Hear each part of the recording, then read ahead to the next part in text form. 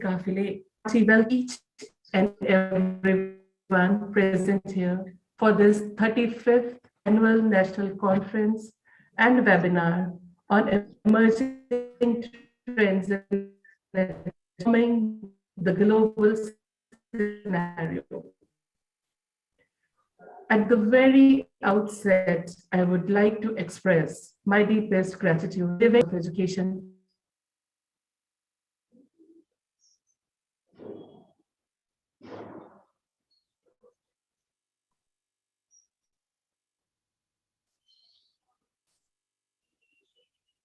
Dr. Richa, your audio is not clear. Please check. I think there is some issue in your link.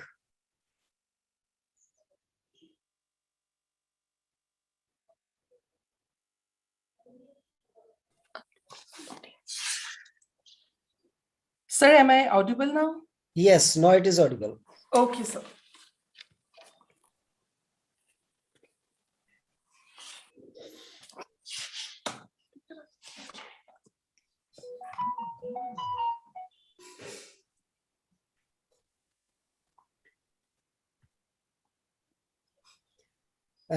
With the permission of the Secretary General CTEF and Professor Rajput, Richa, I think we can start the proceedings. Sir, we are about to start it. Sir, am I visible also? Yes, yes. Okay, sir. Your audio and video is working now. Okay, thank you so much, sir. उतरे हैं अहले बाग में फूलों के काफिले, नजरें मिला रही हैं उरू से बाहर से. A warm and hearty welcome to each and everyone present here for this 35th Annual National Conference and webinar on emerging trends in education, transforming the global scenario. At the very outset, I would like to express my deepest gratitude to the living legend of this era, our Revered Shriman Nirmal Singh Ji Dhillon, Secretary Dev Samaj and Chairman Dev Samaj College of Education, Chandigarh. The very spirit and essence of the principles of Dev Samaj, Dharma, have found a fine manifestation in Shrimanji's life. He has championed the cause of humanitarian values and social welfare all through his life. He is truly a lighthouse which endows divine elucidations to everyone around him. Being a torchbearer of Dev Dharma, Shrimanji has always encouraged us to develop a scientific temper in our outlook towards life, and always motivates us to develop creative, progressive, and innovative minds for the progress of individuals, society, and nation. Sir is the guiding force for all these Samaj institutions, their staff, and students. Dear friends, we are honored to have amongst us great educationist and administrator, Honorable Professor Bs Rajput, former Vice Chancellor, HNB Garhwal Central University, Vice Chancellor of Kumaon University, and former Chairperson, UP State Council of Higher Education, and former Professor and Head, Department of Physics, Kumaon University, Nainital. The life and works of Professor Rajput has inspired, evoked many lives, not only in India, but across the globe. The educationist par excellence, and a great author with spiritual and divine aura, Professor Rajput is a great inspiration for all of us. We welcome Professor Rajput to this webinar.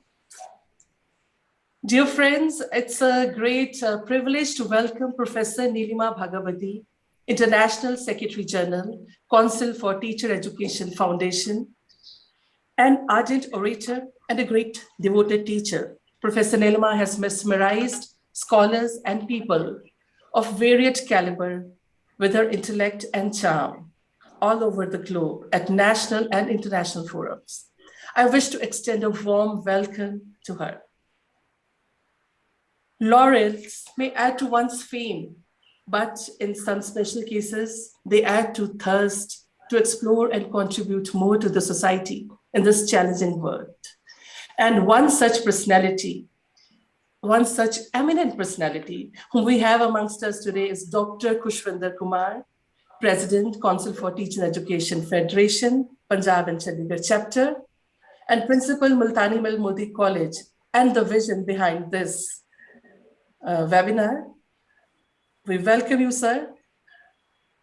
We are very grateful to our most respectable and dear principal, Dr. Mrs. Agnes Dillon, the chief inspirational force of in every endeavor of the college. Our college is attaining greater heights with her guidance, efforts in academic, cultural, co-cultural, and social spheres. Her dedication, her commitment to the values of truth, peace, and equality is truly very, very inspiring for all of us. We welcome you, ma'am.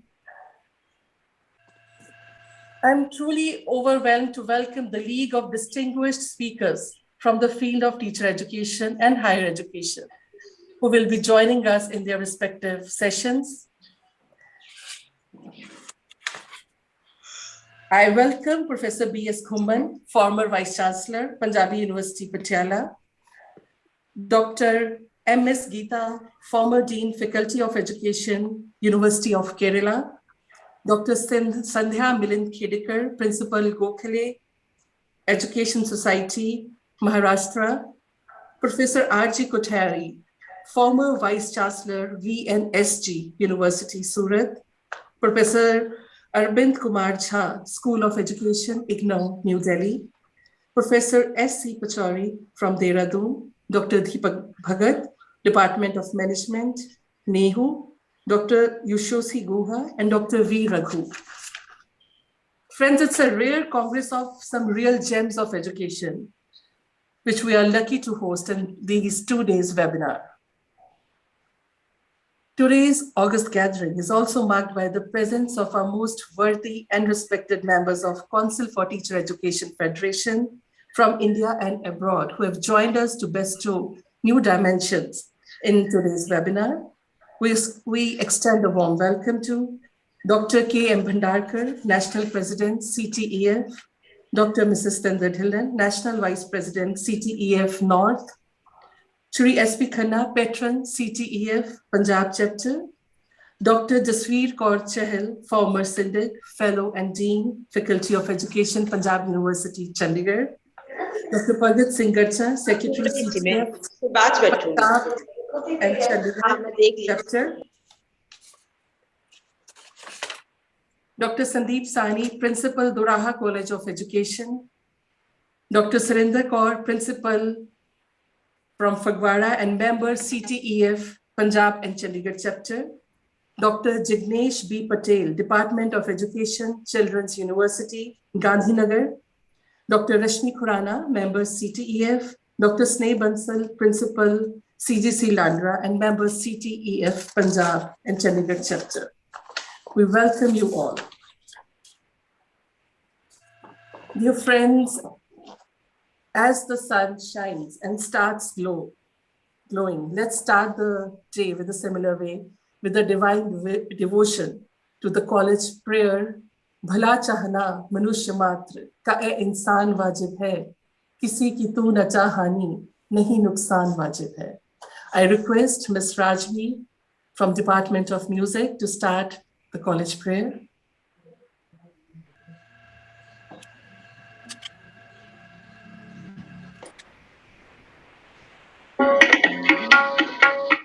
Hello, am I audible, ma'am? You are audible. Okay. Please start.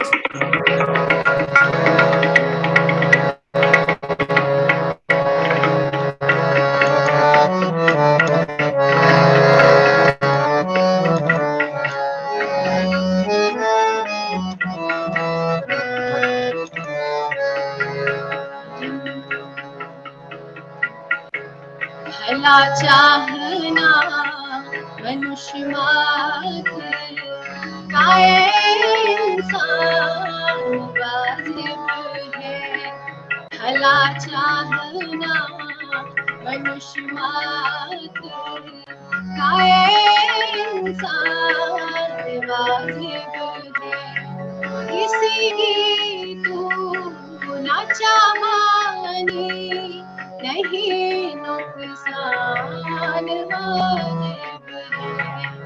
भला चाहना मनुष्य मात्र काए इंसान वाजिब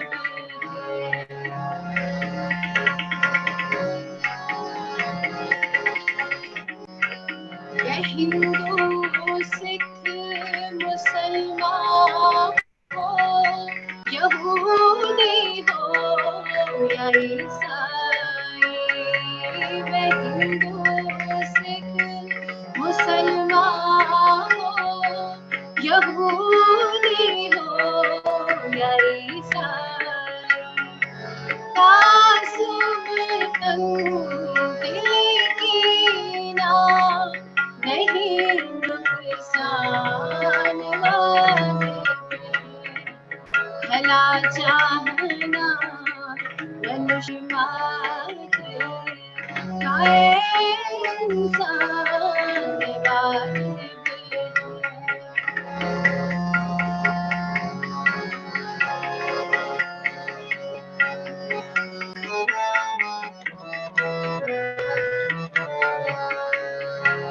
वे रूमी हो या रूसी हो वो चीनी हो या जापानी वे रूमी हो या रूसी हो वो चीनी हो या जापानी कहीं का हो कोई भी हो उचित सम्मान वाजिब है भला चाहना मनुष्य मात्र काए इंसान वाजिब है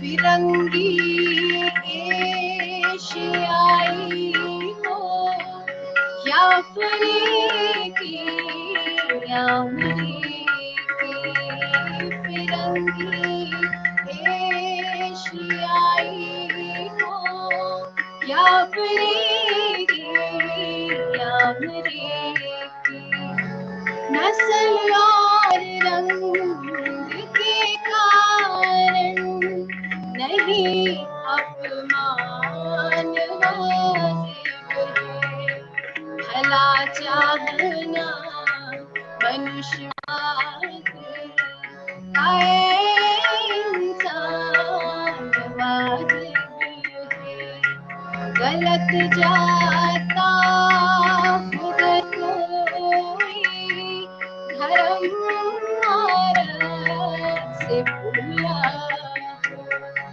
मोहब्बत से उसे देना धर्म का ज्ञान वाजिब है भला चाहना मनुष्य मात्र काए इंसान वाजिब है किसी की तू ना चाहनी नहीं नुकसान वाजिब है भला चाहना मनुष्य मात्र काए इंसान वाजिब है वाजिब है वाजिब है thank you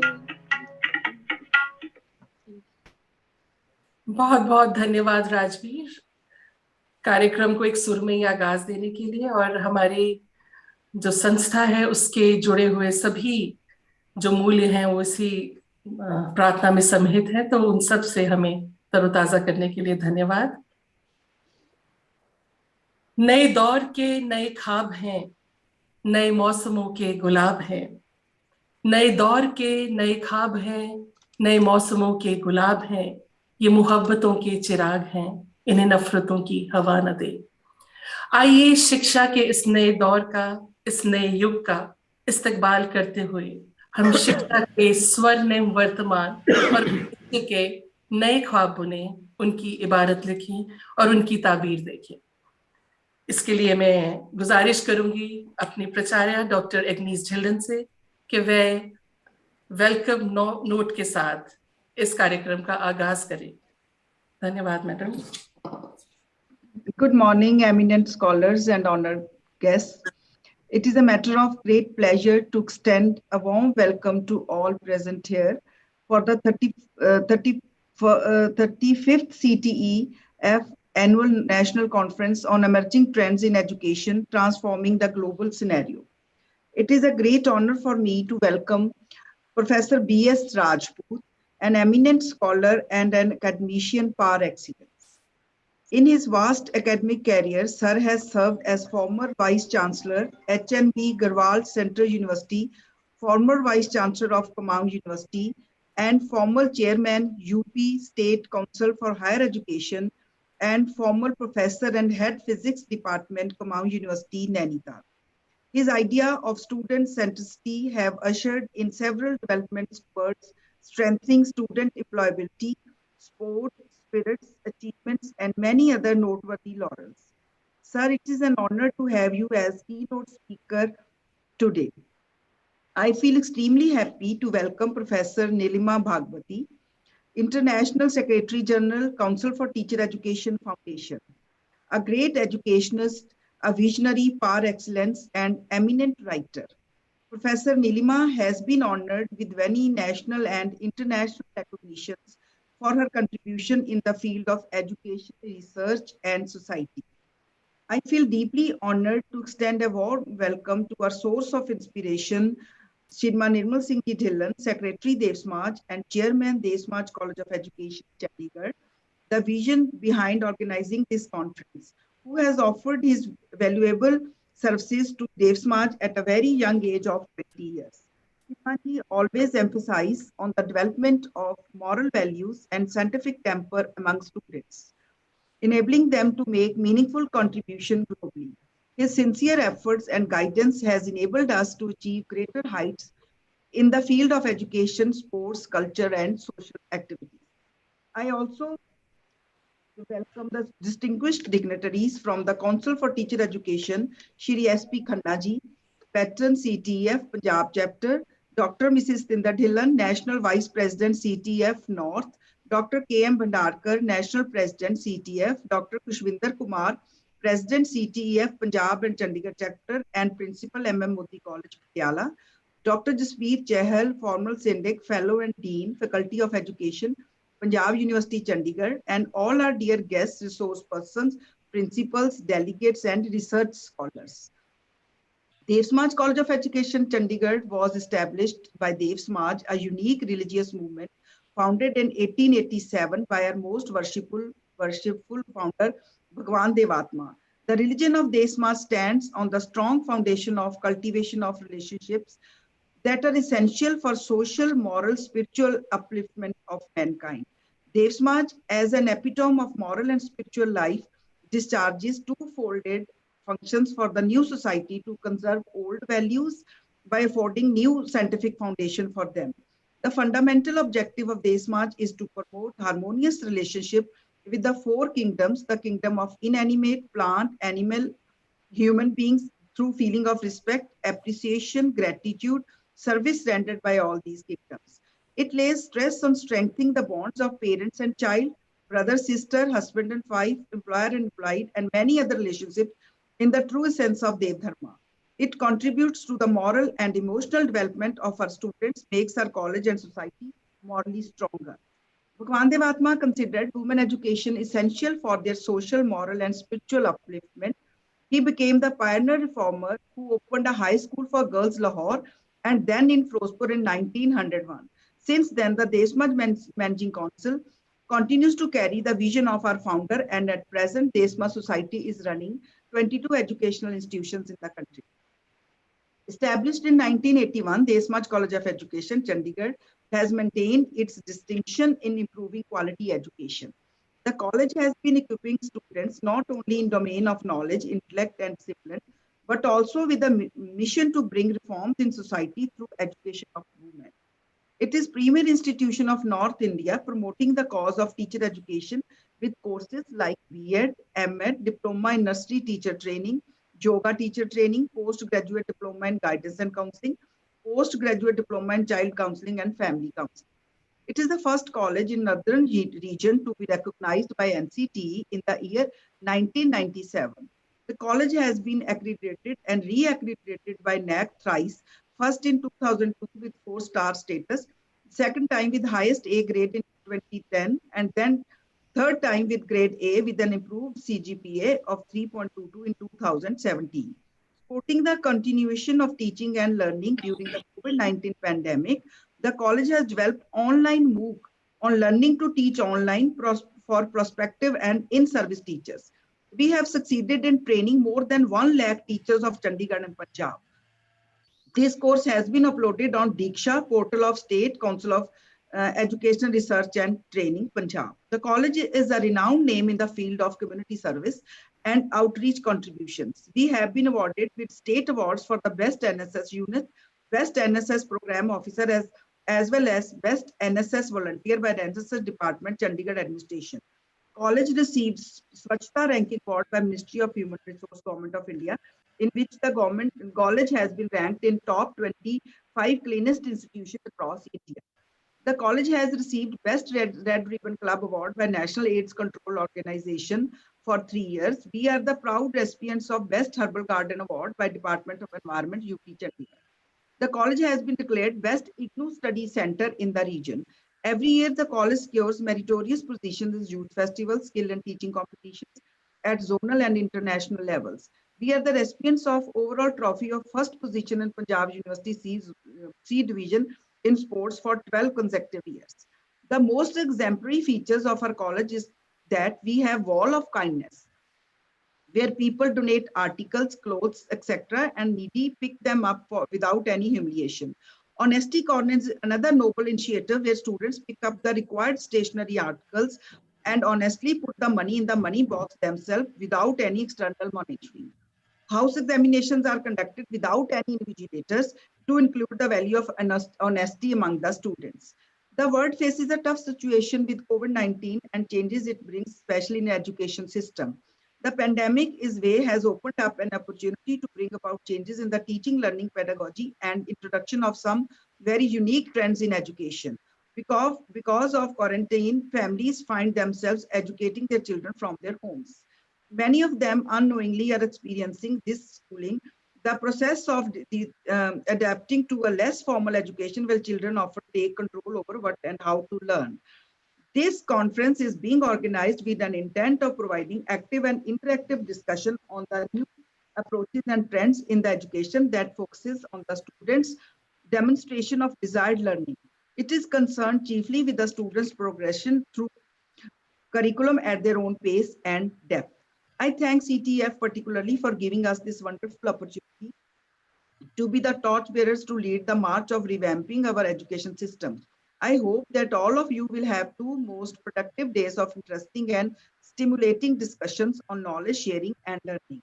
I sincerely wish that this conference will be a great success, not only an opportunity to share knowledge and experiences, but also as the beginning of a long and fruitful cooperation and friendship among fellow educators dedicated to the most meaningful and worthwhile task of teaching and training our youth. I once again extend welcome to everyone present here. Thank you. Thank you so much, ma'am, for this very sincere and warm welcome address. Thank you so much. I now request Dr. Khushwinder Kumar, President CTEF, Punjab and Chandigarh Chapter, and Principal Multanwal Modi College, Patiala, to present the theme reposition of this 2 days national conference and webinar on emerging trends in education, transforming the global scenario. Over to Dr. Khushwinder now. Thank you, Dr. Richa. With the permission of all the dignitaries, I firstly would like to reflect 2 minutes on CTEF and then on the theme. Professor Rajput, CTEF, Council for Teacher Education Foundation, was founded in 1985, about 37 years back. And since then, it is working for the cause of teacher education and teacher education preparation. It has a chapter in almost all the states of our country and in some of the other countries, overseas chapters also, Australia, UK, Nepal, Bhutan, etc. Sir, every year we conduct an annual conference and national board meeting is also conducted in the evening to chalk out the plan for full year. And during the year, every state chapter organizes its one national conference to endorse that chalked out program, and many other conferences, webinars, seminars are organized to provide a platform for the teachers and teacher educators. It is the 5th conference being hosted by CTE Punjab and Chandigarh, which is quite remarkable for the state chapter.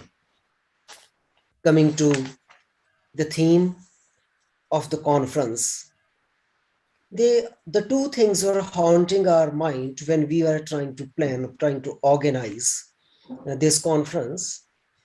The theme, emerging trends in education and transforming the global scenario. So when we were pondering upon, we were deliberating upon the theme, we discussed upon the two things. Firstly, the National Education Policy 2020 has gave us a vision for our next 2 to 3 decades for the nation. And it has enumerated a number of restructuring, reorganizing, and government's restructure in the education, starting from school to higher education. Rather, it will be more appropriate to say not only from elementary, rather the preschooling stage has also been included. So now we can say this policy had gave us a vision of education from early childhood care and education to the higher education and the research arena.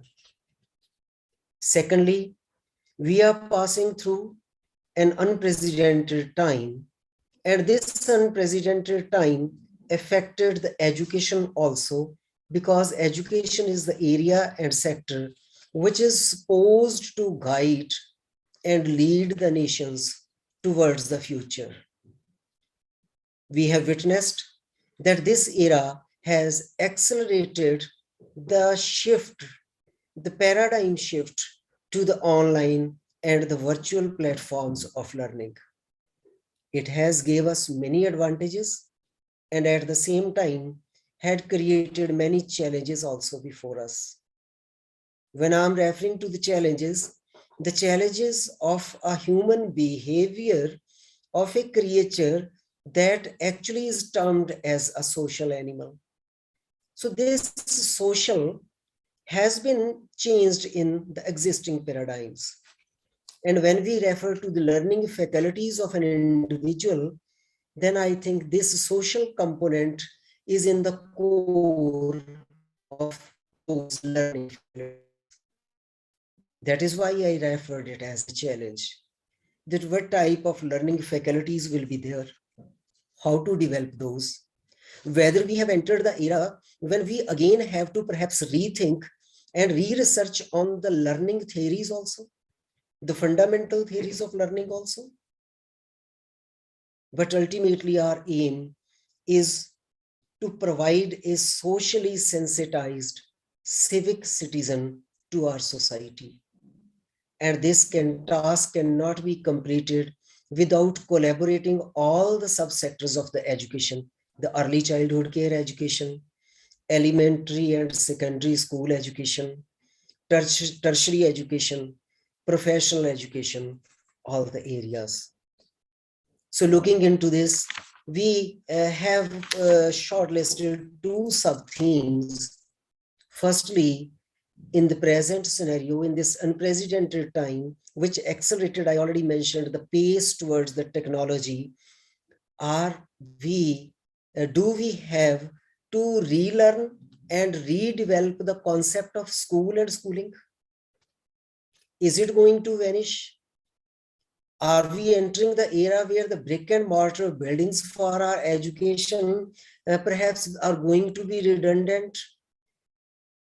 So the sub-theme, self-directed learning or deschooling, was considered as the first.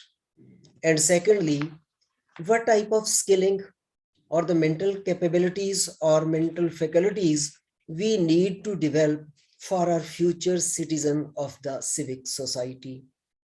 That is why the second theme is chosen to be competency-based learning.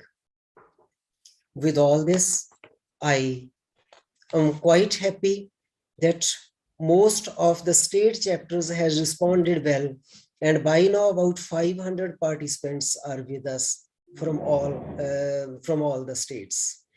Once again, I'm really indebted to Professor Rajput, who acceded to our request and is here to share his vision about the future trends or transforming to the global scenario.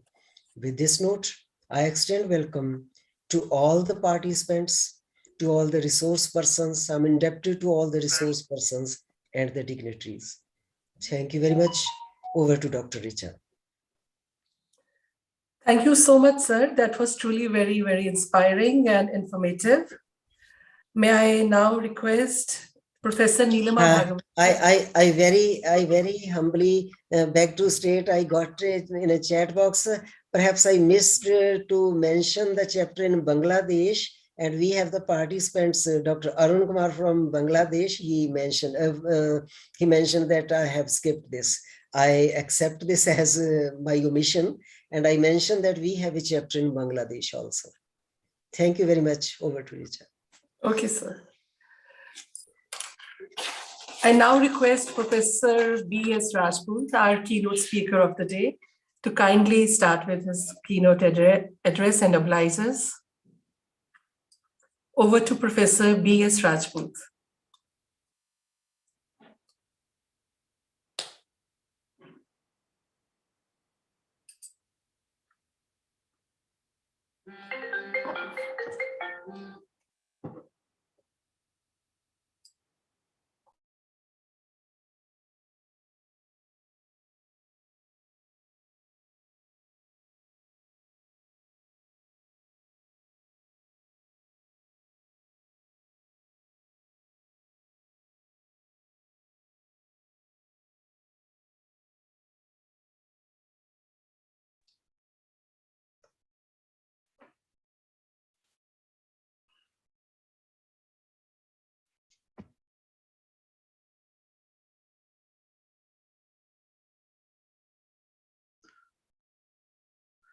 Should I just welcome him before he speaks? Maybe his net is giving a little trouble. Yes, ma'am, we are trying to connect with him. So meanwhile, you can start with your... Yeah, okay. Thank you, Dr. Richa. Yes, not in absence, he's already in the line. Our respected Professor Bs Rajput, the principal, Devraj Samaj College of Education, Chandigarh, that's the Dhillon. The CTEF National President, Dr. K.M. Vandarkar, all the office bearers and participants, in fact, the entire Paribar, who is CTEF Paribar, is here, and all the participants who are joining in this link, as well as the viewers in the YouTube. I welcome you all on behalf of CTEF. Namaste and warm welcome to all of you. With the blessings of CTEF founder president, Dr. Gulab Chaurasia, and past president, Dr. D.R. Veech, with the divine blessings, myself, Nilima Bhagavati, I'll just speak few words before the keynote presentation.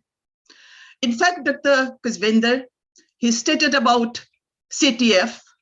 Just let me add little bit in that CTEF, the seed was sown by Dr. Gulab Chaurasia in 1985 with the support of the handful of stalwarts from the field of education. And this little tiny seed sown in 1985, it has grown into a huge banyan tree now with branches all over. So you'll be happy to know that this is the leading CTEF, the professional organization in the country. Okay, so I'm proud to say that. And today, today we have with us very eminent academician, a stalwart in the educational sector, Professor Bs Rajput. He is known to all, and he will be presenting the keynote address. The theme itself is very captivating, and it is, I should say the right theme during the right time. So therefore, may I request respected Professor Bs Rajput, sir, to present your keynote address, please.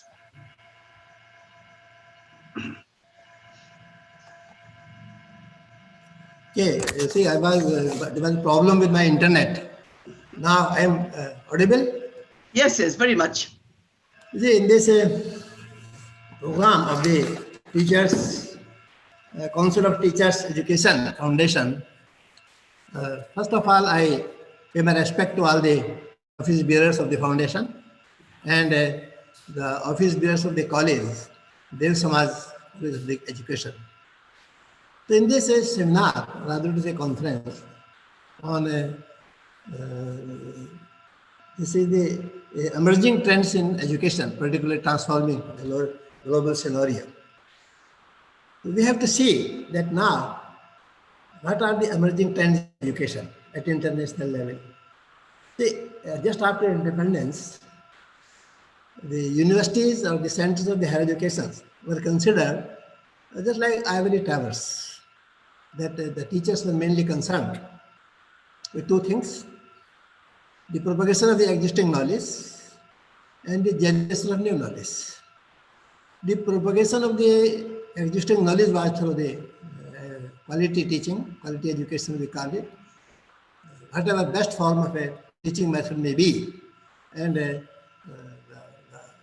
were standard to judge what education was the quality education.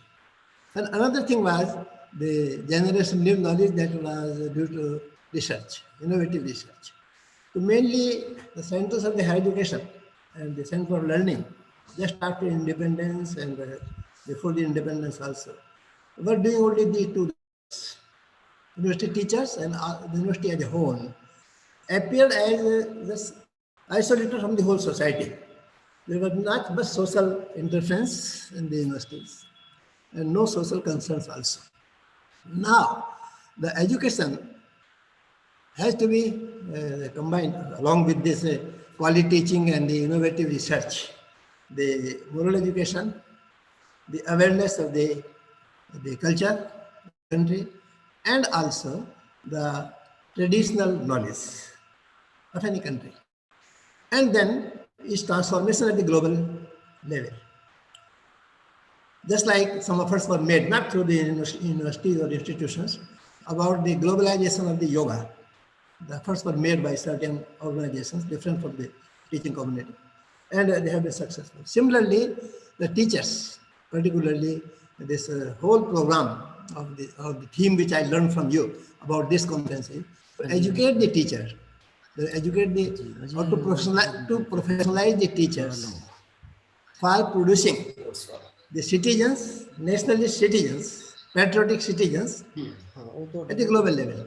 This means our citizens which we prepare, the students which we prepare through the teaching, research, and all the other different methods, the different type of education. We have to make them, or we prepare them for the global competition at the global level, because now the world, whole the world is like one family, and our students, when they come out, after finishing their education, they have to compete globally in all the fields of the knowledge. So, of the Education, it may be traditional education, technical education, professional education, vocational education, and also the skill development education. Now, all these different types of the educations are aimed to prepare the students, to prepare the citizens for the overall development of the nation to the global level. So our level should be comparable at international forum. Our students must be able to compete internationally in all branches. It is, we are fortunate now that the report which received that in the field of the software, our students are dominating internationally. In some other branches also, Silicon Valley, and something in fundamental research also. But at the same time, we are not at that level yet, because after so many years of independence, India could not produce a single Nobel laureate born in India, worked in India, and as Indian citizen. Before the independence, of course, we had to Professor Rabindranath Tagore and Professor Raman. Professor Raman in physics and Rabindranath Tagore in literature. But after independence, few Indians, maybe like Hargobind Khurana or Amartya Sen or one physicist, they got a Nobel Prize after working in foreign country and after getting citizenship country. Chandrasekhar was the name of the physicist I was referring. So these three, Chandrasekhar, Khurana and Amartya Sen, got Nobel Prize. But they were not Indian citizens at that time. And they were working abroad. So any teacher born in India, worked in India, could not be possible after independence. And why? Because globally, we could not prepare our students to meet the global challenges. We could not educate our teachers to make them capable to cultivate the habit of the original thinking and creativity among the students. The thing in which we lack in our education system is the lack of the habit of the original thinking among the students. Our students are good. This is not the case that we are not intelligent. The country of so vast country, so many population. But why it is so that student getting education in our country and working in the country is not at that level that we could produce a Nobel Prize, Nobel laureate after that, after independence. We don't lack in the intelligence. It has been reflected many times at international level, academically also. So the thing in which lack is our defective education system since after independence. That we could not train our teachers, we could not mobilize our teachers, or we could not professionalize our teachers to meet the global challenges, to prepare the students to meet the global challenges, particularly in research and in science also. That our students may do PhD, may publish many papers and so on, but the thing which we lack is original thinking and the creativity. Our researchers, generally they fill up the gaps. Some people are working in different fields and some gaps are there and we just fill them. We publish the papers and they claim that these many papers have been published, these many PhDs have been published. But what is the importance of those academic exercises for the country, and what the innovation at the international level, at the global level, that can come only if we create or we cultivate the habit of the original thinking and the creativity among the students to meet the global challenges. So globally, when that we have to prepare our students to meet the global challenges, to compete with all the other students of other countries in that particular field, and then for that thing, the level of our teaching should be of that type. Not only that we talk quality education, that education teacher come prepared, fully prepared from home and then teach in the class. The students also prepare that similarly and they reproduce everything in the examination and they forget it. No cultivation of the original thinking is there. So to meet the global challenges, the basic thing we require is the creation of the habit of the awareness among the students for original thinking and creativity. And that could be done if educational policy was framed intelligently just after independence. It was not done. After independence in this sixth decade, we got sixth decade, last century, we got the education policy in terms of the University Grant Commission and some other ideas. But after that, there have been lot of talk about the Amul Chul Parivartan in the education, overhauling the education system. Many conference seminars I have been associated, I have been attending, but nothing useful came out. Only in the last year, and this new education policy, efforts we expect, we hope, we are hopeful. Some efforts have been made to bring these things, that to generate the awareness about the culture, to give the emphasis on the moral education, at the same time to emphasize our traditional knowledge at the global level, and to prepare our students for competing at the global level, to creating the habit of the original thinking among them. So many proposals have been made in the new education policy. We have gone up to the extent that a national research foundation should be established, that what research should be done or what research should be encouraged in the country. Because research is not for the name of the research for the development of the country. Most of the research papers we publish, most of the research we do in the form of writing the thesis, they are put in the library only, and nothing much come out of it for the development of the nation. So our research should be oriented for the development of the nation to meet the national needs, so that internationally or global level we are able to compete academically in the research also. So this is one trend, new trend, which is coming up, emerging new trend, that to make our research innovative to the extent to meet the global challenges, to have our place internationally, globally, so that we may also claim Nobel laureates in future we may have from our country, in which we are lacking. And the reasons are obvious for which we are lacking, because the defective system of the education we have been importing. Not much efforts were made for the creativity and the original thinking of the students. Now, the second thing is that the use of the technology in the education. No doubt, the classroom teaching, blackboard teaching has been the very good form of teaching, rather the best form of teaching yet. The interaction, face-to-face interaction with the students, and the more time the student spend with the teacher, more he will learn from the teacher. Because a teacher, I don't think that a good teacher is only that who reproduces the thing from the books. Many libraries are there. A good teacher is that who cannot be replaced by all the books of all the libraries of the whole universe. You may have a large number of the books on a particular subject in all the possible libraries of the world. All those books put together in that subject cannot replace a teacher of that subject. Because teacher does not follow only the books. He has developed his academic experience. He has developed his own ideas. He has enhanced his knowledge much beyond the things available in the books. And in classroom, he imparts that knowledge to the students. So generally, I found my student, I have seen, telling me that we can consult many books in the library, but we cannot recoup any lecture if we miss it in your class. So any lecture missed in the class can never be recouped by the student, even with the large number of books available in the particular library or all the libraries collectively. So teacher is that who is not only reproducing the things from the books. That's one thing. So quality education means the role of the teacher is very important. And the teacher, more the teacher is interacting with the students, more the student will learn him. Not only the bookish knowledge, not only the syllabus part, but also the moral ethics, the behavior, and then overall personal development is to learn from the teacher. A good teacher is always inspiring thing, a role model of the student, and the student learn everything from him.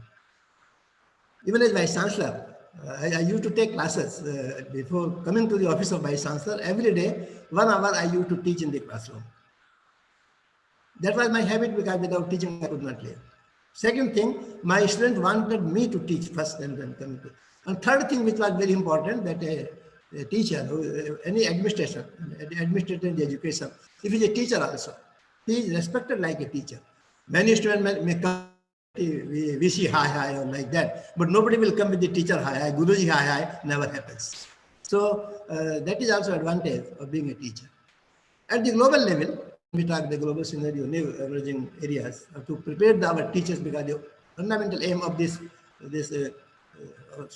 forum or this foundation you have is to educate the teachers, for particular aims of the at the global levels. And now in this new scenario, global scenario, an emerging scenario is in last 2 years. The old system of the education where the more the student is in contact with the teacher, more he will learn, or the teacher-student contact is very important.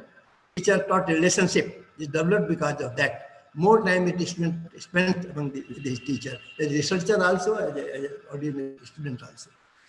I remember that when I was referring my own life, that while coming to the office as the vice chancellor for 10 years, I used to take class in the physics department of the particular university, wherever I was the vice chancellor. And then in the afternoon, after 5, I used to sit with my research scholars in the laboratory. I never remember any day where I have come home before 11 o'clock in the night. I used to sit with the students for the research. So more in the contact with the student, more the student will benefit. That's why the idea. But in this new, the changing scenario, particularly in this COVID problems and this last 2 years, we have seen that student is learning from home. Just like any person working from the home, here a student is learning from the home, learning and unlearning and relearning, all those things are happening. So can this system replace, that is the question, can this thing replace the classroom teaching where the teacher-student contact is very important? Because more is the student is in the contact with the teacher, more he will learn. We always talk about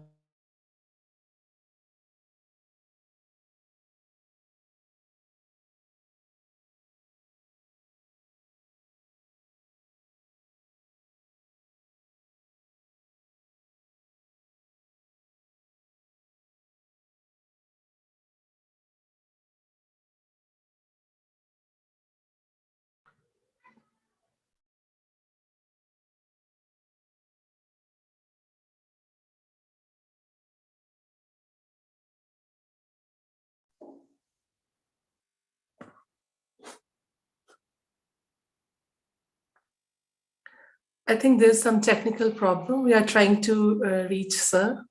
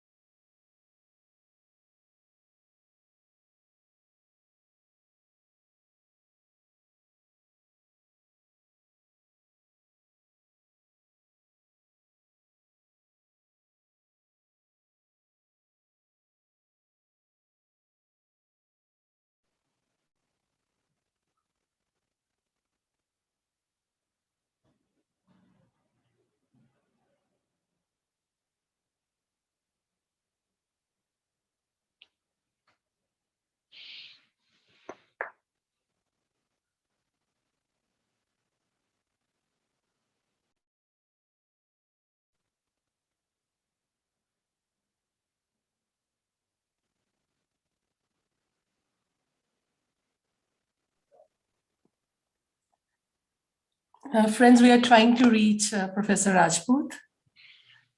I hope you will all cooperate.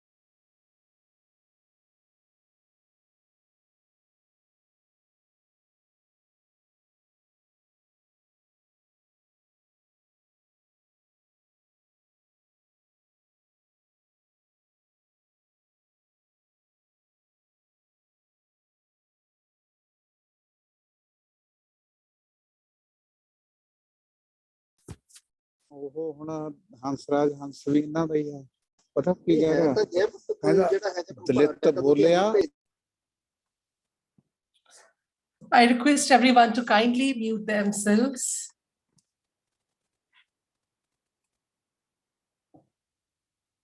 And we are really sorry for the interruption. We are trying to connect Professor Bs Rajput. We'll wait for a few more minutes. Otherwise, we'll start with the proceedings further.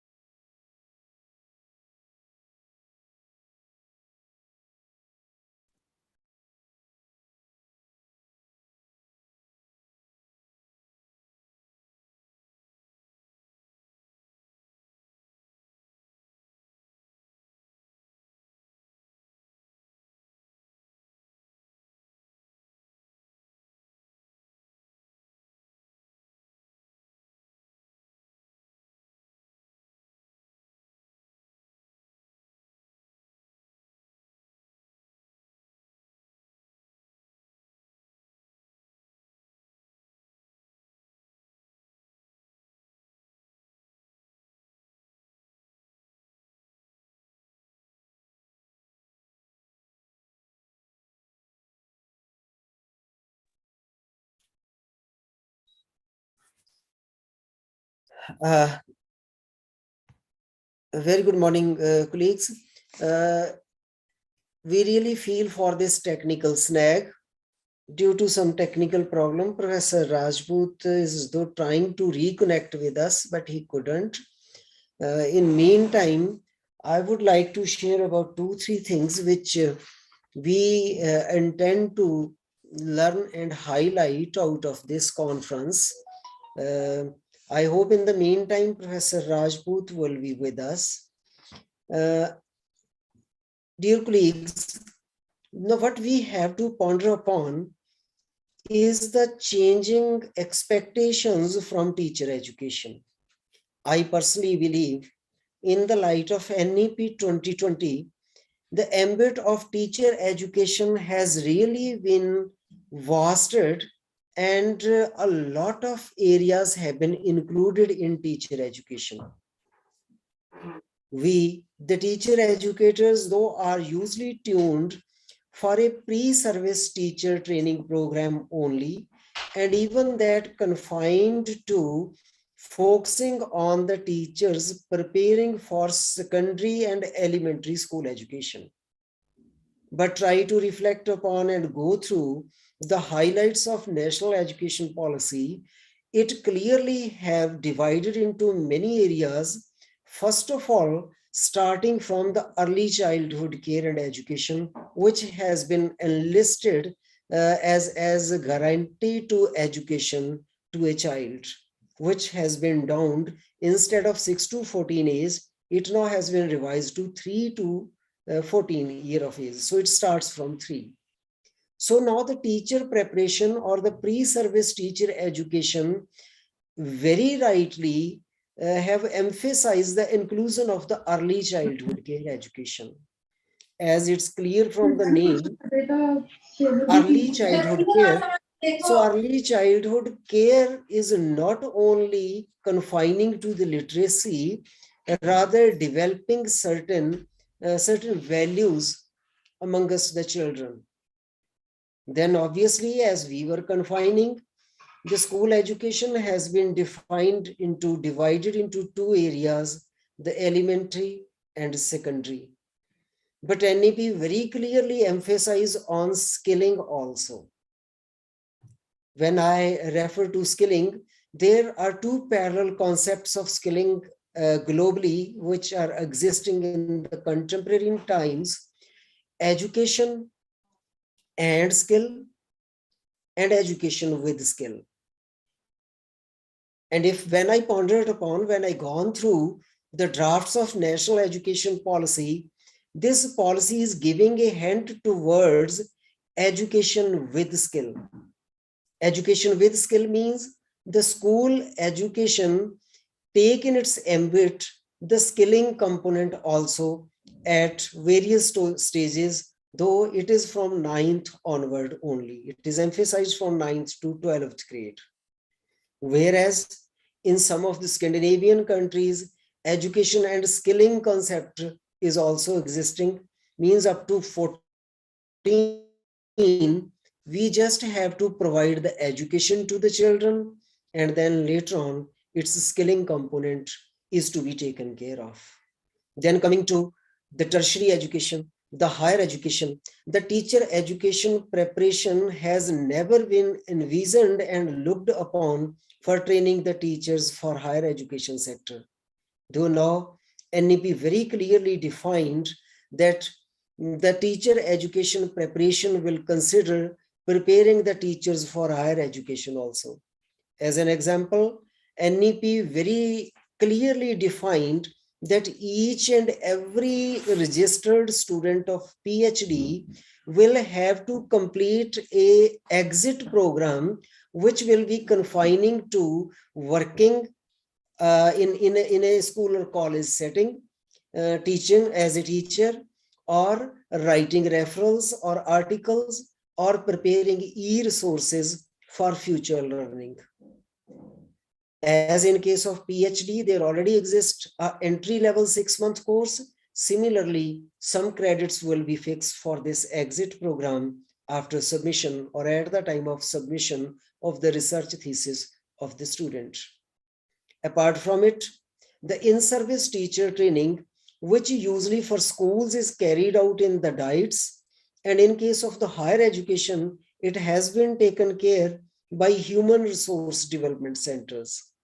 This policy crisply defines that these two centers will have to tie up and collaborate with the higher education institutions, particularly the Department of Education, which will be taking care of this in-service training also.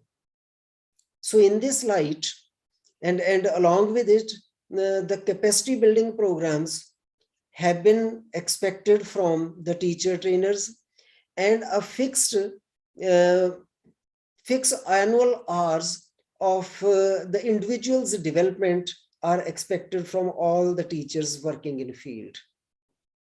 So in light, coming to the research component, though it was not a norm, some exceptions might be there, that when any of the students register for PhD or research work in the Faculty of Education, registering with more than one faculty or department is very rare in our society.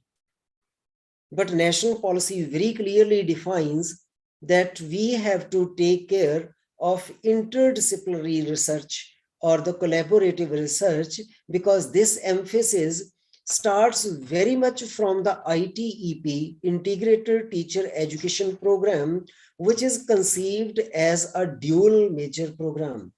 Dual means one of the major will be the education, and the second major will be any one other learning area, maybe botany, maybe geology, maybe mathematics, maybe any of the social sciences, maybe the first language, etc., etc. So these areas are also expected to converge and collaborate in the research fields also. So that is why the today's conference is opened up as a platform before all the thinkers to identify, to highlight the emerging trends or the expected trends in education, which will be shaping our nation and the future of our nation for coming decades.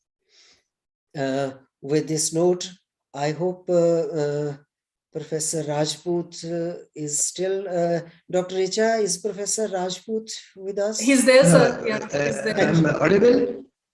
Yes, sir. Yes. Yes, sir. Very much audible. मेरी आवाज आ रही है? आ रही है, sir. So I'm sorry that I lost the connectivity, and now I am on my mobile. So therefore there will be problem, and you go ahead with your program, because don't waste the time on me. I have spoken few words, and few more words are going to be spoken, but I think I give the time to others to speak now, because my time has been wasted on my part. So thank you all. Thank you so much, Professor Bs Rajput, for this wonderful and insightful and I can say knowledge-filled keynote speech. And I'm sure our delegates have much value to take away home from that address. I now request and invite Dr. Sneh Bansal, our proud alumna and Principal, Chandigarh College of Education, Landra, to present a formal vote of thanks. Sorry, Richa, I beg your pardon. Yes, can we have the presidential remarks of Professor Neelima Bhagwati before the vote of thanks? Sure, sir. Sure, sir. Please.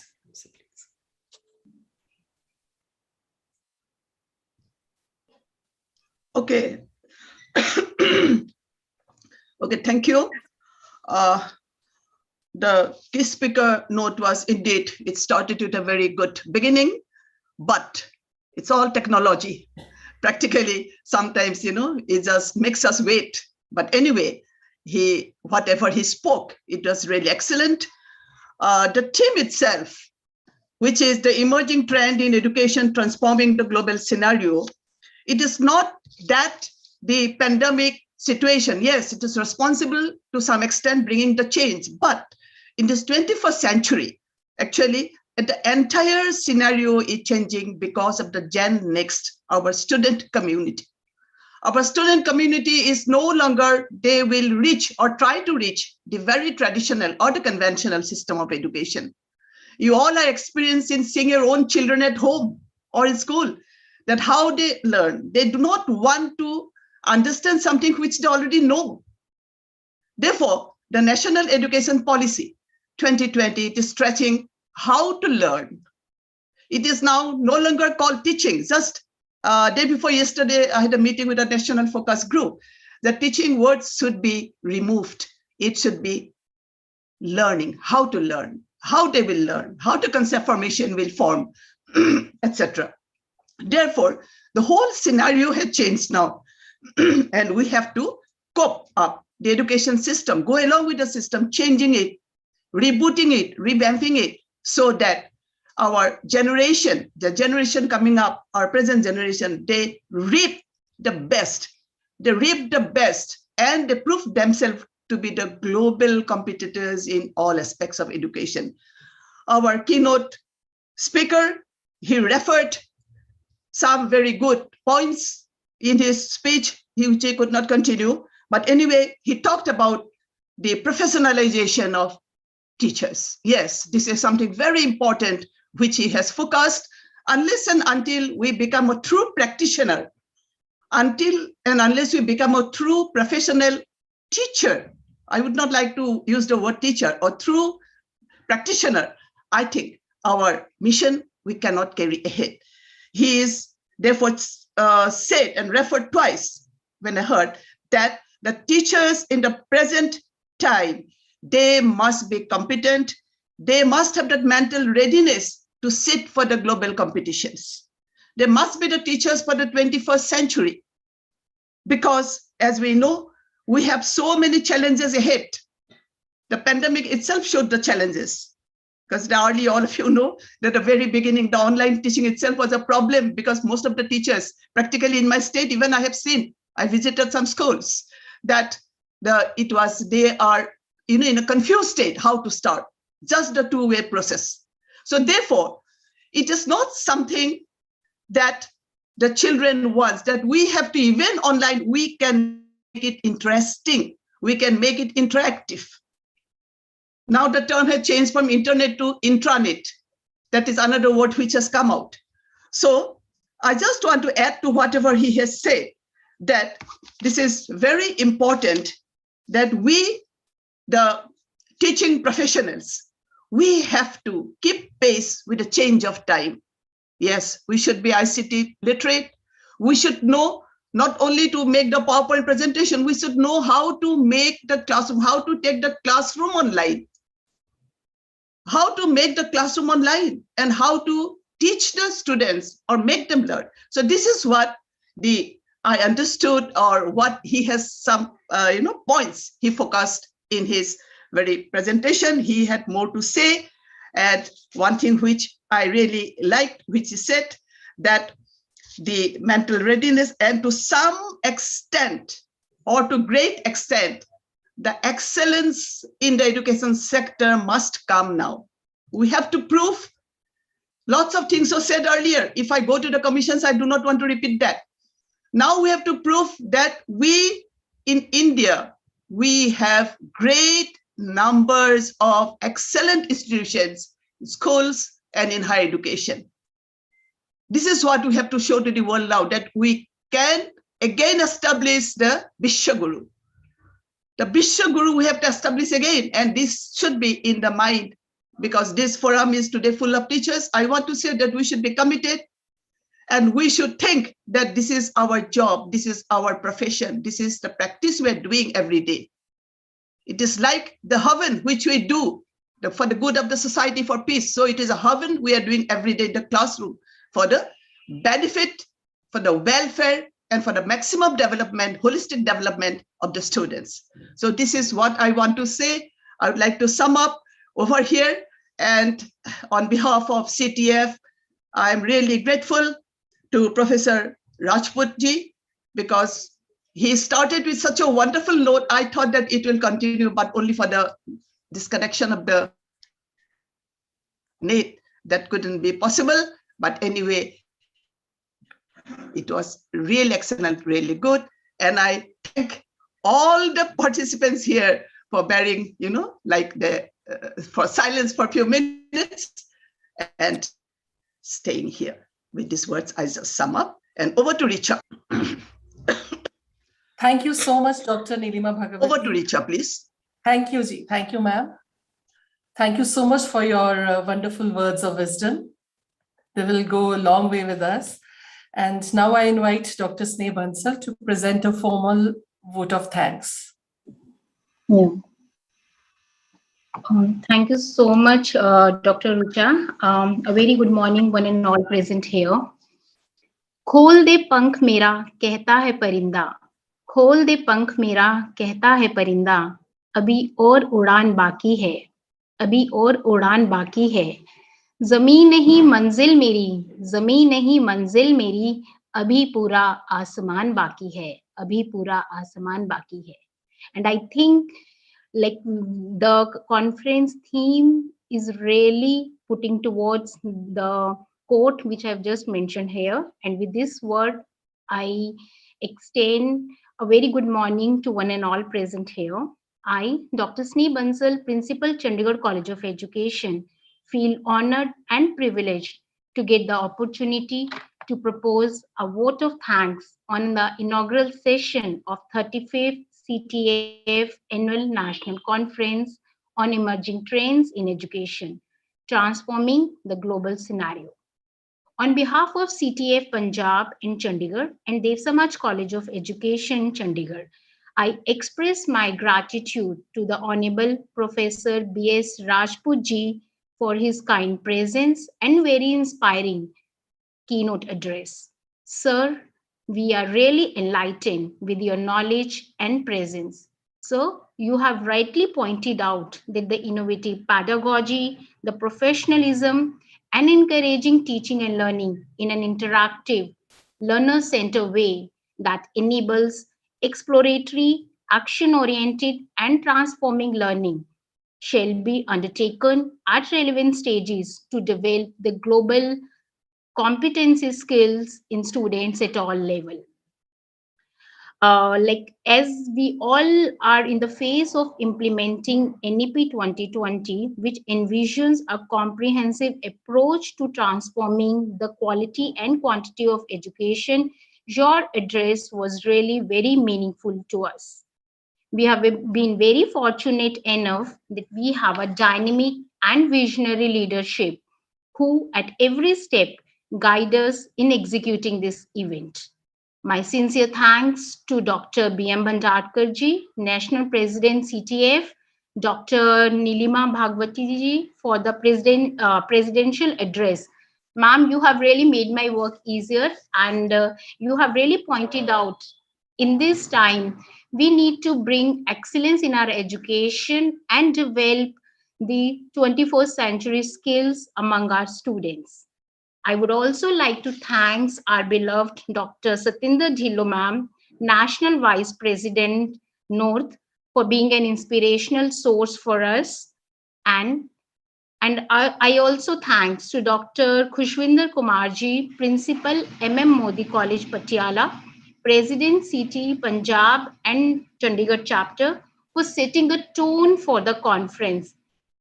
I also thanks Dr. Agnes Dhillo ma'am, Principal Dev Samaj College of Education, Chandigarh, Vice President CT Punjab and Chandigarh chapter, for her endless efforts for making this seminar, this conference successful. Last but not the least, I would like to thank all the delegates in the president, all the participants who will be deliberating on this theme and helping us in bringing an insightful output on how to really make our new education policy implemented in the global scenario. So with these words, once again, I extend a heartiest gratitude to one and all present here. Thank you so much. Over to Richa ma'am. Ma'am, Milind sir. Thank you so much, Dr. Sneh. Dear friends, as the day unfolds itself, we will have sessions of powerful flow of academic stream of consciousness. I'm sure it would be an intellectual rejoice for all of us. To proceed further, I now request my friend and colleague, Mrs. Charanjit Kaur, to carry out with further proceedings. Over to Mrs. Charanjit Kaur now. Thank you so much, Dr. Richa, for the wonderful start to this day. Proceeding with technical session 1, I welcome you all once again. And to take the charge of this technical session 1, I would like to invite Dr. Sandeep Sani. Sir is Principal, Doraha College of Education since 2009. Sir is very active in social welfare and youth activities. Sir is a wonderful, wonderful human being, a passionate teacher. Sir has worked as lecturer and later associate professor at BCM College of Education for 10 years. And we feel so proud, sir, to hand over this particular technical session to you for further moderations. Over to you, Dr. Sandeep Sani, sir. A very good morning to the academicians, intellectuals, all present on one platform. And it's really my pleasure to start with the technical session 1 of this today's webinar of Dr. Sani, may I interrupt you just for a minute? Yes, yes. Dr. Jaspal from Jammu University is also with us in this session. So as and when you deem it fit, you may involve Dr. Jaspal also in your deliberations and discussions. My pleasure, sir. My pleasure, sir. Thank you. So today we are on this 35th annual CTEF conference and national webinar. I first of all extend a very warm welcome to the dignitaries. I would like to name Professor Bhandarkar, who is with us, Professor Bs Rajput, Professor Nilima Bhagat, Dr. Agnish Dhillon, Principal Dev Samaj College of Education, Chandigarh, Dr. Khushvinder Kumar, Dr. Jaspal Singh, and the other dignitaries who are here with us on this platform. A very good topic, the theme which has been taken, the emerging trends in education, the things which we are witnessing, the things that education is seeing, the trends are changing, the global scenario is changing, we are changing, teachers are changing, students are changing, education system is changing. When everything is changing, and this is the most relevant platform to discuss these things, because what I believe that everything will start from here, from the teacher education. Education starts from teacher education. If the teachers are educated, if we are educating the teachers for the changes in the education, for this transformation in the global scenario, only then this will reach to the grassroots level. That is my view, and that's why I consider this as the most relevant thing, most relevant topic in this. If I will say, it is rightly said that today it's not that 21st century illiterate is not the one who will not be able to read and write. He will be the one who cannot learn, unlearn, and relearn. That is the thing which we all need. We all need to relearn a number of things. We as the teacher educator, only then we can transfer this learning to the other generations, to the future generations. Not talking much of this, I'm given the responsibility of moderating this session. The two sub-themes have been there. The first sub-theme, which is in this technical session 1, that is the self-directed learning or the de-schooling. A very relevant sub-theme, the self-directed learning. This session would be chaired by Dr. M.S. Geetha. Dr. M.S. Geetha, a teacher with 34 years of teaching and administrative experience, former Dean, Faculty of Education, University of Kerala, former Principal, Government College of Teacher Education, Thiruvananthapuram, the place where I have also been there in 2010. And she is in the former book writing team in Kerala, SCRT, have been bestowed with the Best Teacher Educator Award in 2014 by CTE Kerala chapter, T.C. Kothma Award in 2019 for the Lifetime Achievement in the Field of Teacher Education by Mar Theophilus Training College, Thiruvananthapuram, National Award 2021 for Emeritus Teacher Educator by CTEF South Zone. Dr. Geetha is the President of AIRIO, Association for International Researchers of Indian Origin Kerala chapter, Vice Chairman of CTE Kerala, Vice President of Council of Education Administration and Management. It's a privilege that today's first theme, this technical session, is being chaired by a great educationist. Thank you, sir. Thank you. Am I visible? Am I visible, yeah, sir? Yeah, yes. Am I audible? Yes, audible? Yes, very audible. Okay, thank you.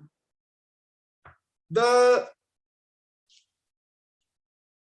resource person for this technical session amongst us is a teacher. When I was going through her resume, the bottom line of that resume, which was very interesting, that she is passionate about innovative ways of teaching learning with the help of technology. So I found that this is the relevant and the relevant person, relevant teacher to deliberate on this session. Dr. Sandhya Milind Khedekar, Principal, Gokhale Education Society's College of Education, Sangamaner, Maharashtra. I'm sorry if there is some pronunciation mistakes, so please excuse me for that. Dr. Sandhya, she has 15 years of teaching experience to the B.Ed and MA education students, 5 years of administrative experience in the affiliated colleges of Mumbai and Pune University. Dr. Sandhya is Director, Empowered Butterflies Training and Research Academy, Mumbai, for self-defense training to the girls. This is very interesting that she has given self-defense training to more than 10,000 girls in Mumbai, as she is mixed martial arts trainer and karate belt. So hats off to you, ma'am. She has worked as, again an interesting thing. She has worked as an RJ for 2 years at All India Radio, the government of Maharashtra. So it will again be very interesting to listen to Dr. Sandhya. She has been the recipient of various awards. She is the recipient of various national and international awards, amongst them 12 national awards and 3 international awards. Professor Indira Parekh 50 Women Education Leaders Award, and she was selected in 50 women leaders in South Asia. Devang Mehta National Award for Leadership in Education. And she has published 92 research papers in national or international journals, presented 125 papers in conferences and seminars, an educational advisor of Meghalaya and Madhya Pradesh State Educational Project. And one more feather in her cap, that she has authored a book on ICT, which has been published in Germany. So welcome, ma'am, to this platform, and all the participants today would be enlightened with your speech, ma'am. Thank you. Thank you, sir. Thank you so much. We are with the theme self-directed learning or deschooling. The one of the very interesting concept which was by Ivan Illich of deschooling, and I think every one of us would like to listen to this concept, because deschooling, I believe, that has already started. this pandemic that has started with this deschooling. We have been talking about this deschooling right from the ages, that deschooling is required. We need to look for the attitude and aptitude of the child. But definitely this deschooling has started. But in detail, we would love to listen to you, ma'am. Over to Dr. Sandhya for the. Yeah, thank you, Dr. Sandeep, sir. Chairperson for this technical session, Dr. Geeta, ma'am. In the inaugural session, Professor Dr. Bs Rajput, sir, Dr. Nilima Bhagwati, Dr. Keshav Bhandarkar, Dr. Khushvinder Kumar, and all the office bearers of CTEF from various states, all the dignitaries present here, and my dear participants. I'm very happy to share my views on this wonderful theme. First of all, I congratulate the organizers for having this theme, because as Dr. Sandeep rightly said, that this concept is not new, that Ivan Illich has already told about it in 1970-71. But in pandemic, unknowingly we started this. Means those who were not knowing this concept, we started with homeschooling. Deschooling is called as homeschooling also. And most of the teachers, especially in right from primary education till higher education, we all had self-directed learning. And how it happened, I'm going to share all that. So before that, let me share my screen with you. I think Sandeep sir, my screen is visible. Yes, ma'am. Yes, okay. Yes, it's visible. Yeah, okay. So first of all, let me just, yeah. Okay. So the topic given to me today is self-directed learning or deschooling. And this is actually, when a pandemic started, I thought of this concept again and again, because this is already there in various countries. There are some schools and colleges, they are promoting deschooling, and they are allowing students to take direct admission after their deschooling also in the college.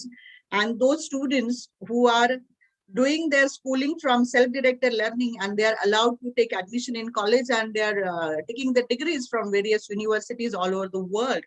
So isn't it wonderful? And when I thought of the pandemic situation, what happened, no teacher or school, right from school teachers to higher education, all the professors, we were not taught in any curriculum that how to teach online.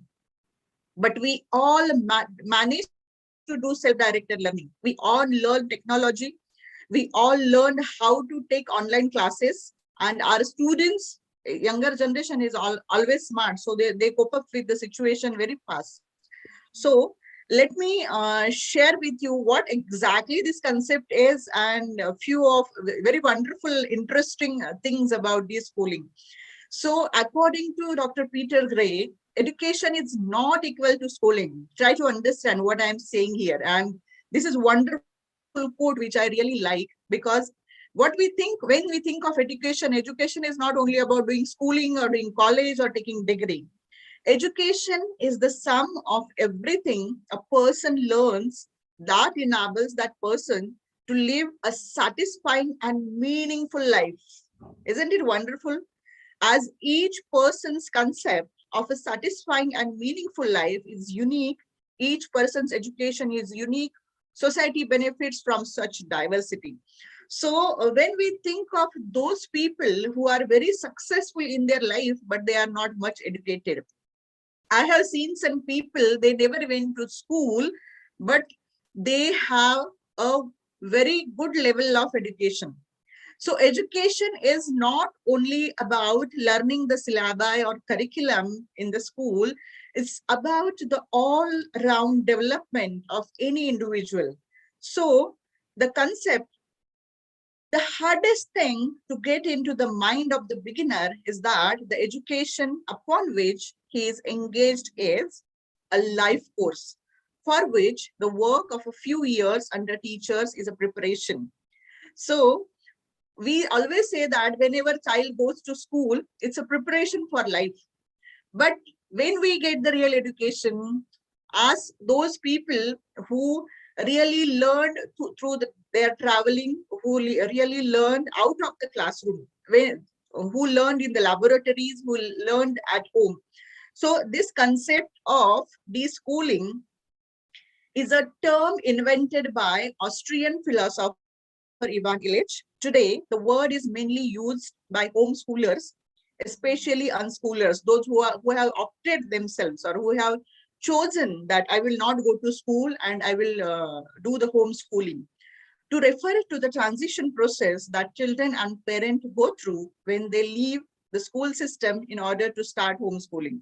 So it's about their choice. It's about their thinking. It's about their decision. Means most of the parents, I'll give you example right now, the schools have taken consent from parents that you would like to send your child to school or you will do online coaching learning only. So what I see around in Maharashtra, the scene is that most of the parents, they are giving consent for online schooling. Means they don't want their children to go to school. It is because of the COVID only. Nowadays, all children, vaccination is not done. So parent has that concern in mind. But in these 2 years, children have learned self-directed learning. They know the self-learning. They know without going to school, how can I learn? Means they are taking formal education in online. This concept is totally different from this schooling.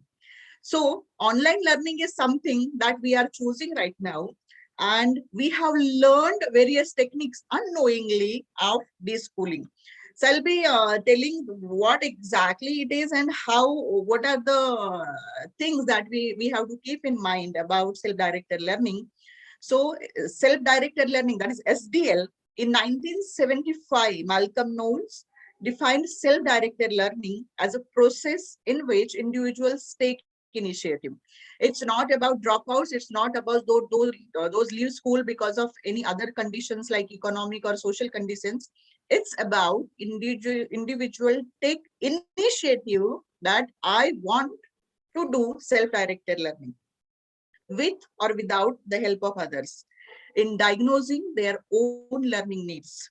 So they themselves decide that I will be doing homeschooling or I will be deschooling. Both concepts are same, deschooling and homeschooling. So formulating goals, identifying human and material resources for learning, choosing and implementing appropriate learning.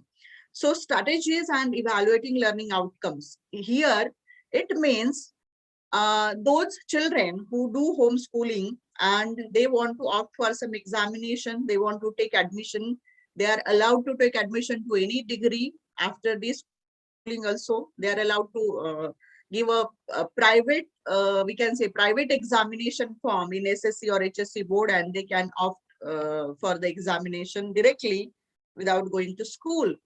So what are the advantages? Why people are thinking or why parents are thinking that my child can learn from home? So how it is beneficial and how this learning happens? I'll be emphasizing on the learning part, that what happens exactly in the schooling process. So the advantage is learn more things and learn better than people who sit at the feet of teachers passively waiting to be taught. So here, there is no teacher, student is sitting at home, student is learning at his or her own pace of time, and he or she is always active because they are willing to learn. They know that I have to learn. There is nobody to teach me. There is nobody to direct me. They can get direction. They can opt for some tutor. They can ask somebody to give coaching at the same time, but they become more active. So what the studies say, there are many researches on deschooling. I'll be sharing that also. More in tune with our natural processes of psychological development, an essential aspect of maturing is developing the ability to take increasing responsibility of our own lives, to become increasing self-directed. So isn't it wonderful that if I decide that I don't want to go to school and I am opting for self-directed learning, or I am opting for deschooling, so I'll decide that what kind of learning I want to do, what kind of content I want to learn, what different experiential things I want to do, what activities I have to do. So many of the new developments in education put a heavy responsibility on the learners to take a good deal of initiative in their own learning. So here, the role of a teacher is a facilitator, because we have already designed the school curriculum. We have already designed the syllabi for every class, that this much content we will teach to children for this particular classes. So concept should change from that of teacher to that of facilitator of learning, motivator and designer of the learning situation, and sometimes join the students honestly as a continuing co-learner. So the role of a teacher is changing here. Means in de-schooling also, there are some parents who take support from school teachers, but here role of a teacher is totally different. Teacher is a designer of the learning situation. So my dear participant friends, let me tell you, how do we learn? We all know how do we learn. So there is always questions, curiosity in our mind. There are some processes, brain processes happen, and we get some knowledge, we get some insight, we get some intuition that yes, this is the thing, and we get aware. So knowledge is equal to information and experience into reflection and processing. So that means that even if information and experiences are useful, it doesn't automatically turn into knowledge if it is not reflected or processed. It is a wonderful quote, because we take information from various sources, we experience different things. So when information and experience is there, but if there is no reflection and no processing, we will not get the exact knowledge. So that's why every morning we revisit what we have learned the previous day, isn't it? If I forget what happened yesterday, अगर मैं एक teacher हूँ या मैं एक student हूँ और मैं आज सुबह उठी और कल क्या हुआ मैं totally भूल गई, I forgot everything what happened yesterday, then where is the knowledge? On what I can reflect? How the processes in my brain will go? So will there be information? If I forget all the yesterday's experience, what will happen today?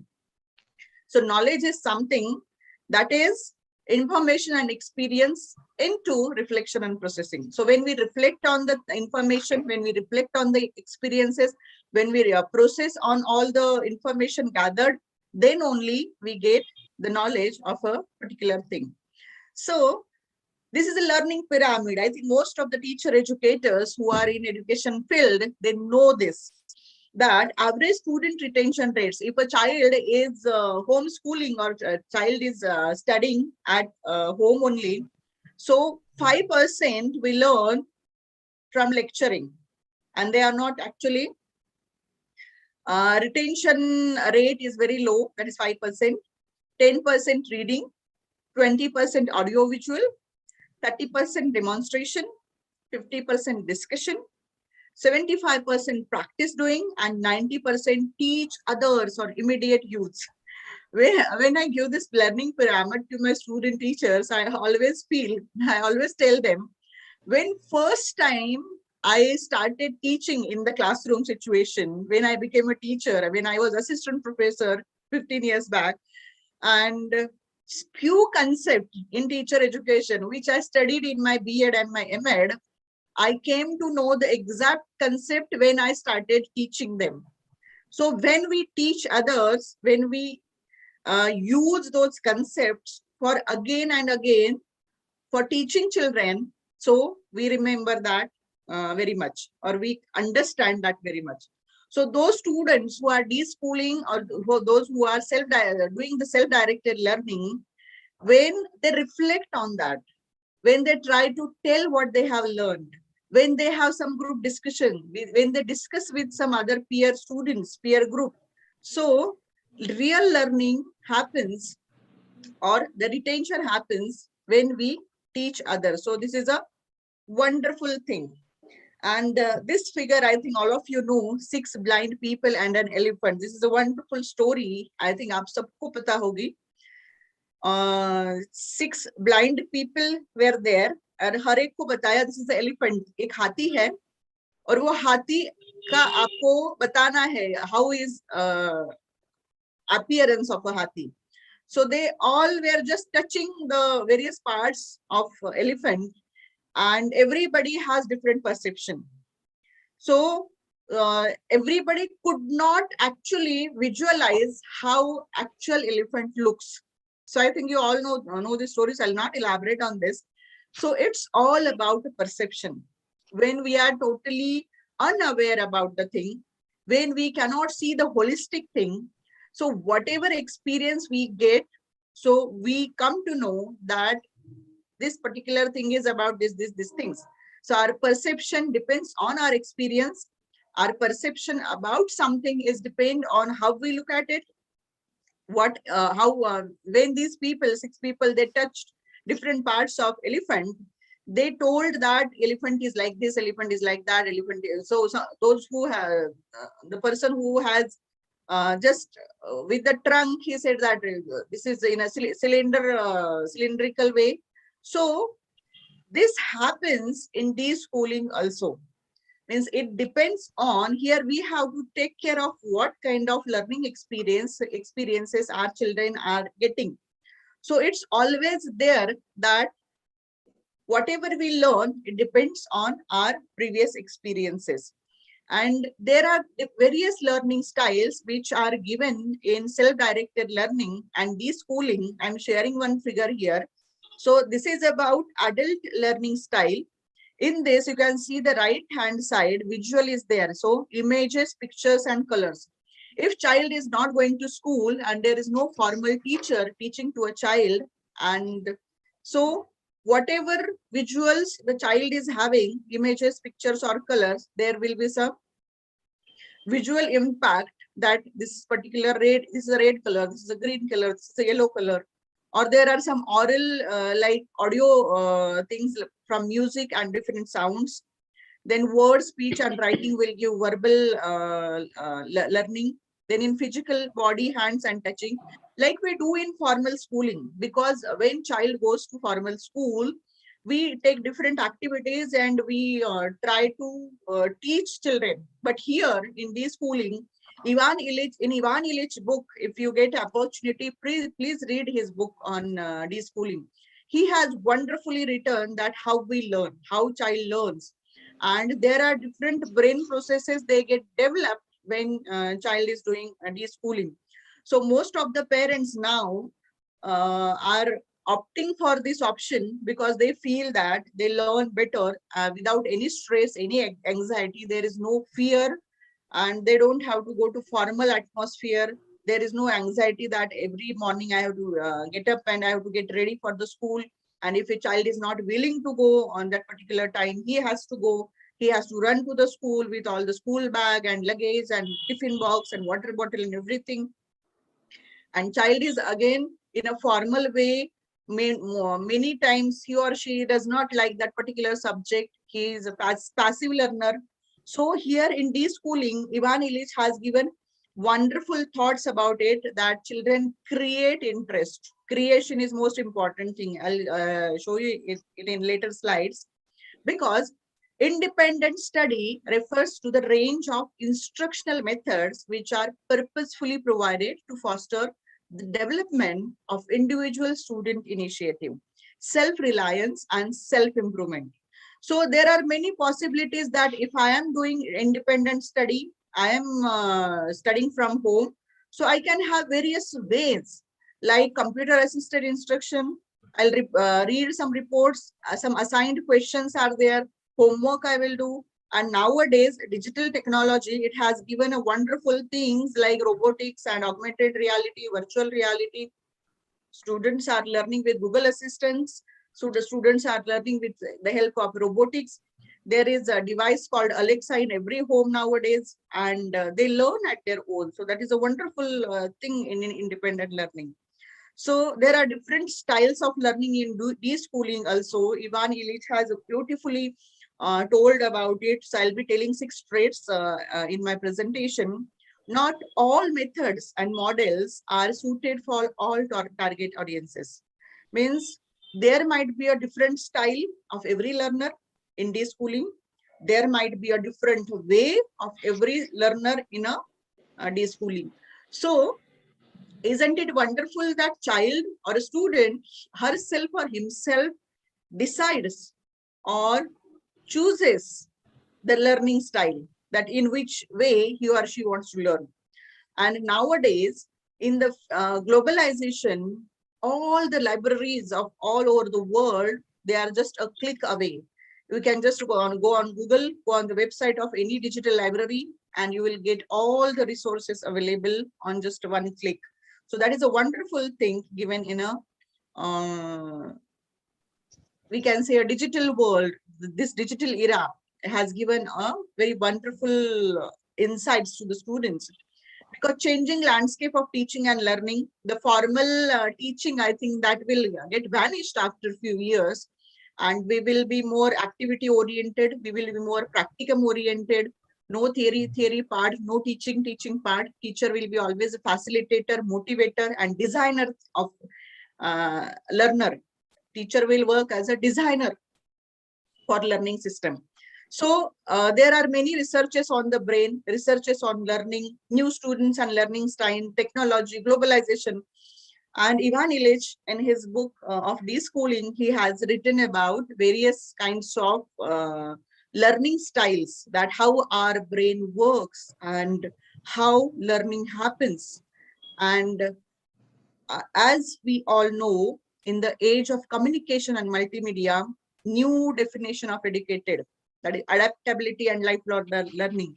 So that formal education can only give us the degree, or we can say a formal designation that this is there, but a real education is something different. So whom we are calling educated person, the definition is changing.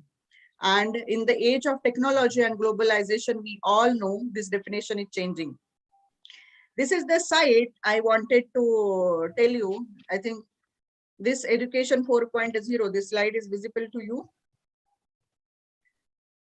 So we are in the era of education 4.0.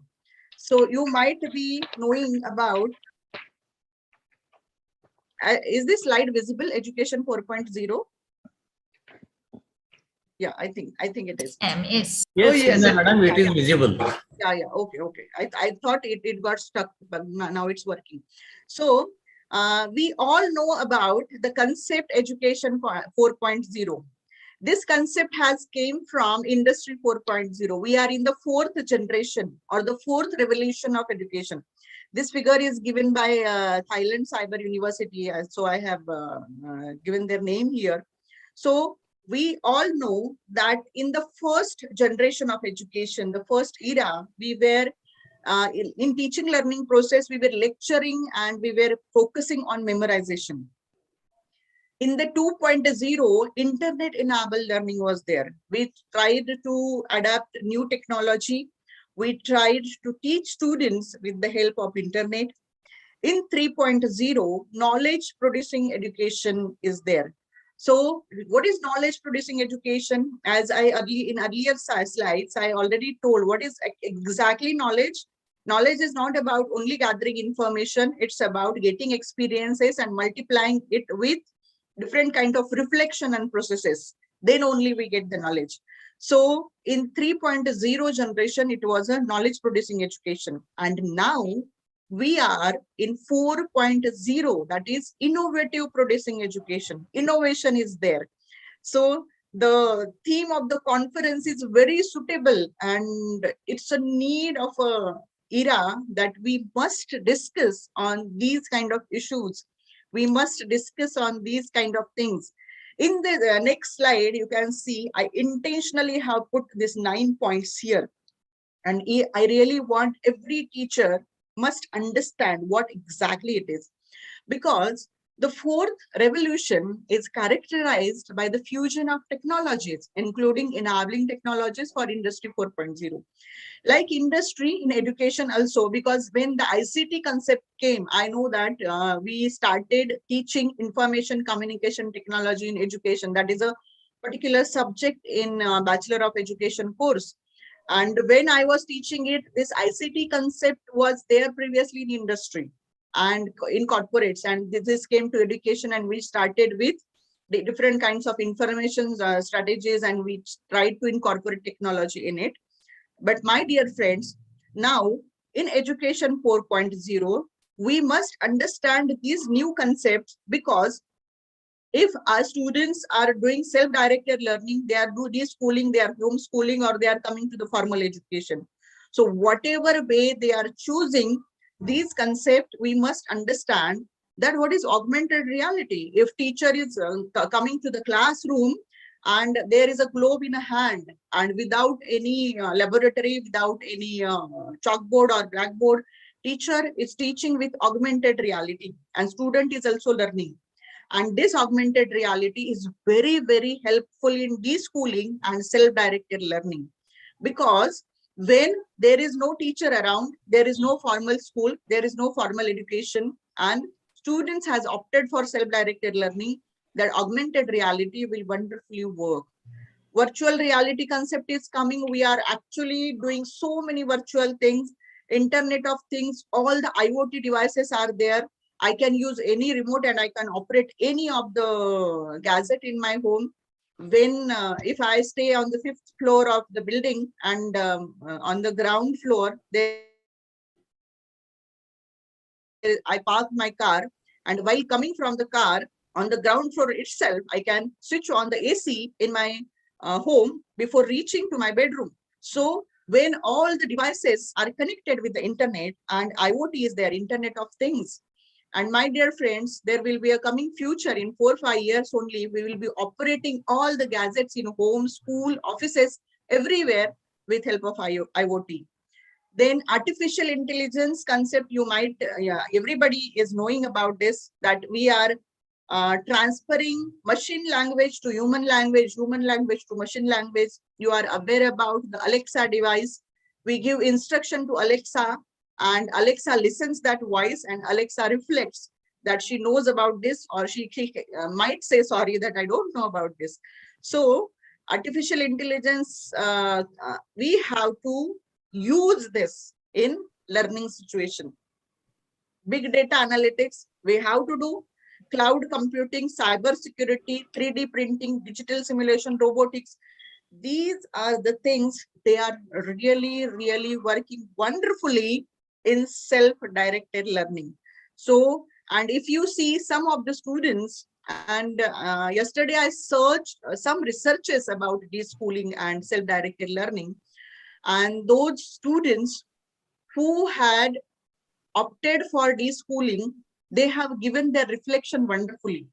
They say that we could create interest in learning, we could learn at our pace, we could learn that whatever way we want to learn. Nobody was imposing, nobody was giving instruction, nobody was asking to have deadlines and submitting homework on the same day. So, but they had that freedom, but they enjoyed, they create interest. So there are many case studies about deschooling. If time permits, please read all those case studies. And they are really good when we come to know about the wonderful aspects of SDL. So some critical competencies like personality development, ability to act in principled ethical fashion, skill in oral and written communication, interpersonal and team skills, skills in critical thinking, all these skills. We always believed in formal education that we can give this skill in schooling only. But my dear friends, the picture is totally different. Those students, ask those students who are deschooling, they have developed their skill in a better way, because they learn with their own learning style. So to help students become intentional learners, we have to make them intentional learners who can adapt to new environments, integrate knowledge from different sources, and continue learning throughout their lives. So intentional learners are empowered, informed, and responsible. These three things are very, very essential, because in formal schooling, there might be some passive students who never get empowered in learning situation. They sometimes they are informed, they are not informed, they don't get that much knowledge, and sometimes they are not responsible. But when there are intentional learners and in self-directed learning, some researches says that this was a report based on some research that intentional learners are empowered, informed, and responsible. So these three things are created with help of SDL.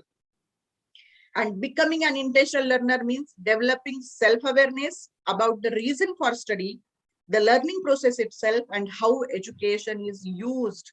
So this is a wonderful thing. I will skip 2-3 slides because I'm keeping watch on time also. So learning to learn. How will you get there if you don't know where you are going? So in deschooling or self-directed learning, the learner must understand first where I'm going, what is my goal, and what path I have to choose, which learning style I have to choose, and where exactly I have to reach, what kind of skills I have to adapt, what different kinds of traits or characteristics I have to learn. So if you don't know where you are going, you will not reach there. Here in deschooling and self-directed learning, students get motivated by themselves and they decide their goal and they decide that I want to reach to this destination, and they definitely reach. So yesterday I was searching for some researches and I could not see a single case which was not successful in deschooling, because they know their goal, they know their path, and they definitely reach there. So there are 5 steps of self-directed learning. The first one is give learners choices in their learning material. Second is ask learners to make goals. Third is build learner knowledge through problem solving and discussion questions. Then fourth is breaking the skills down for learners and align with practice activities. And fifth is foster communities of practice. So various philosophers, even Ivan Illich and other philosophers and other educators, they have given, there are certain steps in self-directed learning and the learner must follow all those steps. So search for overview of learning for students, preparation of learning document. Means here, outgrowth of faculty teaching seminar, there are some seminars, conferences, workshops conducted on self-directed learning, and where there is a formal curriculum design for 1st standard to 10th standard for any board, and the child is opting for deschooling and learning at his or own space, he or she is developing different kinds of skills. It depends on the choice of a child that what kind of understanding he or she wants. Here I'm intentionally showing the Bloom's taxonomy. This figure, previously it was knowledge, comprehension, application, analysis, synthesis, and evaluation. But it got revised, and in revised taxonomy, the upper part, that was creating. So after remembering, understanding, applying the knowledge, analyzing, evaluating, and creating. So what is real creation? What is ultimate aim of education? What kind of things we have to create? In self-directed learning, we always see that students achieve all these stages. They achieve the creation parts as well, because they have different kind of significant learning styles, that learning how to learn, because nobody is there to teach them, foundational knowledge, application of the knowledge, integration, human dimension, caring, and many more characteristics. So isn't it wonderful that the brain as a dynamic organ, rewriting the brain, because we learn many things with help of different brain, we can say, processes. So learning style focuses on different types of information, operate on that information differently, achieve understanding at different rates, and no learning style is better. We cannot say that in deschooling or self-directed learning, this is a particular style, this is better. So it is a choice of a child, it is a choice of a student, that what kind of learning style he or she wants to adapt. And instructors tend to teach to their learning style. So this is something that Ivan Illich in 1970-71, when he wrote the book on deschooling, and this concept was given to whole world. And some of the universities, they have this kind of departments and they motivate students to learn from home, to have self-directed learning. And when in pandemic, I conducted some sessions on online teaching, different applications, digital tools, how we can use in the classroom situation when we are not going to formal education. Teacher is sitting at home, student is sitting at home. And believe me, those students who were not techno-savvy, those who were not knowing that how virtually we can connect, they learn everything. That was self-directed learning only. That is a wonderful example of self-directed learning, that no formal education has taught us how to teach online, but still every teacher managed to teach online and every student managed to learn online. So that is a wonderful thing given by this online processes of teaching and learning. So there are some behavioral dimensions of grades. This is again, we need to understand in deschooling that what kind of behavioral dimensions get developed in deschooling. First is commitment. They are committed towards their work. They are committed towards their goal. There is a preparation, curiosity, attitude, talent, retention, effort, communication skills, and performance. Means when we think that in formal education only we can do these things, and I have seen some uneducated people who never went to school, but their communication skill is wonderful, their retention power is wonderful, their preparation, their presentation, their everything. Means it depends on what kind of learning you had from right from childhood till now. So conversations about learning, there are different conversations about learning. When we learn, when there is a small child in a home, and if that child is in Maharashtrian family, he will learn Marathi language. But if that child is in Assam, it will learn, he or she will learn Assamese language. So it depends on what kind of learning atmosphere we are providing to the children. And in self-directed learning, it actually works, as Ivan Illich told, that in learning phase, if we send a child to school, he will learn. If we don't send a child to school, he will learn definitely. Because we learn with our experiences. We learn with the surroundings. We learn with different activities we do on daily basis. And we learn because there are some previous experiences. As I told, if I forget everything what I did yesterday, I will not be able to learn today. So I have to remember each and everything what I did yesterday. On the basis of yesterday's experience, on the basis of yesterday's, we can say the previous experience, only I can learn today. And whatever I am learning today, this experience of today will definitely help me for tomorrow, that what kind of learning will happen tomorrow. So this is a wonderful figure. I always like that. As National Education Policy 2020 is based on 5 pillars, and there is one point, that is equity. You can see in this figure, on the left hand side, there is equality. हम हिंदी में उसको समानता बोलते हैं, सब समान है. But all are on same platform. But if you see the height of children, it differs, and the third child, he is not able to see what is there on the ground. So sometimes equality will not work in all situations for all learners. Then we have to give equity according to the need of a child, according to the capabilities of the child, according to the inner abilities, that they can be physical, they can be mental, they can be emotional, they can be social, they can be economical. So we have to see all the aspects, and we have to give equity to all the learners. So in the second figure, in the middle figure, you can see As per the ability and capability of a child, the third child is given 2 tables, so he will be able to see the next picture on the playground. What does it mean? That in every situation of teaching learning, equality will not work. We have to think about equity. And the third figure, it is really wonderful, that is about liberation. Getting the total freedom and removing all the barriers.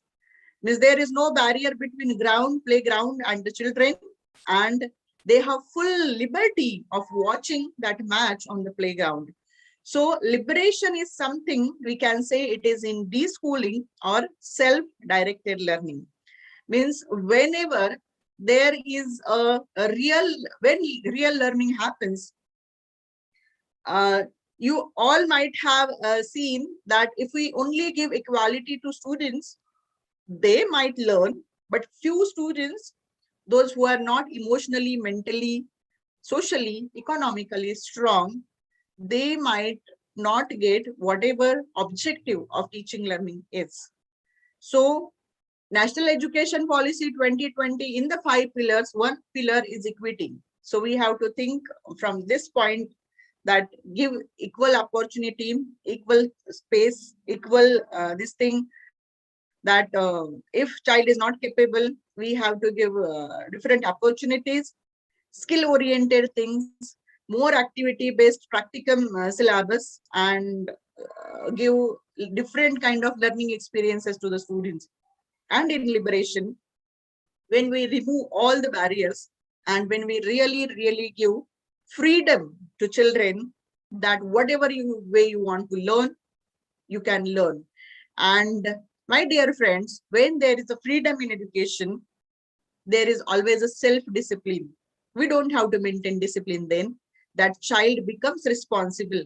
And when child becomes responsible, herself or himself, they try to learn more things in a different ways, because younger generation is more creative. Younger generation is more innovative. Think about all the gadgets. Sometimes some parents say that they might get more indisciplined, they will not listen, they will not study, they will not learn.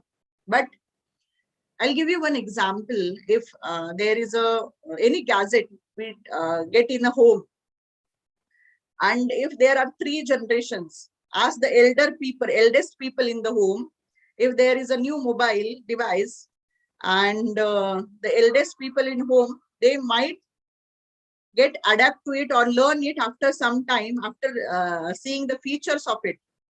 The middle generation, they might quickly get some points, but some applications they might not be using very efficiently. But give that mobile device to a small child in a home, without asking anybody, that child will operate it in a very easier way. How it happens? We have never taught them. We have never given them formal education that this is called as mobile and there are these devices, how to do the calls, how to download the apps, how to play the games, how to see the different websites. So they learn by themselves. So when self-directed learning is there, so give any kind of digital device in a hand of a child and don't say anything. That child will immediately learn with help of self-directed learning. So how it happens? It's all because of the brain processes of younger generation.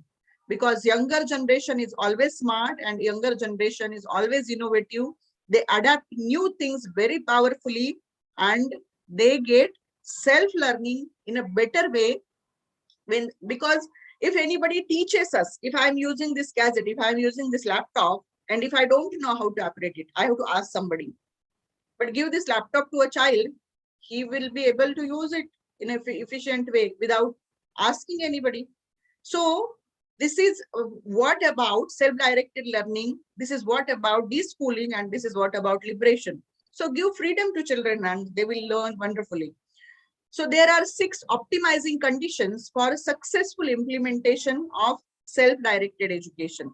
So this is based on, again, one research. I have taken these points from some books and some researches about deschooling and SDL. So the first point is, the first one is regarding the awareness of social expectation that education is children's responsibility. Isn't it wonderful? Now, till now, we were thinking it is responsibility of schools, it is responsibility of teachers, it is responsibility of this, blah, blah, blah, blah, so many things. But when there is an awareness of social expectation that education is children's responsibility, and when child is responsible, the children do miracles in their life. Students are biologically designed to educate themselves.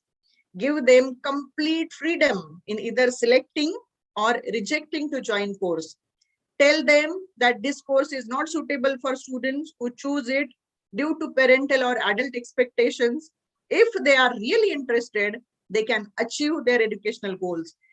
In this way, educational consent is emphasized. So it is again a choice of a student, but to have this schooling is a choice of a parent. And again, it depends on that student that he is getting that responsibility or not. So you can choose any time for this schooling or again homeschooling or formal education. So whatever way you want. The second condition emphasizes the importance of unlimited time to play, explore, and pursue one's interests. There are no lecture classes, no required textbooks, no assignments or homework. Students can decide the pace of their lessons based on their preferences and time. They can sleep, talk to each other without permission or browse the internet. This self-discipline practice ensures that students get enough time to study outside classroom. I think you might be knowing there are some academies or some institutions I could not find in India, but in abroad in USA, there are some institutions who are actually providing atmosphere for self-directed learning. Means they ask some students who are not going to formal school, who are not going to formal education, they ask few students to join their institution. Students come there, they decide that what kind of curriculum syllabus they want to study, and in a group they do group studies, and this institution provide them a very conducive environment for self-learning, self-directed learning. Then the third condition ensures that students have the opportunity to play with the tools of the culture. They choose the best learning strategy for themselves. Some of them use video lectures, graphic novels, cartoons, discussions, MOOCs, that is massive online open courses, reading economic journals and articles to achieve their learning outcomes.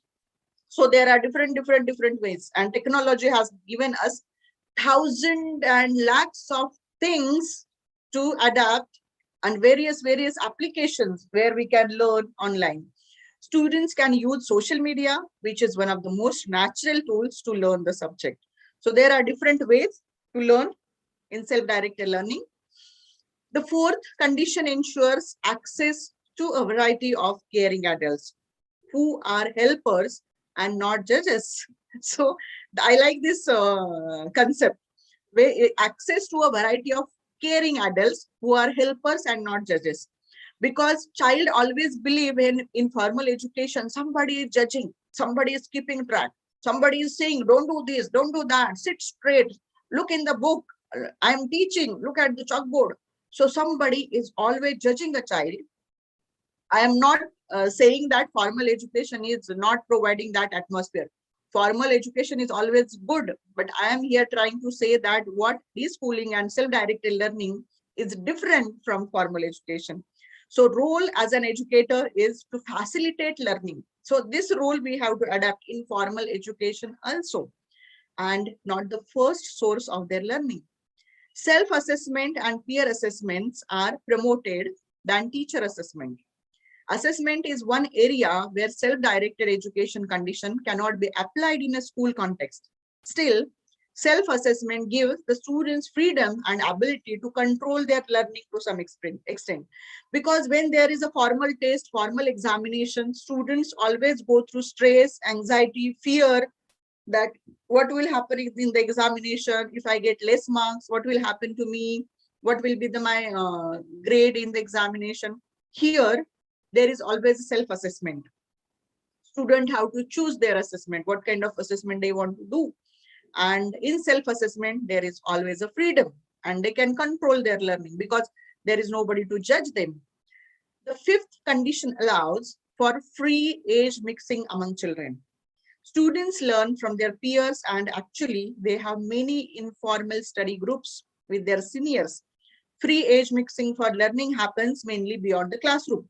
With those students who have opted for self-directed learning and not going to formal schools, they create their own peer groups.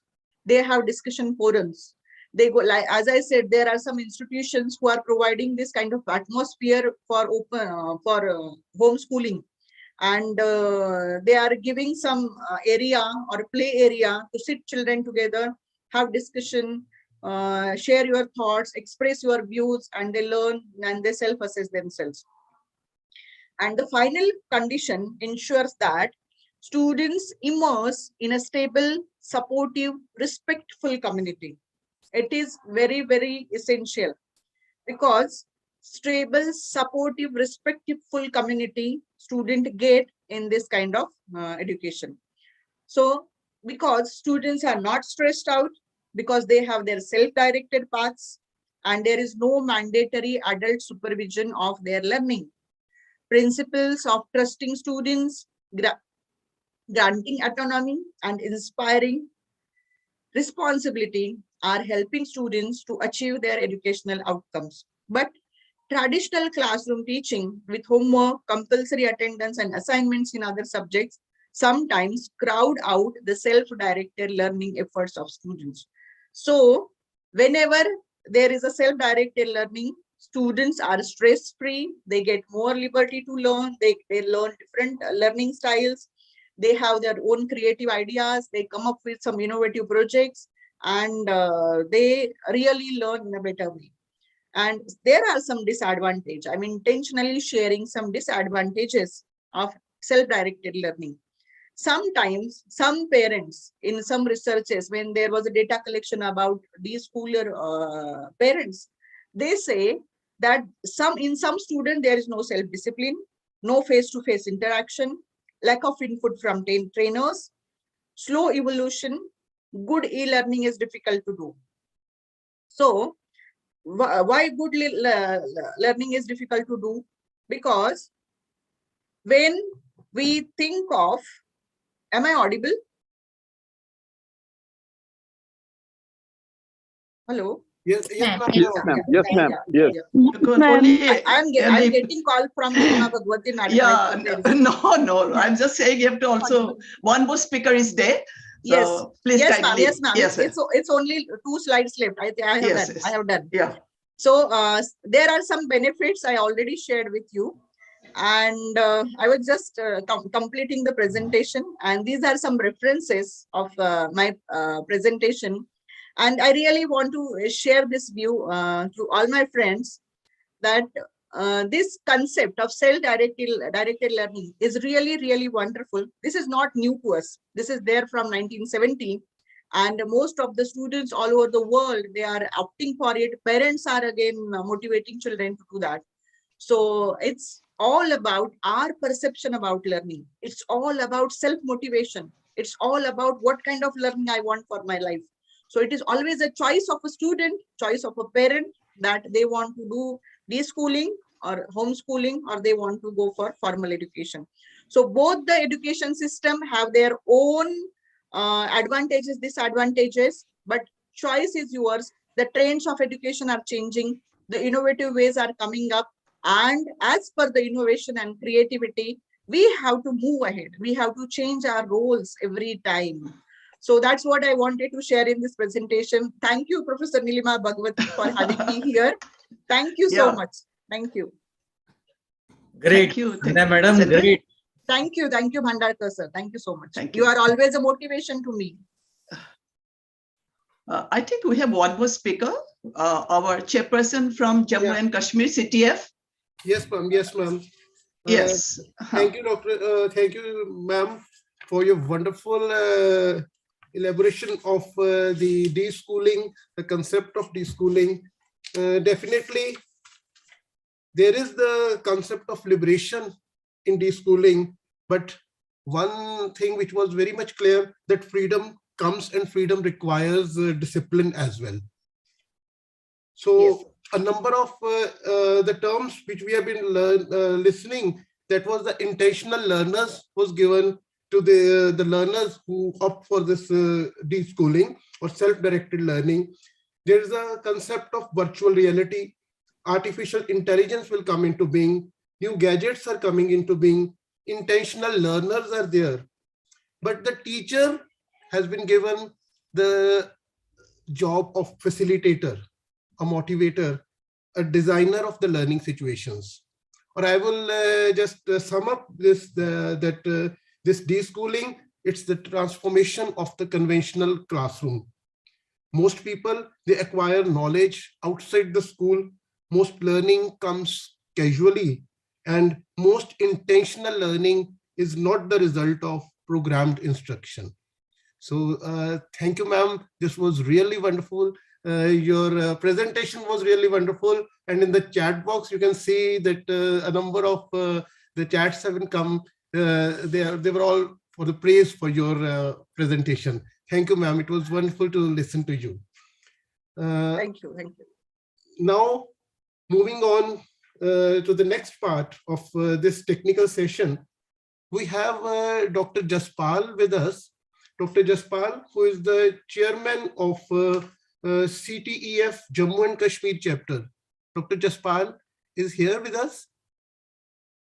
Dr. Jaspal, I think he had a class at 12:20. So I'll skip and we will have his deliberation in the next session. Now, for the presidential remarks, now I will take you to the down south.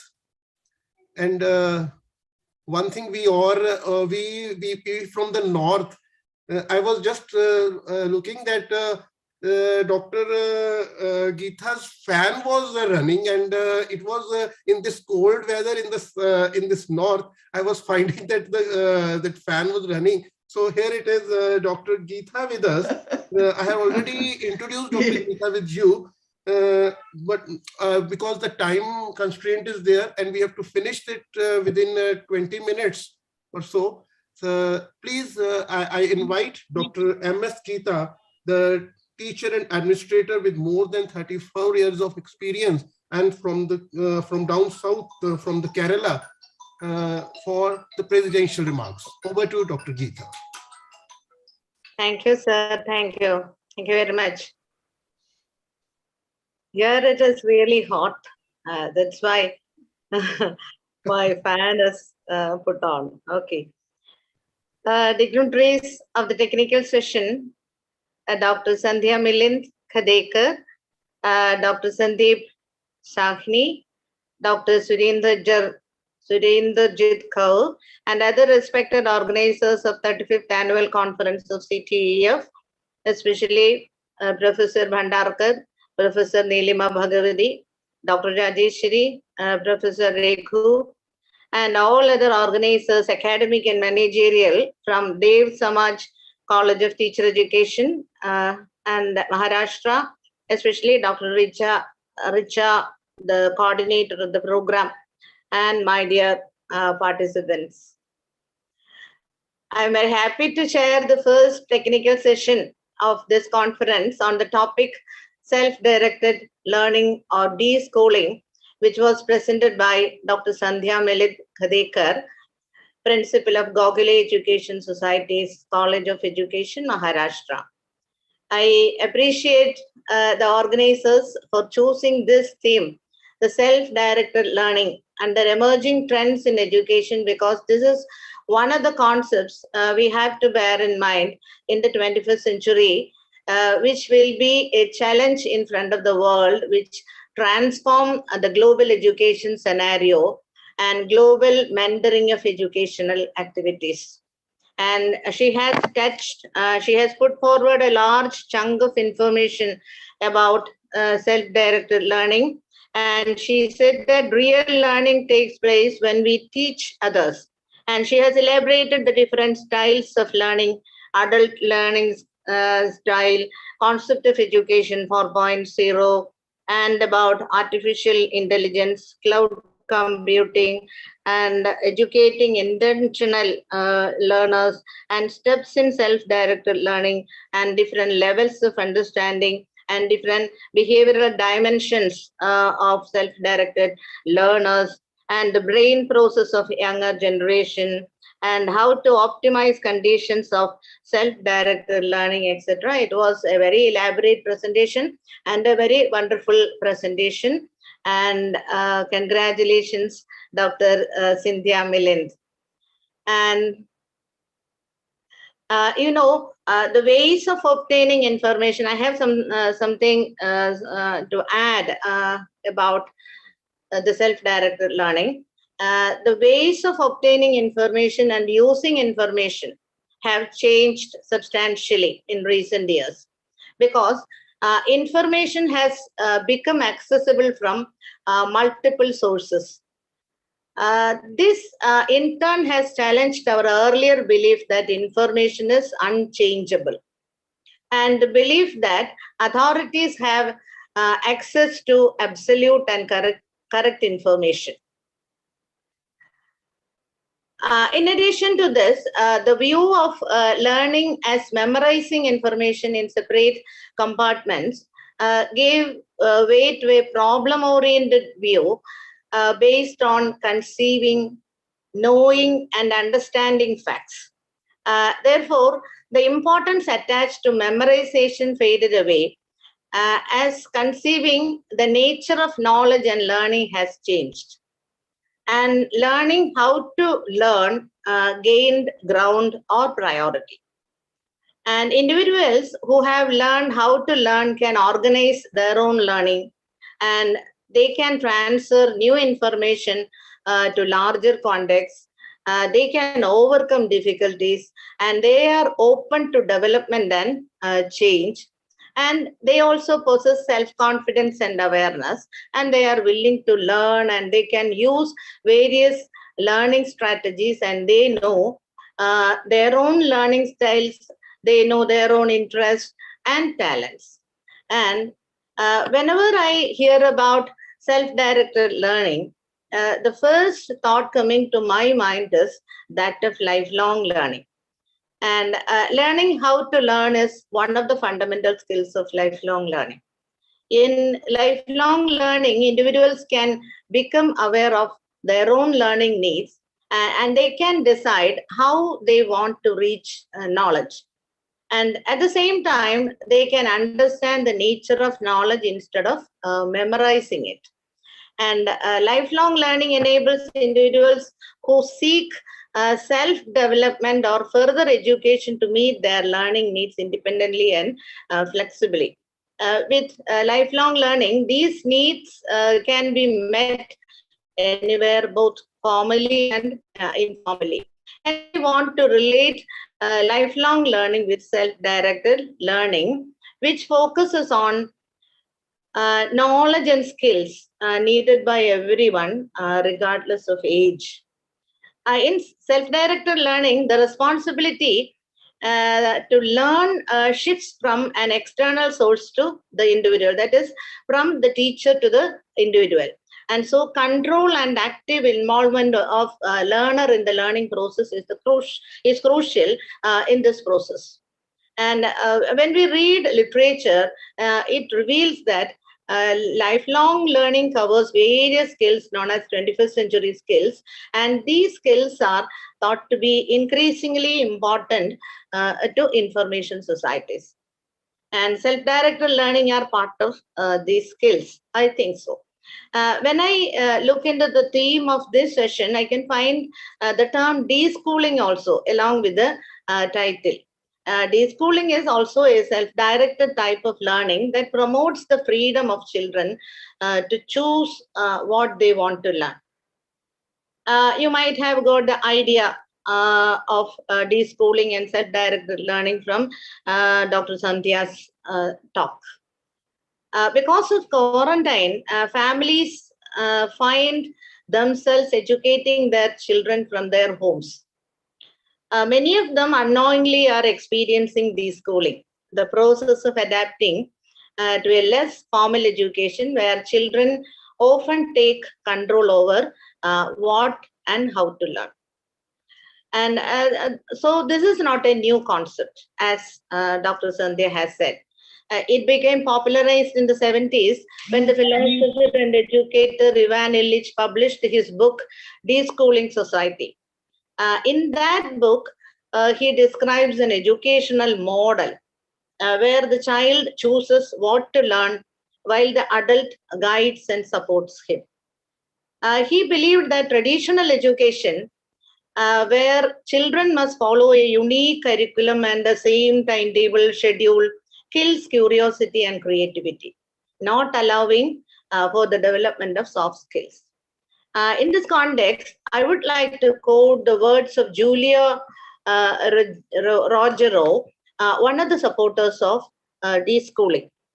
He says, the traditional school focuses too much on exams, the academic success of the students, the curriculum, and other factors that end up producing exhausted teachers and students who do not enjoy or potentialize their learning. And it is essential to de-school students to remove them from the negativity, to control the prescribed, the imposed, the known, and repeated. So they go on to build their educational process with the passion of learning and knowing. I am not going deep into the system of deschooling and self-directed learning. The presentation of the theme by Dr. Sandhya gave you an elaborate description of the self-directed learning. But I want to say something about the deschooling. One of the features of this deschooling, that is the conviviality process. That is, this is one of the features of deschooling, and it refers to the ability of the individuals to interact creatively and autonomously with others and their environment to satisfy their own needs.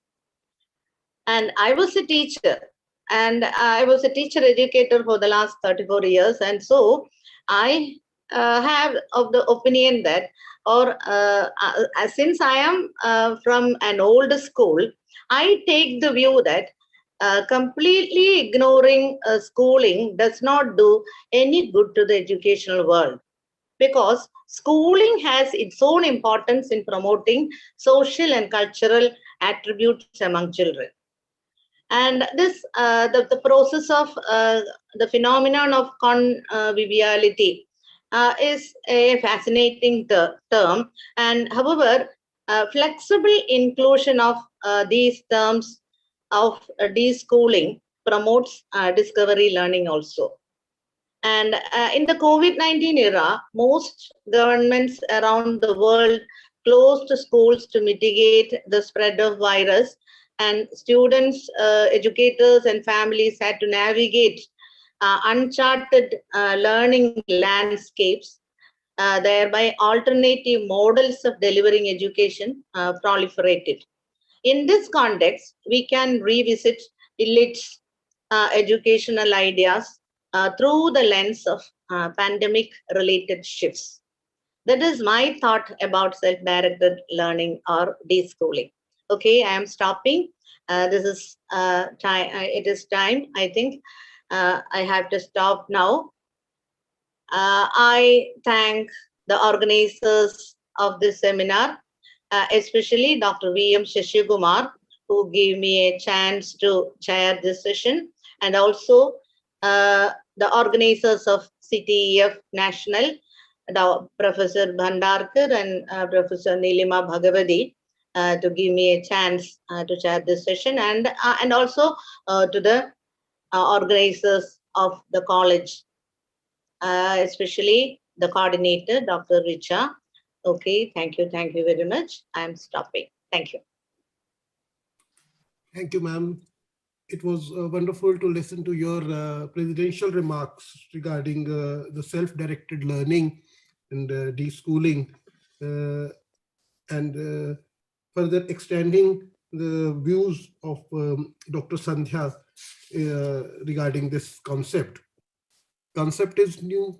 It's not a new concept. It's an old concept, but ways of learning, modes of learning, they are coming. And we being the teacher educators, we have to we have to do the research on these things so that the new things they come. We are witnessing. We are learning number of theories about learning and all the new things when they come, the new researches when they come, and with the age, with the changing scenario, with the global changes, with the pandemic, number of things are happening, and we need to work on all this so that our next generation, the teachers of the next generation and the next generation, they learn.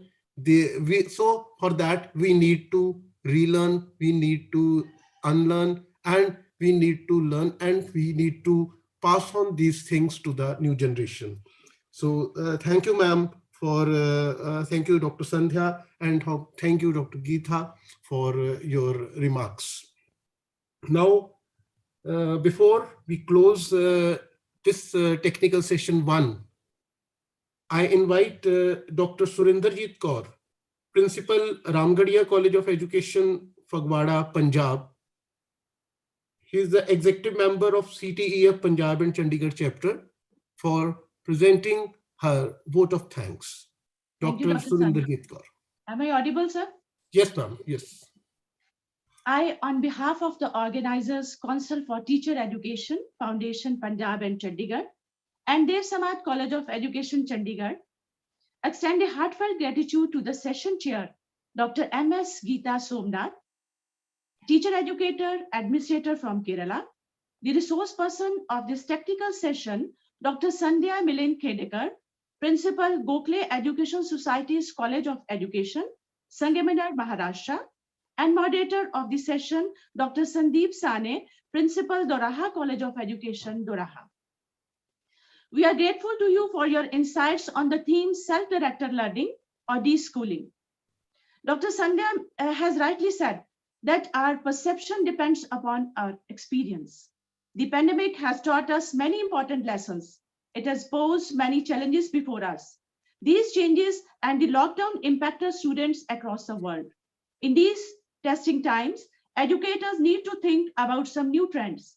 The theme of the session, self-directed learning or deschooling, has been chosen keeping in mind the present situation which we are facing.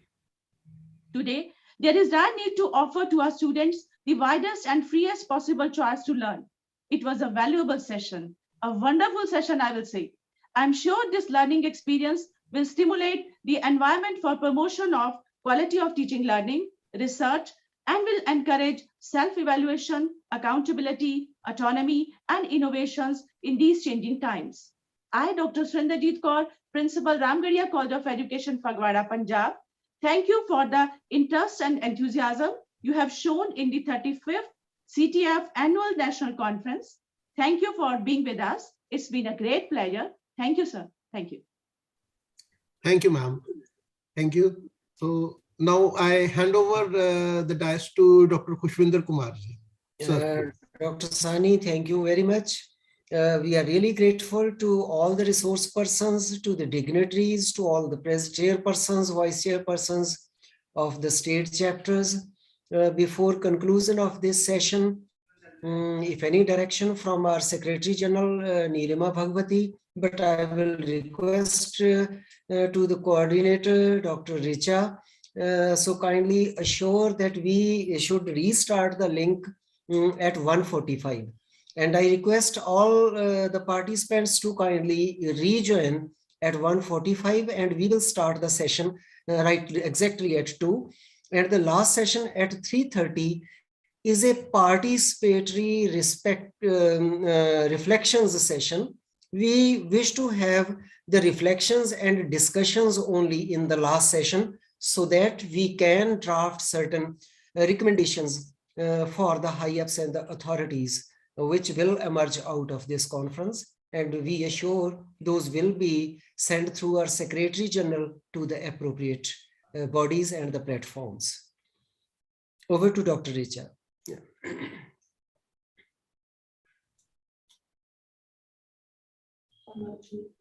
Okay, sir. Thank you so much, Kushwinder sir. Thank you so much, Kushwinder sir, and all the dignitaries for briefing the timings. And now we will be having a lunch break, and the session will resume after lunch. And all the participants are requested to please join at 1:45, and the session will execute at sharp 2 p.m. Thank you, Dr. Neeru. And sir, the link will be same to join. Right, Ji. Thank you. Yeah. Thank you. It is for the information of all the participants. We'll rejoin on the same link at 1:45. Thank you. Dr. Neeru. Thank you, Chairman Kushwinder Kumar. A lovely, lovely inaugural and technical session. Okay. So we'll all be in time. We'll all be in time for the next program. And Madam, if there is any Thank you so instruction much, for the Nilima ma'am. NBM, which is supposed to be 5 to 6 p.m., I think we expect all the chairperson and secretaries to join in the NBM meeting from 5 to 6. Yeah. So for the national board meeting, we'll have only the chairperson, secretary of the states, and the national office bearers for And that. Madam, And it will be. There was a query also that whether we will be giving some time for all the chairpersons or secretaries to present their state reports. Yes, obviously. Obviously, that is very important. That is very important. Right. It is already in the agenda. Right. It is already in the agenda. And if, yes, fine. Right, Ji. Thank you, Dr. Neeru. So we'll rejoin at 1:45. Thank you all. Shivani ma'am, YouTube bhi. Thank you, Gita madam. Thank you so much. Lunch break लिख दिया. Thank you. Thank you, Madam Kadikar. Thank you, sir. Thank you.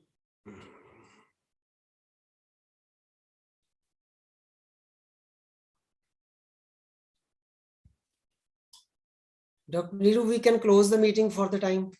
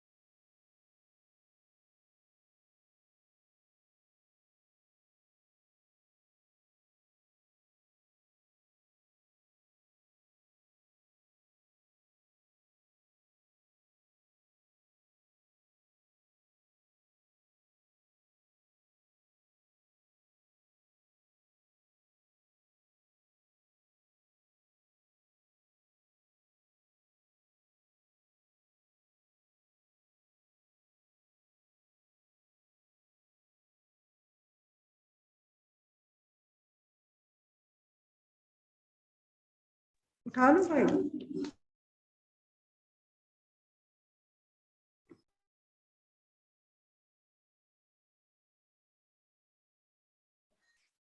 A very good afternoon, sir.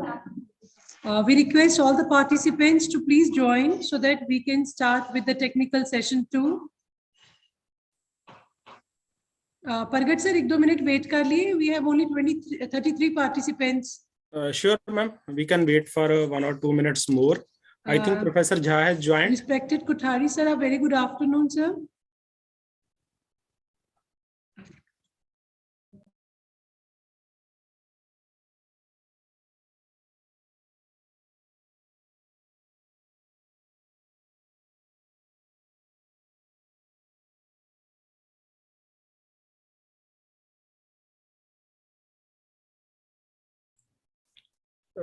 Dr. Neerum, can you please confirm that Professor Jha has joined?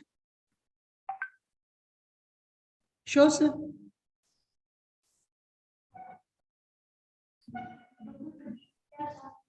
Hanji. Professor Arvind and Professor Kothari sir तो हैं. Jha sir है? नहीं, Arvind.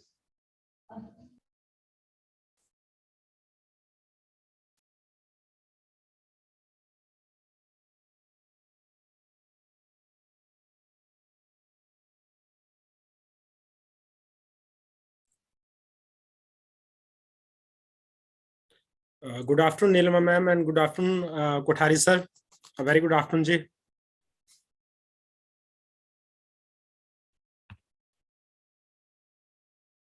Good afternoon, President sir. Good afternoon, sir. Very good afternoon. Pargat ji, good afternoon. Good afternoon, ma'am. Good afternoon. Everything is going on wonderfully, Yes, and it ma'am, will yes. go wonderfully. So that is my first positive note has come. Thank you, ma'am. Thank you. I think Dr. Neeru Malik is confirming about the joining of Professor Jha, ma'am. Then we will be starting within 1 or 2 minutes. Okay, fine. Nilima ma'am, we are not able to locate sir. So just give us a moment so that we can contact sir to join. Okay, fine. Take some time.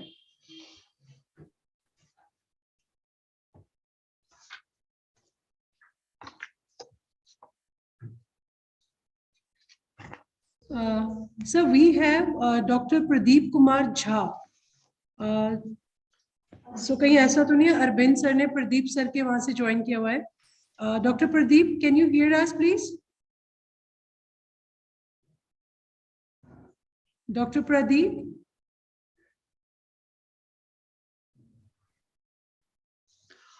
Maybe muted if he's there.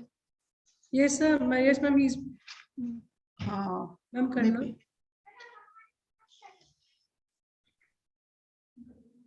Dr. Pradeep Jha?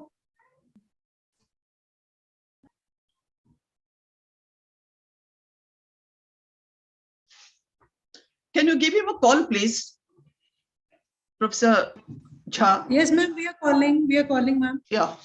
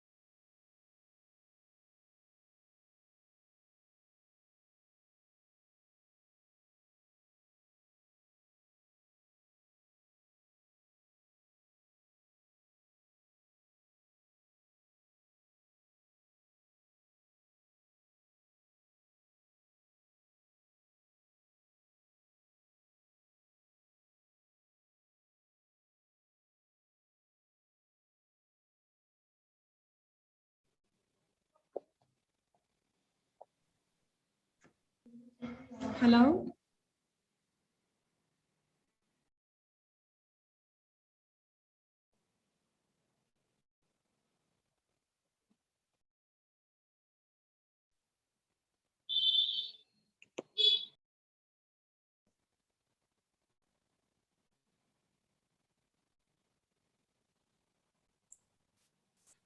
Ma'am, sir will be joining within 2 to 5 minutes, ma'am. Okay, sir. So then I think we should proceed. Yes, yes, ma'am, you can start. I think in between, sir will join. Due to some technical reason, sir will be joining within 5 to 7 minutes. Thank you. Thank you so much, sir. So with the permission, we welcome you all on behalf of the organizing committee on the day 1 technical session 2 of the webinar 35th annual CTEF conference and national webinar on the theme emerging trends in education, transforming the global scenario, scheduled today on 29th and tomorrow 30th, 2022. It is a privilege of mine to introduce amongst you all the moderator of this session, Dr. Pargat Garcha. Dr. Pargat Garcha has been serving as principal since 2019 and has a vast experience of 15 years in the teaching as well as in the research. To his academic qualification, Sir has done his master's degree in educational technology, economics, from Punjab University, Chandigarh, and master's degree in psychology from IGNOU, PGDCA from Punjab Technical University, and his PhD in education is from Punjab University, Chandigarh. With a specialized in teacher education, cooperative learning, educational technology, and research methodology, Sir has to his credit 9 books published and more than 40 publications of research and other papers in various journals on diverse areas in the field of education. Sir has also attended as well as presented papers more than 40 in the international and national conferences, seminar and workshops of repute, both at international and national level. Sir has also delivered more than 60 invited talks. In the field of open educational resources, Sir has contributed by developing massive open online courses on cooperative learning under a project from UNESCO Chair, Open Education for Better World. The course was available free of cost on MOOC KIT platform developed by IIT Kanpur. More than 4,500 learners enrolled in the course.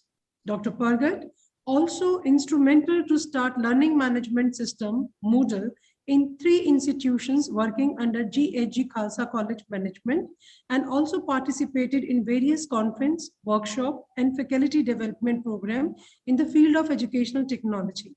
Sir had also been a consultant from curriculum framework and diploma course of APJ Satya University.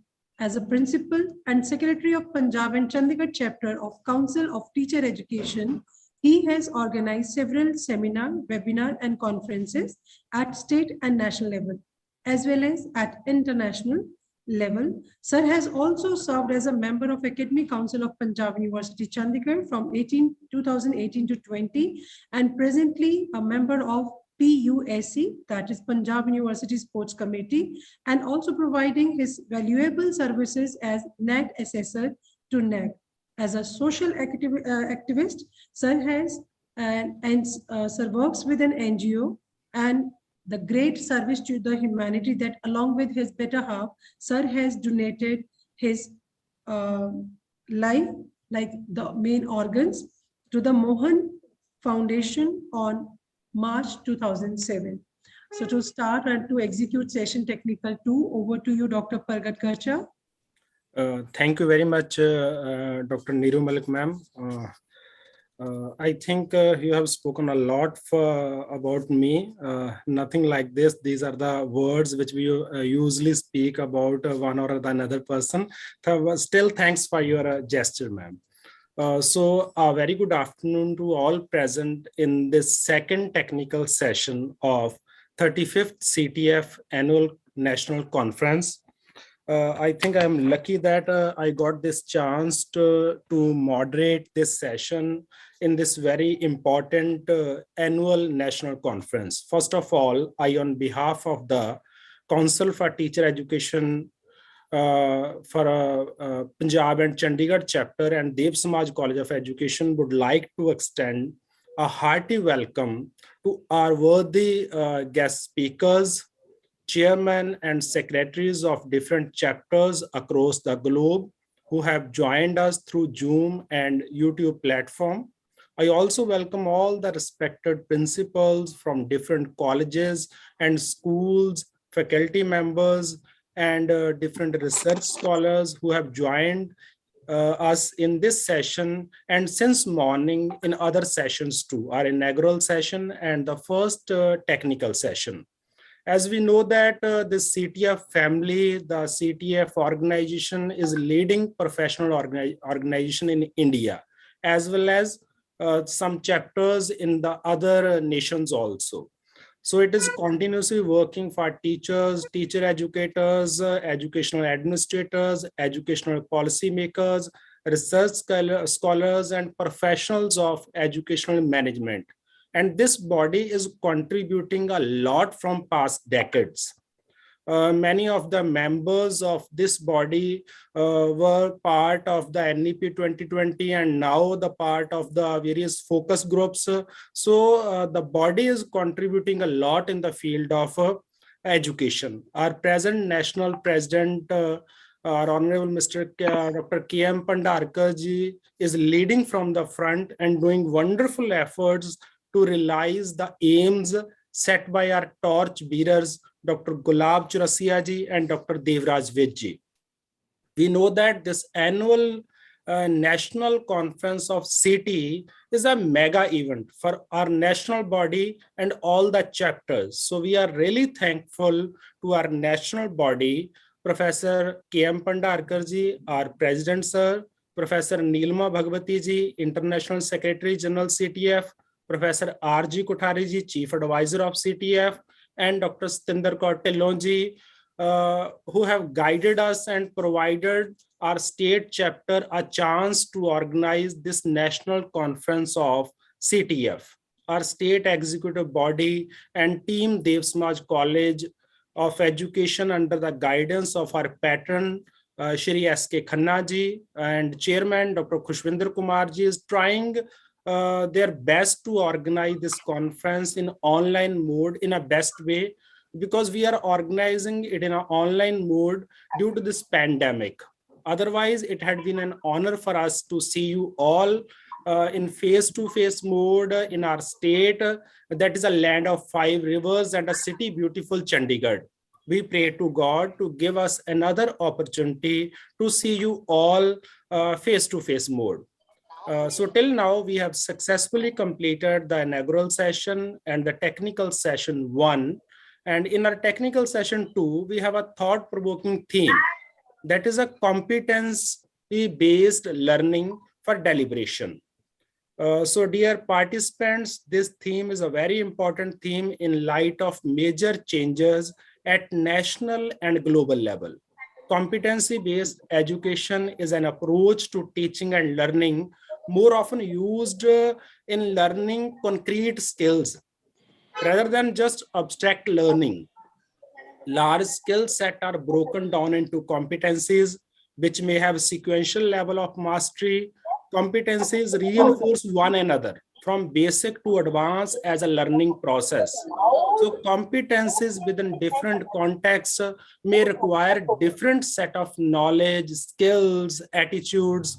So in essence, competence-based education or learning is a process, not a product. So it is a special theme for all of us, all the stakeholders of education. This is going to be a very important theme in coming years. So such a special theme can be handled by some special academicians. So for this session, we have invited Professor Arvind Kumar Jha, Professor, School of Education, IGNOU, New Delhi, as a resource person. And for chairing this beautiful session, we have humbly requested our national body Chief Advisor, Professor R.G. Kothari ji, who is a former Vice Chancellor, VNSG University, Surat. So we all know that these two people do not need any kind of introduction. One is rising the academic ladder at a very high pace, and another one has already touched the sky with his intellectual and professional abilities. I personally believe that we should not waste too much precious academic time with formal introductions because their work speaks for themselves. So I will be sharing a very brief introduction of both the dignitaries. It would not be possible for me to read a 10 or 15 page long CV of both the dignitaries in this session. So I will be very brief. So forgive me for this mistake. Our resource person for this technical session, Professor Arvind Kumar Jha, is an excellent academician, a person from mathematics background, and a scholar in the field of philosophy is a wonderful combination. I always say in Professor Jha, sir has around 25 years experience in the field of education. So work as a Dean, School of Education, B.R. Ambedkar University, Lucknow. Work as Dean, School of Education, Mahatma Gandhi International Hindi University, Wardha. Worked as a Dean Academics, Mahatma Gandhi International Hindi University, Wardha. Also served as Director, Distance Education and Teaching Learning Center at Mahatma Gandhi International Hindi University, Wardha. So sir has a very good number of administrative experience along with academics and research experience. His area of research are epistemology, philosophy of science and research, mathematics pedagogy, constructivist epistemology, and pedagogy. So sir has completed different major and minor research projects from ICSSR and other organizations, and published many papers in a good quality journals. When you will go through the CV of Professor Jha, you will find less number of papers, but in a very good journal. That is the quality matters a lot as compared to quantity. So along with this, sir has guided many students in research, a long list of achievements. I am summing up, I'm trying to summarize the whole CV within these words. So to chair such a session where Professor Jha is a resource person, we have invited a special person, Professor R.G. Kothari. It is a well-known name in the field of education. Welcome, sir, especially for his contributions in research, mathematics, teacher education, and his wonderful administrative skills. Sir has worked as a Vice Chancellor of BNSG University, Surat, Dean, Faculty of Education and Psychology at Maharaja Syajirao University, Vadodara, and worked as an expert in various state and national projects and a member of various national bodies. Sir has guided many research scholars for completion of their research work at PhD level, at MPhil level, and at MEd level. Sir has presented and published paper in more than 250 journals and attended more than 500 seminars. When I'm saying more than, you can imagine that the number can be 600, 700, 800, more than 500 seminars, and delivered more than 550 lectures at various academic fronts. Such is the status of our guest who is chairing this special technical session too. So sir is also the editor of many reputed journals. I again say many means a list of journals where sir's name is decorating the journal. So sir has also received many awards and recognition. So with these few lines, I would like to summarize the CV of Professor Jha and Professor Kothari ji. So by eliminating the distance between Professor Jha and all the participants, now I would like to request Professor Arvind Kumar Jha to take the session on competence-based learning. And after Professor Jha, we will be eager to listen the inputs and suggestions from presidential remarks from Professor R.G. Kothari ji. So over to Professor Arvind Kumar Jha ji. Please, sir. Thank you. Thank you, Dr. Pargat. Dr. Pargat Singh, thank you so much. Thanks to the chair, Professor Kothari, whom I had opportunity to meet on some occasions, not only at MS University, Baroda and Mumbai, but other parts of the country as well. Namaskar, sir. But before I share my thanks to my friend, very good friend, Dr. Khushwinder, who time and again gives me an opportunity to share my understanding and my views on a particular topic.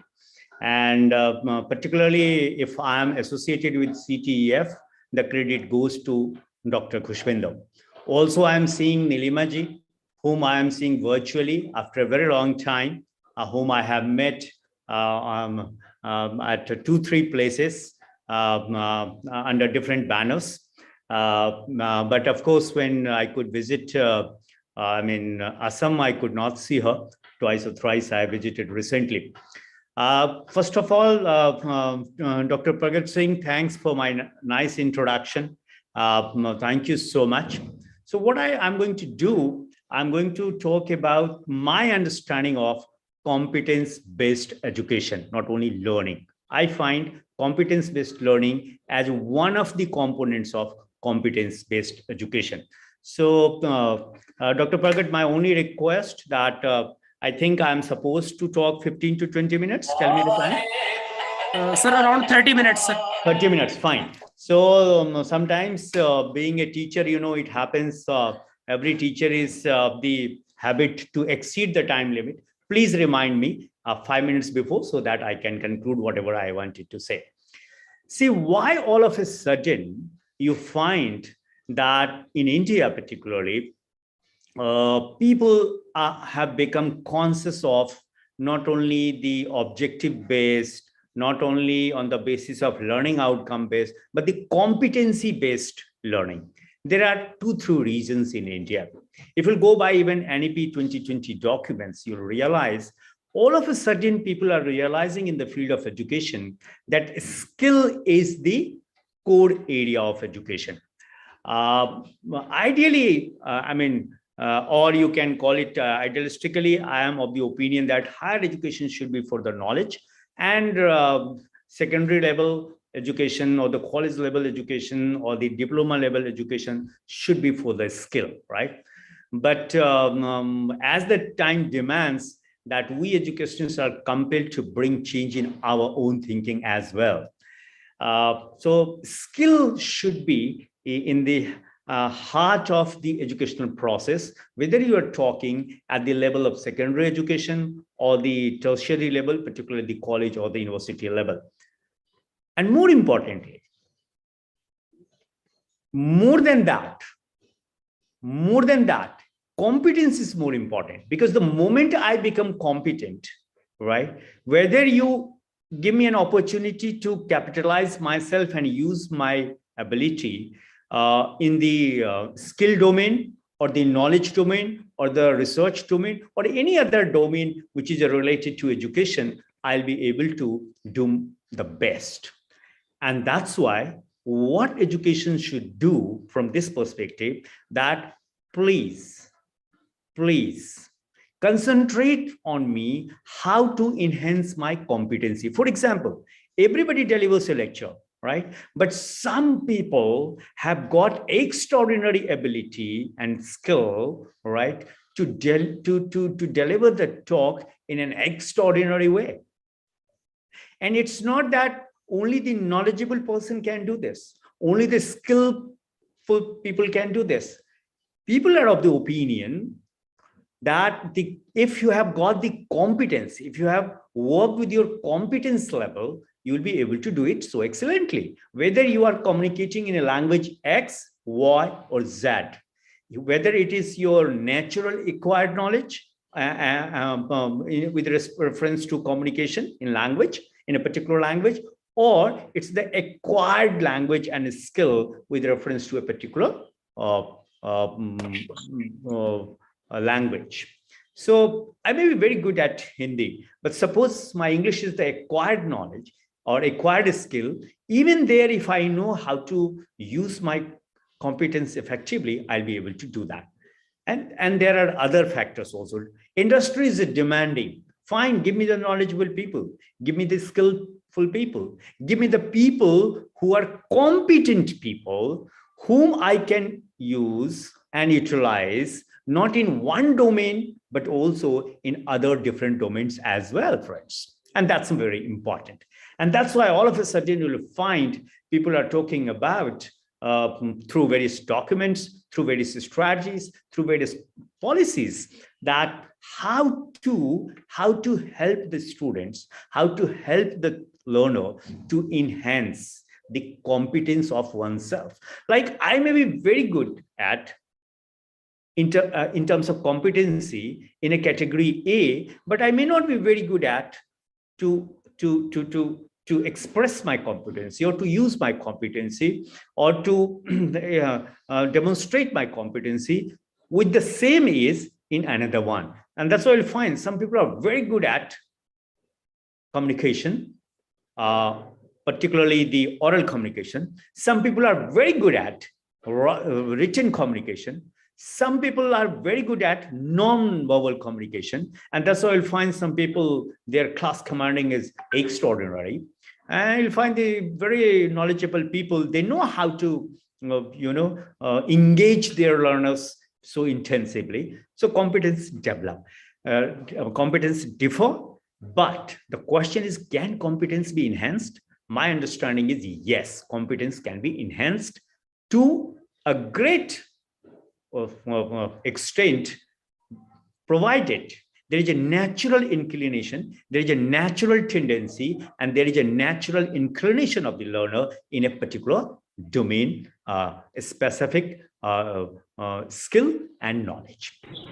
So let's try to understand first that the moment you talk about the competence-based education. See, the competence-based education, as I said, competence-based learning is one of the components of competence-based education, which some people call it CBE. So competence-based education is an approach of pedagogy, right?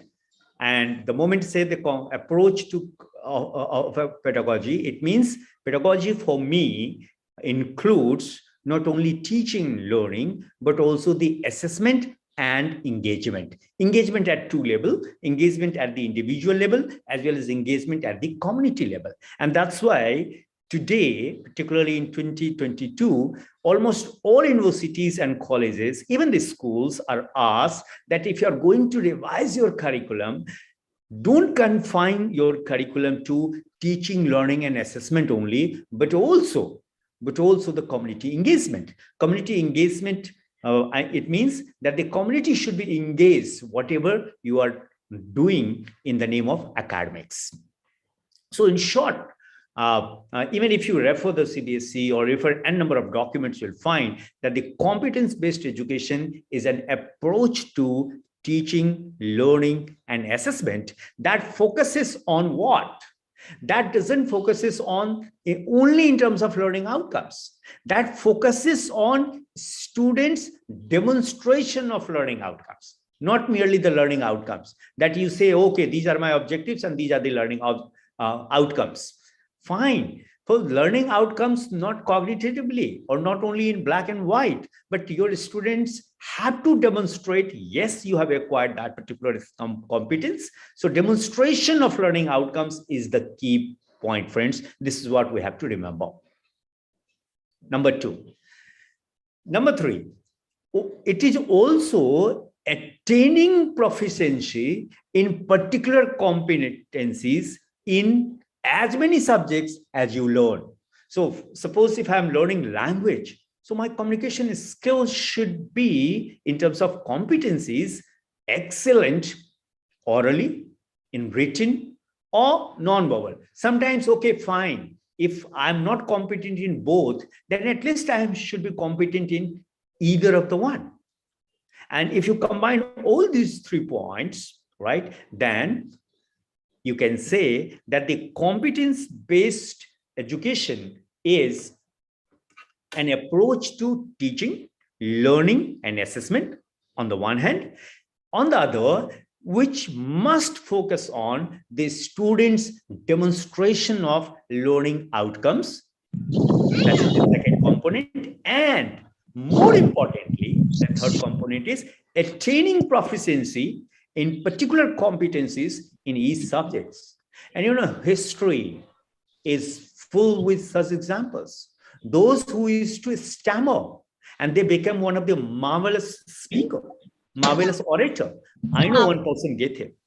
And when he was a child, he realized that he stammers.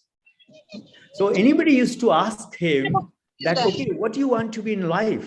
What do you think that people should know you as a person? I said, and then his simple answer was, emotional answer was, even the rational answer was that I should be one of the greatest communicators of the world, greatest orators of the world. And so everybody used to laugh, including their teachers. And parents were, you know, obsessed. Oh my God, see my child who stammers. But see what kind of passion he has developed, that the world should know and identify me as one of the greatest orators of the world. Now, what that child did, their parents went to n number of doctors to see that at least stammering should go away and my child should be in a position to communicate normally as normal human beings do. But everything failed. But that child took a resolution that no, science may fail me, medical science may fail me, the whole world may fail me, but I'll not allow myself to fail me. And one day he was sitting in the garden and he was playing with pebbles. And all of a sudden, as it happens, he took 2-3 pebbles, small pebbles, in his mouth. And he started speaking because he was experimenting that what should I do in my life so that I can become one of the greatest communicators of the world, one of the greatest orators of the world, right? And all of a sudden, there was a charisma in his life. And he realized that, oh my God, when I speak, keeping the small pebbles in my mouth, I can speak normally. My words are coming from my mouth normally. And he just ran away and told to parents and his friends, you know, I have learned the techniques, I have learned the skills that how to communicate effectively, right? And normally. Because his first struggle was that he should be in a position to communicate with his fellow beings normally. And you all know, friends, what happens in the life. Not only he became the greatest historian and the poets, but also he is identified as one of the greatest orators of the world today. And that's why That's why I would like to say that the teaching which uses a competence-based education methodology works to empower the students, empower the learners, and provide them with a meaningful and positive learning experience. Positive learning experience, along with engaging learning experiences. And this approach places the learner at the center, as it happens in any, behaviorist model also claim the same, cognitivist model also claim the same, even the constructivist model also claim the same. So it places the learner at the center and actively engages them in the learning process. For example, if I'm a student of mathematics and I want to understand the nuances of, say, for example, the circle, or what is a triangle, you'll be surprised to know one survey was conducted and it was found even that 90% of the people who teach the concept of the circle and who teach the concept of triangle, their own understanding of the concept of a triangle is not clear. The concept of the circle is not clear. Even I was struggling, and then I realized, oh my God, if I have to provide this knowledge to my students, that time I was in Rewari only, and what could be one of the best way at the upper primary level or the prime level to make my students understand in an engaging way the concept of the circle? The best is show them the example how the well is dug up. कुएं की खुदाई कैसे होती है? और अगर आप कुएं की खुदाई की पूरी प्रोसेस में अपने छात्र को एंगेज कर लेंगे तो केंद्र से लेके त्रिज्या से लेके परिधि से लेके व्यास से लेके सब कुछ सर्कल समझेगा, और वो कभी जीवन में नहीं कहेगा कि चूड़ी इज एन एग्जांपल ऑफ और bangle is an example of circle. No, that's not a circle. And triangle is not the area covered by or circumscribed by the three sides. Anyway, what I want to say is that how to make the teaching learning process, including assessment, an engaging one. So competence-based education, or in general, and competence-based learning in particular, places the learner at the center and actively engages them in the learning process. Now, how? The question is how. It emphasizes real-world applications of knowledge, real-world applications of skills, and the authenticity of the learning experiences. Now, at the village level, what are the authentic learning experiences? There was a time when there is a concept of if you want to teach height and distance, take your students on the sides of the river, or even canal, or even the one side of the hill, if you can see the other side of the hill. I mean, whatever things are available in the learning ecology surrounding the learners. So it emphasizes real-world applications of knowledge and skills and the authenticity of the learning experience, friends. In short, what learning, outcomes learning is all about. Then I remember that, there are two authors whom I would like to quote. One is the O'Sullivan, and another is the Alan Bursey. They have done this kind of work, and they have demonstrated that what actually it is all about. So while defining these two scholars who have worked extensively, and there are many more thinkers, but recently I thought that they have come out with concrete understanding of the competence-based learning, and they say, what is competence first? And even the concept of the competence cannot be generalized. This is what I would like to say. So the concept of the competency will vary from culture to culture, society to society, and even nation to nation and civilization to civilization.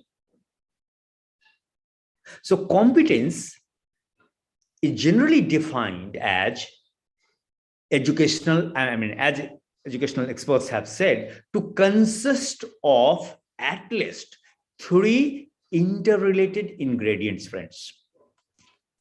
Right? Now you have to say which ingredient is more suitable for your society, for your environment, for your nation. You know, there is a tendency after the advent of the science and mathematics.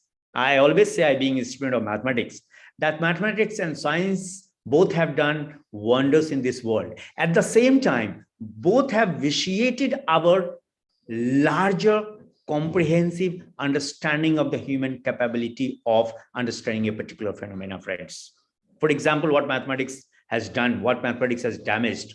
Mathematics has very successfully made us realize that if you want to understand the reality of the phenomena, then you'll have to make it measurable one. And that's why this concept has been borrowed by most of the social sciences disciplines. See how social science research is dominated by the borrowed paradigm of science. Despite the fact the social science reality, including educational reality, is completely different from the mathematical and physical science reality. And that's why I'm also the critic of Auguste Comte, who is considered as the father of the sociology, modern sociology. Because he thought that the way the problem in the domain of mathematics and physical science is attempted and solved, if the same approach is applied to solve the social science problem will be solved. But that's a wrong understanding. Why he said that? Because he was a man of mathematics and physics. And we'll have to understand the nature of the reality of a phenomena in a particular paradigm differs from another paradigm within a disciplinary boundary or transdisciplinary boundaries, friends. But anyway, let me summarize. What is a competency all about? So competency has at least 3 ingredients. Number 1, a knowledge component. And when I'm saying knowledge component, basically this knowledge component means the understanding part. And that's why I claim, and I'm fully consciously, I'm saying, friends, majority of the people who teach mathematics at the higher level, I'm not saying at the secondary level, but particularly at the graduation and post-graduation level, they themselves don't understand fully. I'll give you the example. The moment you teach D'Alembert's theorem, Lagrange's mean value theorem, or De Moivre's theorem, or Rawls' theorem, or Euler's theorem, any theorem, you know, you will never be able to understand that particular theorem in totality. Why? I would like to take you in the journey back in the constructivist thinking, where Vico says a human mind can understand what human mind has constructed itself. And all these theorems have been constructed, generated and developed by a particular mathematician. So he only or she only can understand it fully. We can only understand it in part, only in part. And that's why there is emphasis on construction of knowledge by yourself. Right? So first component of competence is the knowledge component, which means basically understanding. And my challenge that anybody says, like in today's epistemological discourses, when people say, what is the challenge? Today, the challenge is not what is knowledge, what are sources of knowledge, how to arrive at valid knowledge, and how to ascertain which knowledge is valid in a particular paradigm and which knowledge is invalid in a particular paradigm, etc., etc. But the biggest challenge in epistemological discourse related to education is, friends, how do you know what you know? When you claim that I know something, on what basis you claim that you know that? And that's why, how do you know what you know? कैसे आप कहते हैं कि हम इसको जानते हैं? Do you understand जानना क्या होता है? So knowledge component, it means the understanding part. The second component, which is a very important, that is the behavioral component. I'm fully aware that everything cannot be demonstrated behaviorally. And that's why I'm the critic of behavioristic thinkers and thoughts also. I'm not saying they haven't done a good job. All behavioristic thinkers, particularly in the field of psychology, from Watson to the Piaget is considered the cognitivist. or the Thorndike or the Skinner, right? They have done, but everything you cannot demonstrate behaviorally. Suppose if somebody asks me what is a set, and if I said that a set is a collection of well-defined objects, do you think I can express it or demonstrate it behaviorally? Never. And that's why there are two thoughts which are prevalent in the field of mathematics. The one group of mathematical thinkers say the set can be defined, those who follow George Cantor. But those who follow the Russellian paradigm of understanding of what is a set, and others very clearly say set cannot be defined. So both kind of things are there. I remember one of my paper at the master level was set theory. And what I was supposed to write the definition of what is a set in German language. So even if you know German or not, but you have to write in that. So we used to mug up, we used to write in German first, then explain it in English, and then some examples. And you will get it, the 20 marks. Because I don't think majority of the mathematicians who teach set theory in India, they know German as well. So the first is the knowledge component. Second is but in terms of competence, it is said the behavioral component. What do you mean? It means the overt behavioral repertoire. The third, the value component. What is the value component? Including values, beliefs, and attitudes.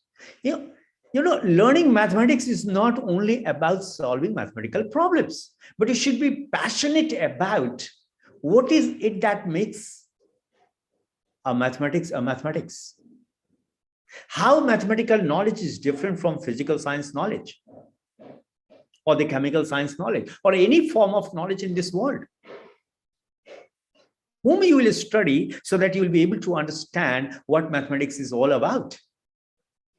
So a competent person performing a task will possess a combination of all the three: skill, knowledge, attitudes, and as competence-based educationists claim, to which I don't agree, but yeah, right now I have to agree, the behaviors required for effective performance of the task or effective performance of the activity.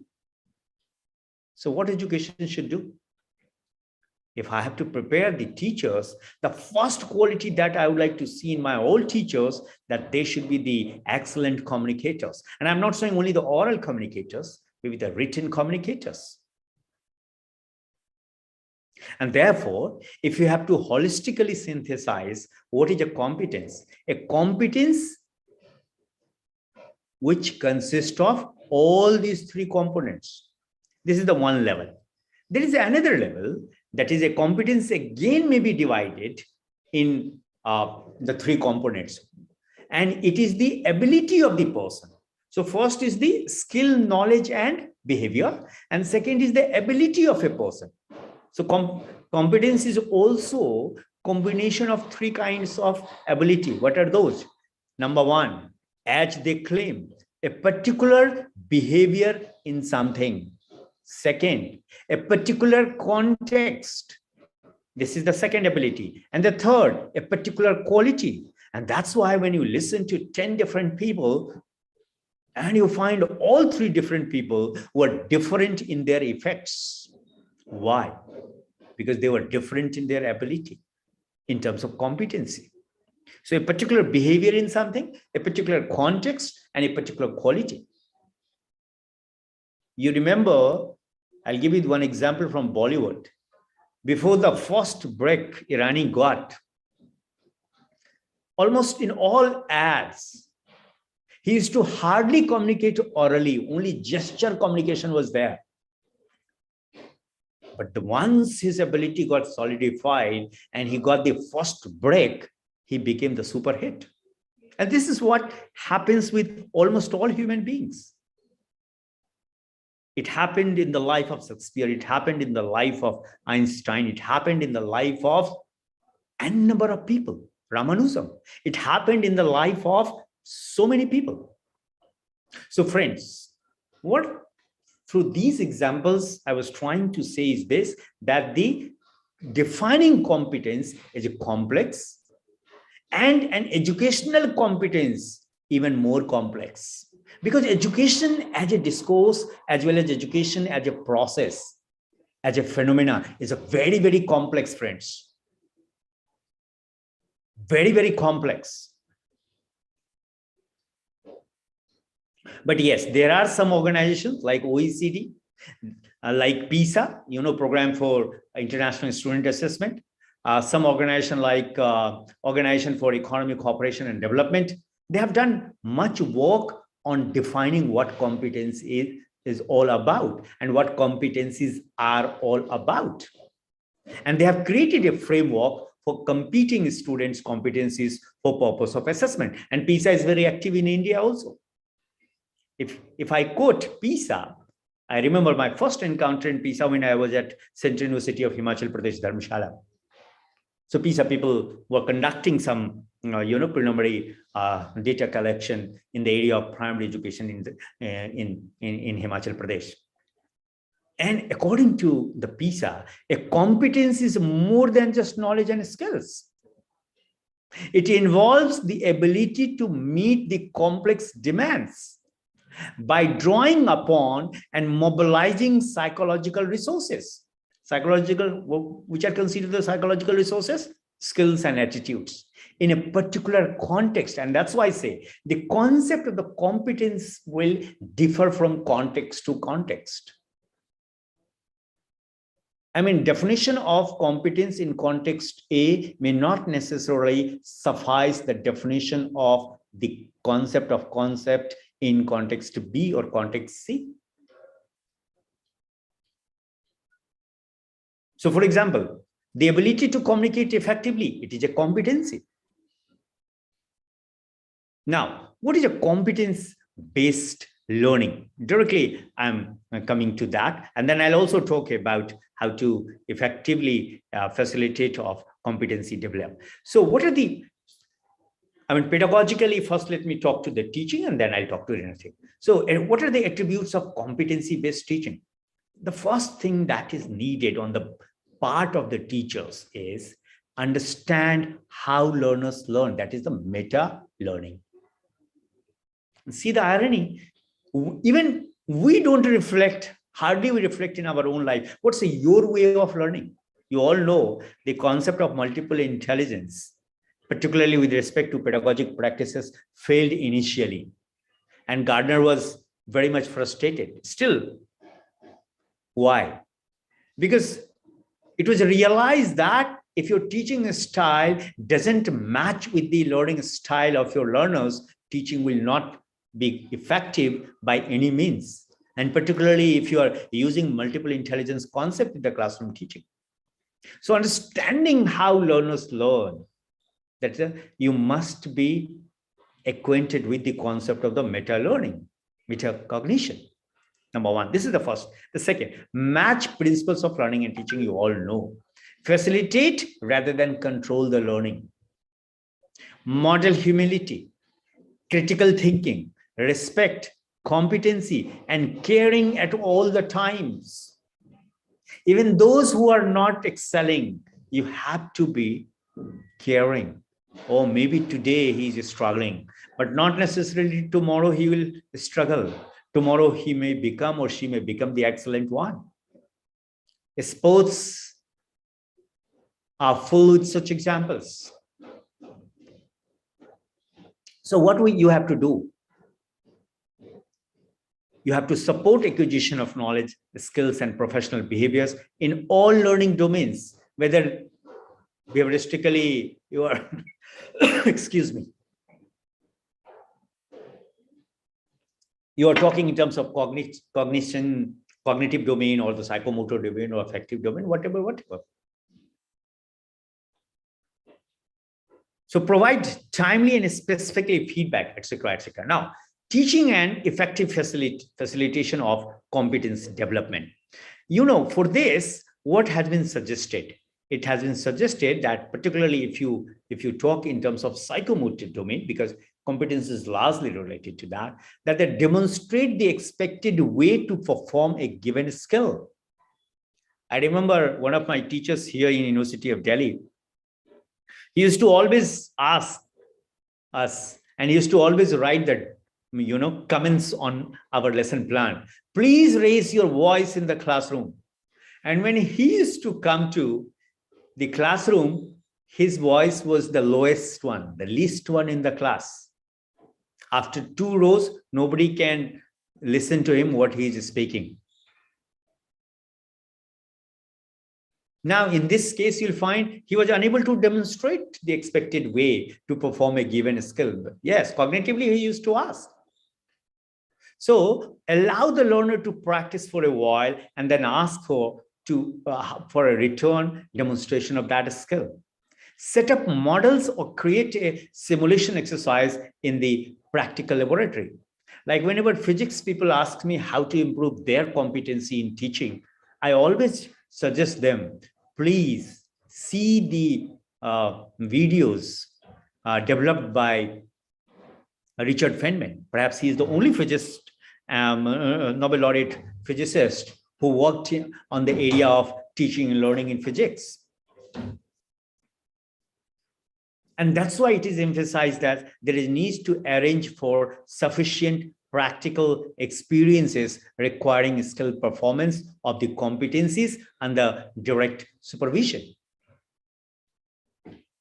Create a valid and reliable assessment tool for use in determining competencies in skill demonstration.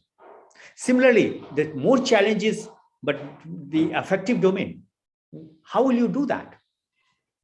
How will you do that? So create values clarification exercises for personal values, but don't say if you are facing a moral dilemma, you have to choose A over the B or B over the A. No, let the learner decide. Provide a framework for written analysis of learner activities against the measurable outcomes, and structure opportunities for role play requiring recognition of different values and beliefs with the time for discussion of how these differences may affect one's ability to perform the competency. So, and that's why more and more dialogue is necessary. I hardly see any dialogue in mathematical class, in science class. People say dialogue is not possible. And I am the opinion, whether you are teaching subject A, B, or C, or the discipline A, B, or C, in almost all disciplines, there is a possibility to have dialogue and deliberations. Similarly, in cognitive domain, develop case studies from actual practice requiring discovery or problem-based learning to determine the most appropriate evidence-based approach to competency. And for that, what we all need to do is we need to support the learner-led discussions, a structured debate to address practical situations. And always, I remember at Master of Education level, MAd level, I wrote my first dissertation in my life on the concept of using reasoning by teachers in teaching. That when you teach something, what kind of reasoning do you use? And how much you allow your students to use their reasoning. So always require that the learner provide their reasons, rationales for their responses to knowledge questions or the knowledge plans. And in that situation, if you're really interested in competence-based learning, then avoid the temptation to answer every learner questions, especially when the learner knows or should know the answer. Okay, so in short, let me summarize. What are the key attributes of competence-based learning? This is all about teaching. Now, what are the key attributes of the competence-based learning? As far as my understanding goes, the first is that understand, as I said earlier, let me repeat again, understand how one learns best. That is the learner's style of learning. Understand exactly what is the expected outcomes of learning. Take responsibility for one's learning. Yeah, I'll make you learn. I'll help you to learn. Motivated to learn or motivated to goal-oriented. Ethical person and practitioner can do this. And more important, which is considered the 21st century skill, and that is a critical thinking. And here one of the best method that you can apply in actual classroom situation or outside the classroom situation, as far as the pedagogical practices are concerned, that is the dialecticism. You have to start with your class that what is an evil. Start with this understanding what is good also, so that you will be able to ultimately synthesize dialect through dialectical methods, the good and bad, the synthesis of good and bad. And only then you will become the critical thinker. Self-assesses learning and performance, commitment to ongoing. I'll give you a good example from mathematics only. That how even critical thinking in mathematics help you to construct and come out with a different scheme of knowledge mathematically. The first one, what's that? You all say and claim that Euclid is the father of geometry. And majority of the book at the higher level, they read a book written by Euclid, 13 Principles. And what he says that what is a point? And he says a point is a dimensionless geometrical figure. Concretely, you will find there is a contradiction between the two principles or the two thoughts in geometry. And the second, he says, what is a line? Line is a collection of points. And then there was a thinker critically who evaluated these two statements. I'm talking about René Descartes. And then Descartes came out, oh, point cannot be defined geometrically. Only its locus can be identified in a given dimension. So in every field, critical thinking is there. Recently, I was reading one study that even in science and mathematics, we have become more ritualistic. The logical thinking is not developing. Critical thinking is not developing. So learning and effective facilitation of competence-based education is required. And for that, there are n number of things that you can do. But how you can do, don't be prescriptive, be suggestive only, and let the people decide how to go about this and how to do about this. So friends, competence-based education and its teaching and learning approaches have received a very good deal of support in education system in recent years. Why? Because competence-based education is characterized by the learner's engagement and activity in all aspects of acquiring the knowledge, skills, and more importantly, professional behaviors needed to demonstrate practice in a specific discipline, because every discipline demands a different kind of competence. Like in mathematics, what you can write in 4 lines, you should know to conceptualize the 4 lines things, to not only conceptualize, but to articulate in one small equation.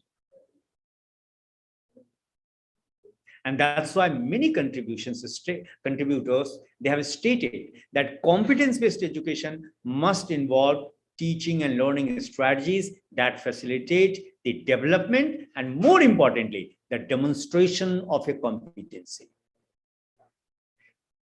But what we have to remember is this, that a critical feature of competence-based education must include a clear, evidence-based definition of the learning outcomes and objectives.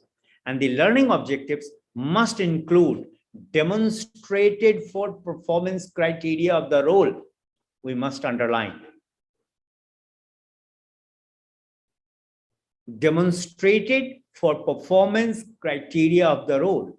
And that is their specific competencies. And this clarity is vital to both teachers as well as the students. So how performance is measured and how the learning outcomes relate to the outcomes must be clear. This is what it says. So suppose if you're writing the objective for this, you'll have to ask yourself a question. Is the objectives related to intended outcomes rather than the process for achieving the outcomes? So the objective must be directly related to the intended outcomes, not the process for achieving that outcomes. Second, as far as the performance is concerned, is the performance of the learner relevant to the learning outcome? If it's not, students will not do that. Third, the conditions. Are the conditions, the context of the performance relevant to the learning outcomes? And then, more importantly, the criteria. Are the criteria relevant to the learning outcome? Are they tangible? Are they measurable? Are they, when I'm saying measurable, I'm not saying in terms of the statistical measurement or the mathematical measurement. These are not the only two ways to measure the things, friends. There are n number of things through which you can measure your performance. Not, but the moment we talk measurement, we say, oh, mathematical way is the only way, and a statistical way is the only way. So mathematical way is the certain way. The statistical way is the probability way. But nobody can say the fundamental nature of this universe itself. It is the certain, static, or it is a probable and expanding. Why not we can use the same understanding in our educational discourses as well? So performance conditions and criteria have to be kept in mind. Now, what are the pedagogical considerations in competence-based education? So there are some for, some examples only I'll quote, not many things. For example, the most distinctive features of this approach may be a meaningful context, number one. And you all know the context is very important in one's life. My context will always be different from your context. Why? Because my exposure and orientation is different from your exposure and orientation. Number one. Number two. So, the summary is this, that the teacher will create or to look for meaningful context in which students will, in a natural way, experience the relevance and the meaning of the competence to be acquired. Number one. Number two, multidisciplinary approach. And that's why NEP 2020 also talks about the same now, not interdisciplinary. And I'm at pains when people say education is interdisciplinary in nature. My understanding is this, that every discipline in its beginning was interdisciplinary. And it remains interdisciplinary throughout the life. Why only education should be leveled and charged that it is interdisciplinary in nature? Don't you think the computer science is interdisciplinary in nature? I mean, the person who is considered the father of computer science, he was a mathematician, Charles Babbage. And still, to work on a laptop using a particular coding language, right? You require a number of understanding of the disciplines. So competencies are holistic. As a consequence, the educative approach needs to be integrative and holistic too. And that's why it has to be multidisciplinary in orientation. Third, constructive learning is only mode of learning as far as the philosophy of competence-based education is concerned. Because the philosophy of competence-based education has its roots in the social constructivism. So learners engage in a process of constructing their own knowledge by interaction with their environment rather than as a process of absorbing the knowledge that the traditional teacher might try to transfer to them. And that's why particularly I don't believe in transfer of knowledge. I don't believe that any knowledge can be transferred. So by focusing on the construction of models, products, guidelines, the rules of thumbs, reports, or other tangible outputs, the learning easily and naturally will turn out to be constructivist one, friends. Of course, within the social constructivism, you can apply cooperative, interactive learning with the peers and the teachers. And that's why the moment you use cooperative learning, so why not cooperative assessment as well? Collaborative assessment as well. The peer assessment strategies as well as, right? Next, of course, discovery learning, reflective learning, personal learning, because I believe that every person under the sun learns in a unique way. So in the competence-oriented theories, learning is conceived as a process of constructing the learner's own personal knowledge and competencies. So friends, I'll summarize by 2 lines and then I stop, that the competency consists of 3 interrelated ingredients: knowledge component, that is the understanding part of it; behavioral component, that is the obvious behavioral repertoire; and a value component, that is includes values, beliefs, and attitudes. And I'm firm opinion, until unless you change your epistemic belief system, your teaching style, teaching strategies will never change. Because I believe that epistemic is the core of any pedagogical practices, whether at the personal level, individual level, collective level, or community level. Thank you so much. I stop here, friends. Over to the organizer. Thank you. Thank you very much, Professor Arvind Kumar Chahaji, for a wonderful session on this very important theme, competence-based learning. Sir, you introduced the concept with an interesting way and explained different components of competence-based learning and shared the procedure how to proceed to develop competence-based learning in schools and colleges. You also talked about the competence-based teaching, and your valuable talk was a combination of your views, the psychological foundation about this theme, and the practical situation and live examples from mathematics and educational scenario. So I think participants have really enjoyed your session.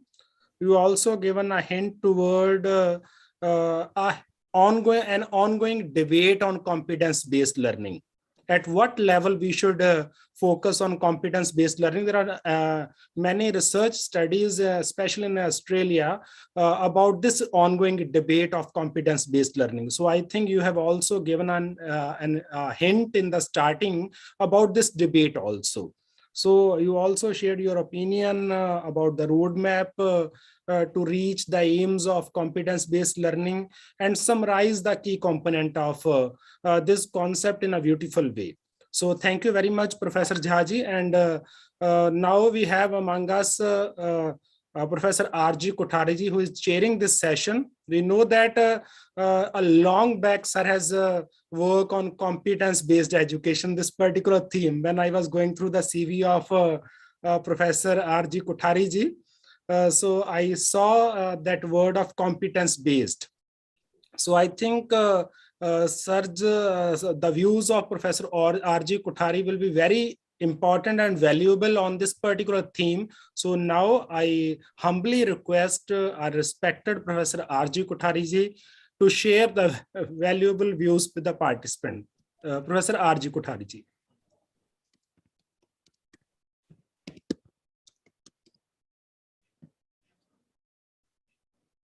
Sir, please unmute yourself, please. Yes, sir, yes. Left. We have 14 minutes left now, if you go by 3:30. We can take 4 or 5 minutes more because we love to listen your views, sir. Okay. So, respected Professor Arvind Kumar Jha, before 6 months only, I was noting your address, and I have noted it was Lucknow. Yes, sir. But now I am in Delhi, IGNU. So frequent changes. I ask, I think, yes, sir. I think your head only, and I noted everything because you are from my field, mathematics, and I noted. And today I learned that you are with IGNU. Yes, anyway, sir. Yes, sir. That's good. Good. Previously, he was in Varna. Yeah, that also I have heard. So, respected Sri Arvind Kumar Jha, our President of Council for Teacher Education Foundation, Professor Keshav Bhandarkar ji, our International Secretary, Professor Nilima Bhagwati ji, Dr. Parvat Singh Garsha. Today I am also looking him in a different way. Earlier I have not seen him as a complete Sardar, but now today this is a different position I am looking. And earlier he was not principal. Now I learned, I think I know that he has taken over as a principal. So that's a good thing. all other delegates. And friends, summarization has been done, so I will not enter to that. But we in education are using jargons. We are very expert in using jargons of the words. I had so many words. Performance. Somebody is talking about the performance, and I had also written one paper on performance. Then somebody said teacher effectiveness. There are tests available from Indore, and people are trying to measure. And why I was reading that, I found that that is something related to performance only. And now we have come to the competence, right? So ultimately, I was referring one paper written by Sham Reddy in 1998. And he says what the teacher does on the job rather than what he or she can do, what he does on the job. So on job, your performance is very much important, and that requires a competence. Then I was reading another a foreign paper, written by Darling and Millman. They said teacher performance is specific to job situation. Teacher performance is specific to job situation, and it depends upon the competence of the teacher. Now, I don't know who is related with what. So now you have to go for a factor loading. From Guilford, you find out various components of one word and take the factor loading of that. Then you will get the clear idea. So he said that teacher performance is specific to job situation, and it depends upon the competence of the teacher in context which he works. कौन से context में वो काम करता है, आसाम वाला क्या करेगा, लखीमपुर वाला क्या करेगा, नाजीरा वाला क्या करेगा, छोटा उदयपुर वाला क्या करेगा, लुधियाना वाला क्या करेगा, because context is different. But we teach with the same syllabus. That is a very unfortunate part. Syllabus remains the same, and for teacher syllabus is everything, but we have to do curriculum, and transactions should be different anyway. So people are going for a job satisfaction. Then I was going through a well-known document designed by Professor Ravindra Dave, former director, UNESCO Institute of Education, Germany, Hamburg, Germany. And I was reading that the job analysis has to be done. Job analysis before coming to the competence. What is job analysis? A simple example, you might be remembering a well-known educator at pre-primary, primary level, Sri Gijubhai Badeka. He has written a nice book. Of course, he has contributed 21 books, but Diva Swapna is one of them. And he was basically a lawyer, advocate, practicing. And he thought that this is not my cup of tea. So he left and he had entered to the school. So first day he started teaching. I am on the job situation. Started teaching social science, social study. At that time we used to call social study. And by the end of a day, entire class was exhausted, thakan lagti thi, and he himself was also bored. So he sat in the classroom only. He closed his eyes and he started writing something, recalling something, that for the whole day what I have done. 1, 2, 3, 4, 5, 6, 7, 8, 9, 10 points he has written. That this is what I have done. I have scolded somebody. One boy, he wanted to speak something, but I did not allow him. Some of them wanted to go outside. I did not allow them. So 10 points. Then he said, instead of that, what I was expected to do. What I was expected to do. Mujhe kya karna chahiye tha. So he has written that only. And that is nothing, but that concept, of course, it has gone somewhere else. That's what we call as reflective practice teaching. So till today, when it comes to the reflection, we remember Brubaker, we remember Schon, S-C-H-O-N, but not Gijubhai. But this practice had come from the Gijubhai. So after thinking that, what Professor Arvind Bhai also was talking, that what is the transaction methodology? So for the whole night, he thought that what I should do. Next day, it has come to his mind a storytelling approach in teaching of social study. And he started with the story and he started his teaching. And when he said that now let us break for the recess, students said, no, you continue with your story. Then he realized that what I have done yesterday and what I have done today, see what is the difference. Now today they are enjoying like anything. And as a result, of course, storytelling approach, which is not at all popular in our primary section or the KG section. It is left to the grandparents that they will be talking about the stories. Otherwise, nothing has been done. Somebody from, I think, London has come to India, collected the data and submitted PhD thesis in UK. That was the only storytelling approach. After that, we have forgot. Anyway, my point was job analysis, job situation of the present day teacher. Without that, you will not be able to go for the competence or the performance. And need analysis of specific issues, need analysis, what a teacher is expected to do. Once a teacher was in grade 6, he entered and he was expected to collect fees also. I don't know, I am talking an example of a foreign country where teacher is supposed to collect fees. हमारे वहां भी था, कई बार करते थे, अभी Clark का जमाना आ गया है. Otherwise, he was collecting the fees. And by collecting the fees, I think some penny or coin has started rolling on the floor. And whole class started laughing. Whole class started laughing. Now this man, what he said? He said, my teacher educator, my method teacher has not taught me this.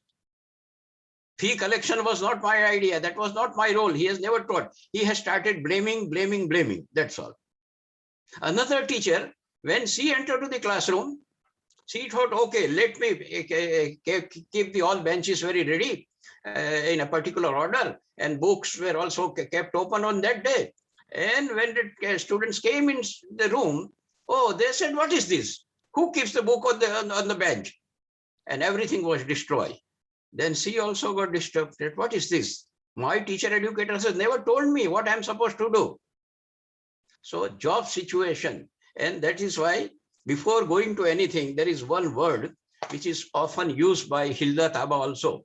If you remember a well-known book in the field of curriculum development by Hilda Taba in 1962, she has given 7-step model of curriculum development. And in that she said that situation analysis. You do the situation analysis. बाकी सब जगह करते हैं, लड़का देखने जाते हैं तो situation analysis करते हैं, लड़की को देखने जाते हैं तो भी situation analysis करते हैं. Left door neighbor, right door neighbor, top neighbor, below neighbor, everybody if you are in flat, tenement, apartment. But in education, we don't do this type of situation analysis. So that is the core area. Before developing any competence, you may be competent. But when you are thrown with the tribal, Gadchiroli में चले जाओ, तो वहाँ काम करने में आपको बहुत मुश्किल होगी. If you go to Chota Udaipur, so you have to minimum competency you are having. But how to apply that particular group, that competency is very much important. That is very much important. So this situation analysis you have to do. And there are almost many authors, Alexander and Saylor, and last a book I read in 1988 was about Weiss and Bondi. He also says, he has not used the word situation analysis, which Hilda Taba has used. He has used the word design. Analyze, design, implement and evaluate. This 4-step model. But first comes the analysis. So wherever you go, you try to analyze. So that was the word that they are using. And after that,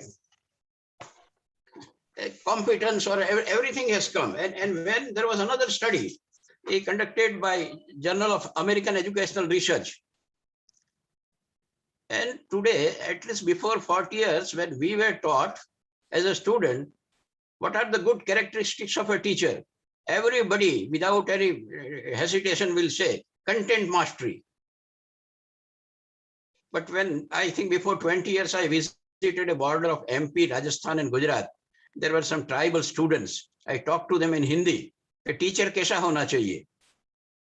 My eyes were open. They said that, sir, थोड़ा Hindi, they told me in Hindi only, थोड़ा गलत पढ़ाएगा तो चलेगा, लेकिन दादागिरी वाला नहीं चलेगा. If he teaches something wrong, we will tolerate. But if he is scolding us, we will not tolerate that. Now, entire my concept of that content mastery has gone. So this is the absolute change after 20 years. Right? So same thing was done by Thomas and Montgomery in 1998. A study was conducted. She asked the students that what is the best that a teacher can do? And what is the worst that a teacher can do? Students were confused. They were just taking their breakfast, something at the shopping center. In US also shopping center and schools, they are very close, like in India. India also ground floor, all shopping centers are there, and say first floor, there are schools running. So students were confused. Sir, madam, why you are asking such questions?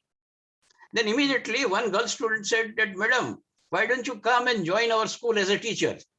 Now it was now confusion on the part of the Montgomery. She said that I am not having any diploma in education or bachelor degree in education or MPhil PhD. Why you are asking us this? Then she said, the student said that, sir, madam, nobody asked us anything. Means here, what was the question? हमें क्या चाहिए? What exactly we want? हमारा teacher भी नहीं पूछता है कि आज हमें पढ़ना है, नहीं पढ़ना है. आज हमें कुछ सुभाष चंद्र बोस के बारे में जानना है, and आप किसी और के बारे में पढ़ाती हैं, तो हमारी तो कोई choice है होती है कि नहीं? What about our autonomy? That was not there. So from that, she started that we should do the research and guide and student. None of them were from education, but they started with 125 students selected purposively, and from that they stayed with them, they talked with them, they interacted with them, and finally they have landed on the 4 characteristics of a teacher. And all 4, if you say, I can say without any data collection, I could have told. But concretely it has come, a teacher has to be a gentle. Namra. Teacher has to be gentle. Dadagiri wala nahi chalega. That has now reflected again. Second, understand. Try to understand us. We are here. Somebody said, we are not soldiers in the army. Class mein aata hai, hands up, hands down, sit down, stand up. Oh, we don't like this. We are not soldiers in the army. Try to understand us. A girl said that I would like to go to the toilet, bathroom. She did not allow. You have to go in the recess only. Now our biology and our curriculum has no any relationship. So she finished at the place and she was scolded like anything. So try to understand. So second is gentle understanding, care, C-A-R-E, care. These are all nothing what you say, performance or competence, whatever the level you wanted to give, you can give. But these are internationally known, and India also, it is supported. So care for us. Ask something yet, what happened? If my face is pale, mujhe pucho, what happened? Why you are sleeping in the class today? But nobody bothers. So care. And fourth word which was used was fun loving. Whenever you enter in the classroom, we have lots of tension. कि कल क्या होगा, Covid का क्या होगा, पाकिस्तान क्या करेगा, कोहली क्या करेगा, ये सब tensions लेके. There are so many arrows of the tensions you are entering into the classroom, and you are lost. But at least see what exactly we want. So कभी कभी थोड़ा हंसते रहो. Laugh. Fun loving. That was there. And I also added here one more. When I went and interacted with one teacher in a small village, a teacher went for 5 days leave. She had gone for some duty leave. She was going to the DIET, District Institute of Education and Training. And she has not informed student. Her own class students she has not informed. And next day, another teacher has entered. So the sensitive students, they asked, where is our teacher? Oh, then this teacher was a bit upset. कि मैं आपकी teacher नहीं हूँ. So she was a bit worried and in an angry tone. So student understood that now we should not ask any question to her. ठीक है. But when, after completing 5 days, their original teacher had come, everybody sat like this, nothing doing, nobody was talking. Teacher could realize that there is something wrong. She asked, what has happened? Nobody spoke anything. Okay, then we want to study fraction. It was a 5th class. Why don't you open your textbook and a notebook? No reaction. Then after some time, a girl student stood up and said, we wanted to know, in Gujarati they said, Tame je bhaniyava e bhanavo. Whatever you have learned during these 5 days, we wanted to know exactly that. हमें बताओ तो सही कि you were out for 5 days. You have not informed us. Where have you gone? आपने खाना क्या खाया? आपने क्या पढ़ाई की? Everything. Teacher was quite sensitive now. उस साड़ी का पल्लू ठीक करके एक action song बता दिया कि this is what I have learned from that. And whole class was so happy. whole class. And on that base, I had come to know that it is not only gentle, understanding, caring, fun-loving, but sharing, SHARING. You share with your student. Even my PhD scholar sometimes asks, sir, kal kahan gaye the? अरे भाई कोई आप तो मेरा dean है, head है, ऐसे पूछते हैं. But I have to inform that कि भाई इवनिंग में ही फोन आया और मुझे जाना पड़ा, so I could not inform. But that is what is expectation. So these are all characteristics. यहाँ कहीं कोई mastery आती नहीं है, content mastery and nothing has come, but this is needed. So these are all the competencies. But in job, you have to analyze your job situation और क्या करना है, that is very much important. So based on that, Professor Ravindra Dave has given a competency-based model for teacher education. And in that, I will just read, I will not enter to the entire things. He has identified 5 performance areas. This all will become competency. I will not enter to the what is competence and definition and all other thing, but competency-based, commitment-oriented curriculum at teacher education. So he said 5 performance areas. And that performance areas is included in the top at the umbrella competence. What are the 5 performance? Performance in the classroom. That is what say teaching, learning, evaluation, techniques, classroom management, all these things that is there. Then school level performance, not only classroom, school level performance. How to conduct morning assembly bhi karna chahiye, right? Then celebration of the national and social and cultural events, all these things that will be school level performance. Third performance area was out of school activities. Third was out of school activities, including educational activities as field visit of learners, observations, tours, visiting some farms and all other things. That is very much important. So out of school activities, that was third performance. Fourth performance was performance related to parental contact. Now nobody bothers about this. In city, a big city, nobody bothers for parenting. Gaon, abhi bhi gaon mein teacher ka respect hai, and he is respected like anything. So contact with the parents, and they're seeking their cooperation. I was reading a Gujarati journal and I have seen that how a teacher is collecting donations from the people and he is increasing the facilities in the school, right? So that is also a capacity and competence. So performance related to parental contact, and then performance related to community. You have to go up to that, not only parent. Earlier we have village education society, joint celebration. Some celebrations can be done with the village people also and school people also. They should come. And in village, in school, there are n number of things which are useless before 11 and after 5. So school library, laboratory. So let us have a community. So school should be a learning laboratory and community should also be a learning laboratory for the students. These 5 areas were identified, that is known as the performance areas. 10 competency areas have been identified. That is contextual competency. That is the what is society, what is role of society. Conceptual competencies. What sir was talking about, that behavior and psychological, sociological, neurophysiological aspects of education. Then curriculum related competency. Exactly what is your curriculum and your competencies. Transaction competency. Stage wise. Primary, your modality will be different. Secondary, your modality will be different. Higher secondary, your modality will be different, right? So these other activities, teaching, learning, material preparation. Now we talk only of the computer and so many things, but still we need classical teaching, learning material, new educational technology, use of local resources. That is very much important. Then evaluation competency. Now we require absolutely different evaluation competencies.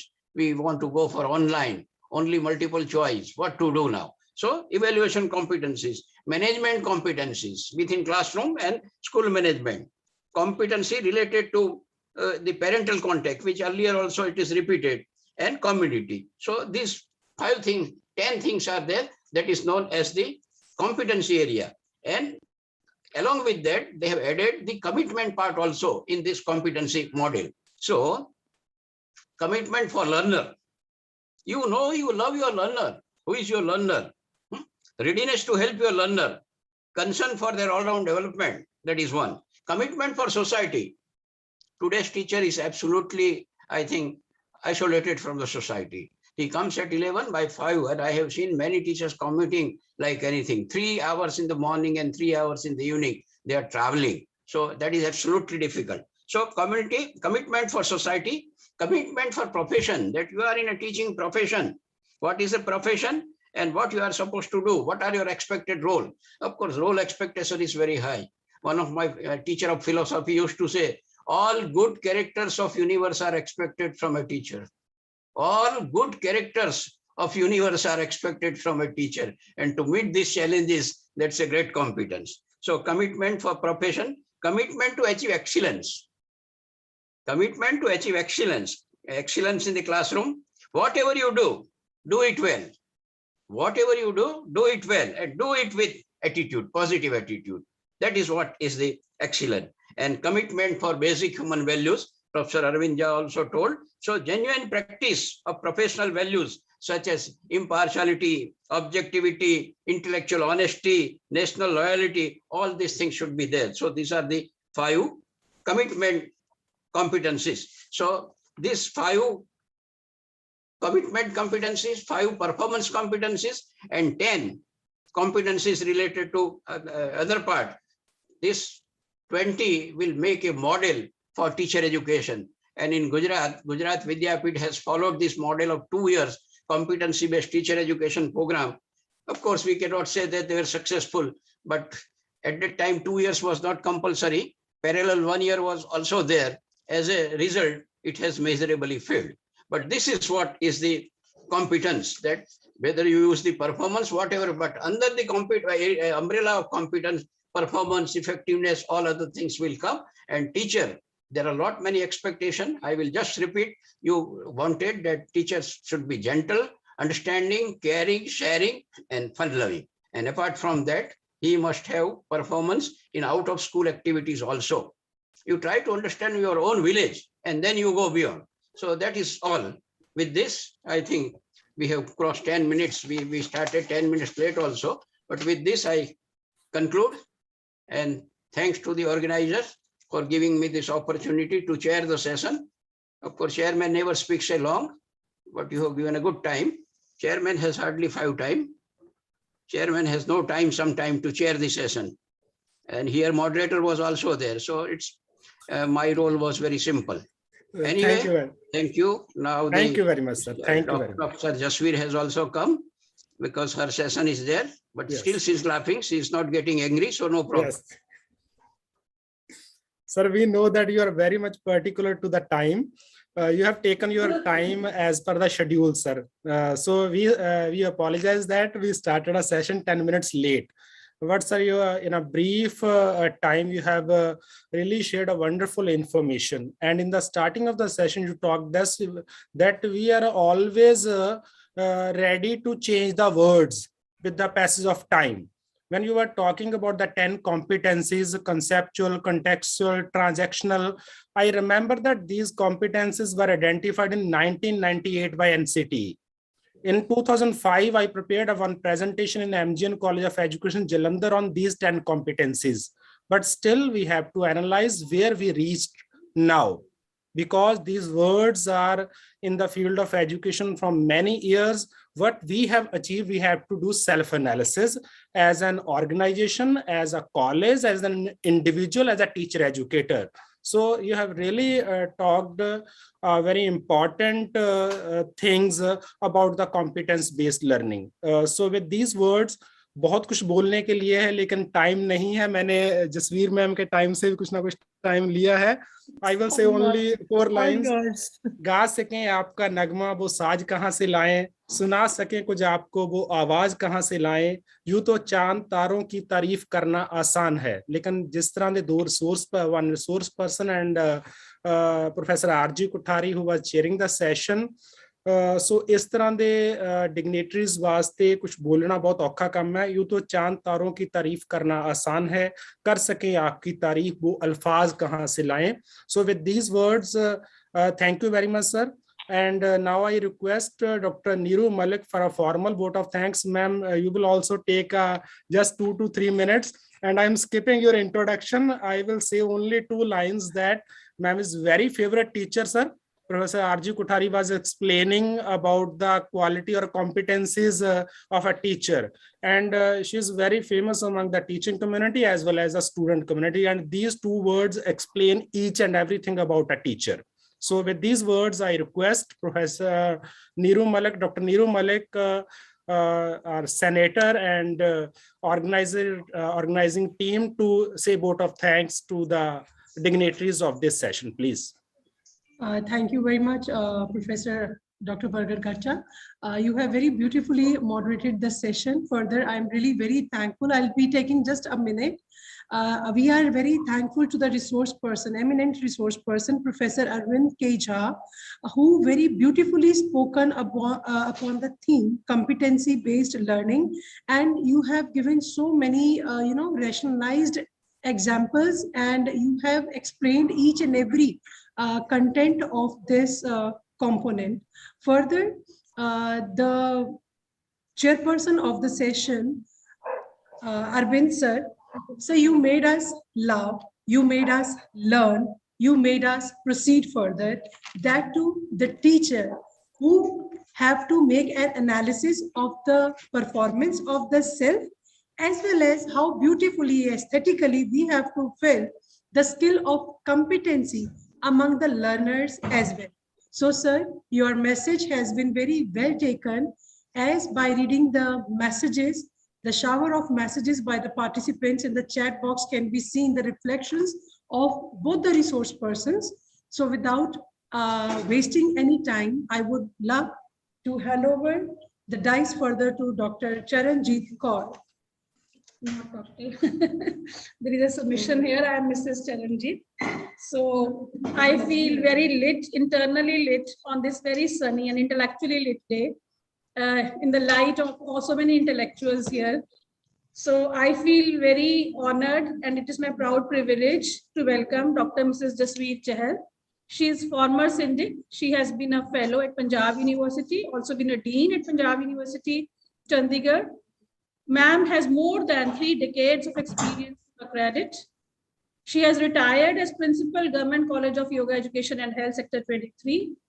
And there is a long, long list of achievements to her credit, long of publications, dissertations guided, papers presented, seminars organized.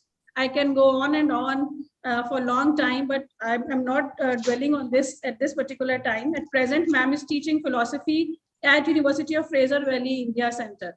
Ma'am, it is totally our proud privilege to welcome you here today and to hand over this panel discussion to you. Welcome you, ma'am, here. Over to you, ma'am. Thank you so much, Charanjit ma'am. I'm indebted to your very, very kind and liberal introduction. And of course, I'm indebted to both my parent organizations, Smudge College of Education, as well as CTEF.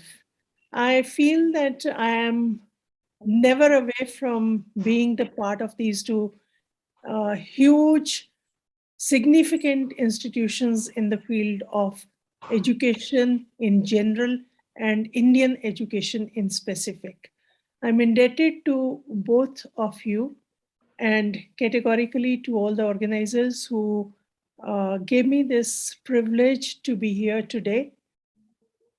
सितारों के जहां में मैं धूल सी, सितारों के जहां में मैं धूल सी, लगती हूँ प्रबंधन वालों की कोई भूल सी,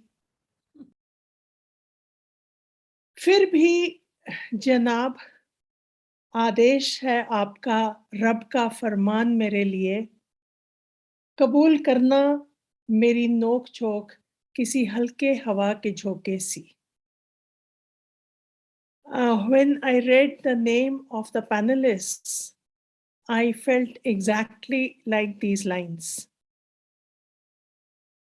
We have an illustrious panel of experts today, and I will not like to stand in between the honorable panelists, which is, I feel, a galaxy of intellectuals, and the audience, the august audience, I must say that. We have as our panelists, and with these words, I will like to extend my warm welcome to my esteemed panelists for the session today, who are Honorable Professor Jignesh Patel ji, Professor Pachauri ji, and Professor Deepak Bhagat ji. Now, if I start summing up the illustrious careers of, now I will say checkered careers of these three stalwarts, I believe the entire session which has been allotted to us will be consumed by that introduction only.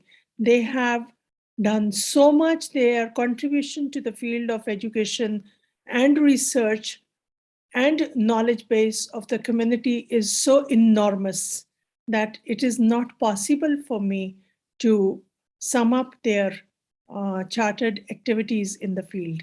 But still, I'll make a humble effort to sum up and introduce our panelists for the day today. We have a Professor Jignesh Patel ji, whom I love to call as my younger brother, but younger only in age.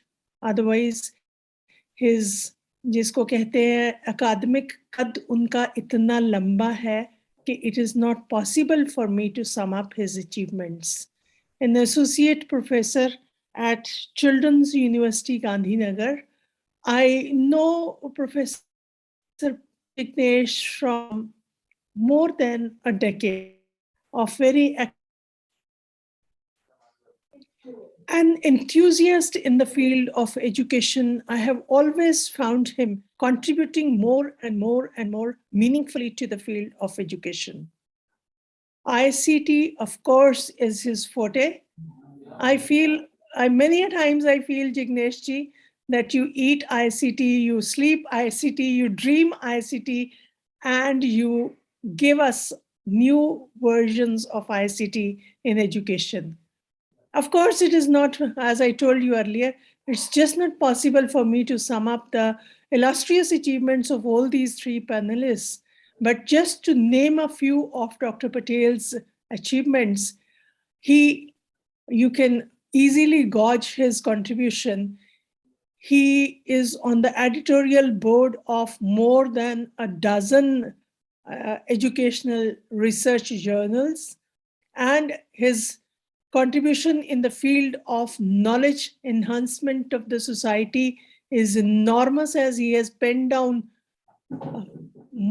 about half a dozen books, and his participation in the conferences, national as well as international, they are countless in number.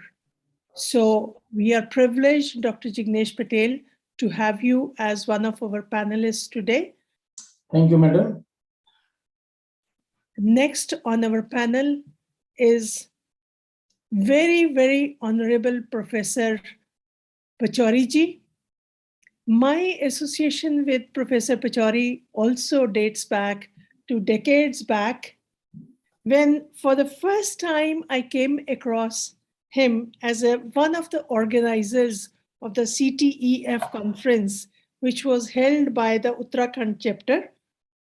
And trust me that he never allowed his status to come in between the hospitality and the organization and the arrangements which he was making for the inmates of this conference. Those were the lucky days, you know, when we used to have not virtual conferences.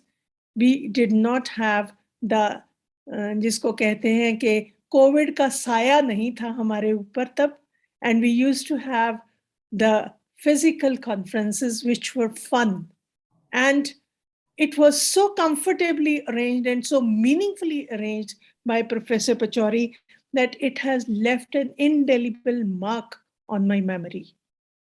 Professor Pachauri is an eminent professor of education who is serving for more than about 2 decades at Guru Ram Rai College of Education, Pathri Bagh, Uttarakhand. And once again, it is not easy to sum up Professor Pachauri's contribution to the academia. He has penned down books on different topics, which of course is the contribution to the world of not only education, to the world of knowledge. And he is a versatile professor who manages the academia, the society, and the interactions. As I was in awe of listening to Professor Kothari when he was saying that humane qualities are the topmost ranking qualities in education, and especially for teachers even today. And trust me, Professor Pachauri does not lack in them at all. Rather, he abounds in them in plenty. So I'll move on to our third honorable panelist. Thank you, ma'am. Thank you so much. You're welcome, sir. And that is none less than Dr. Deepak Bhagatji, a versatile professor, I will say, who's an assistant professor at the Central University of Northeastern Hill University, Shillong, a professor in the management, but he abounds. I am zapped by his versatility in the fields of what they say interdisciplinary approach. He comes across as an eminent educationist who knows perhaps all the nuances of the field of education, of the discipline of education also. And that beautifully sums up his, administrative capabilities, which is his parent discipline. He's a professor in management, but so beautifully, and in his brief career in the different capacities in the beautiful land of northeastern hillsides, he has contributed so enormously to the field of not only education, not only management, but to human knowledge in totality, that it is not possible for me to sum up his achievements, because he also is heading so many editorial boards at the journal of the research journals across the nation as well as internationally. And he's a pioneer in the field of launching the e-journal for our parent and beautiful, our loved organization, CTEF. So I will say that I am honored to be moderating the session in which we have the galaxy of panelists, eminent educationists who know what they are contributing to the society. And I will not like to intervene. I have stolen enough time from these experts. So it is all yours. I will invite, first of all, in the order of the list as has been given to me, I would request the honorable panelists, if it is okay with all of you, that we go by 10 minutes to 12 minutes discourses, and then any questions if we have from the audience, and then any of the experts who will like to sum up. If it is okay, Professor Patel, Professor Sureshji, and Professor Deepak Bhagatji, is it fine? Yeah, ma'am. Okay. Shall we go like this? So as on the order of the brochure, I invite Dr. Jignesh Patel to please introduce our audience to the august, thoughts and the learned thoughts which he has on the issue. Dr. Patel, please.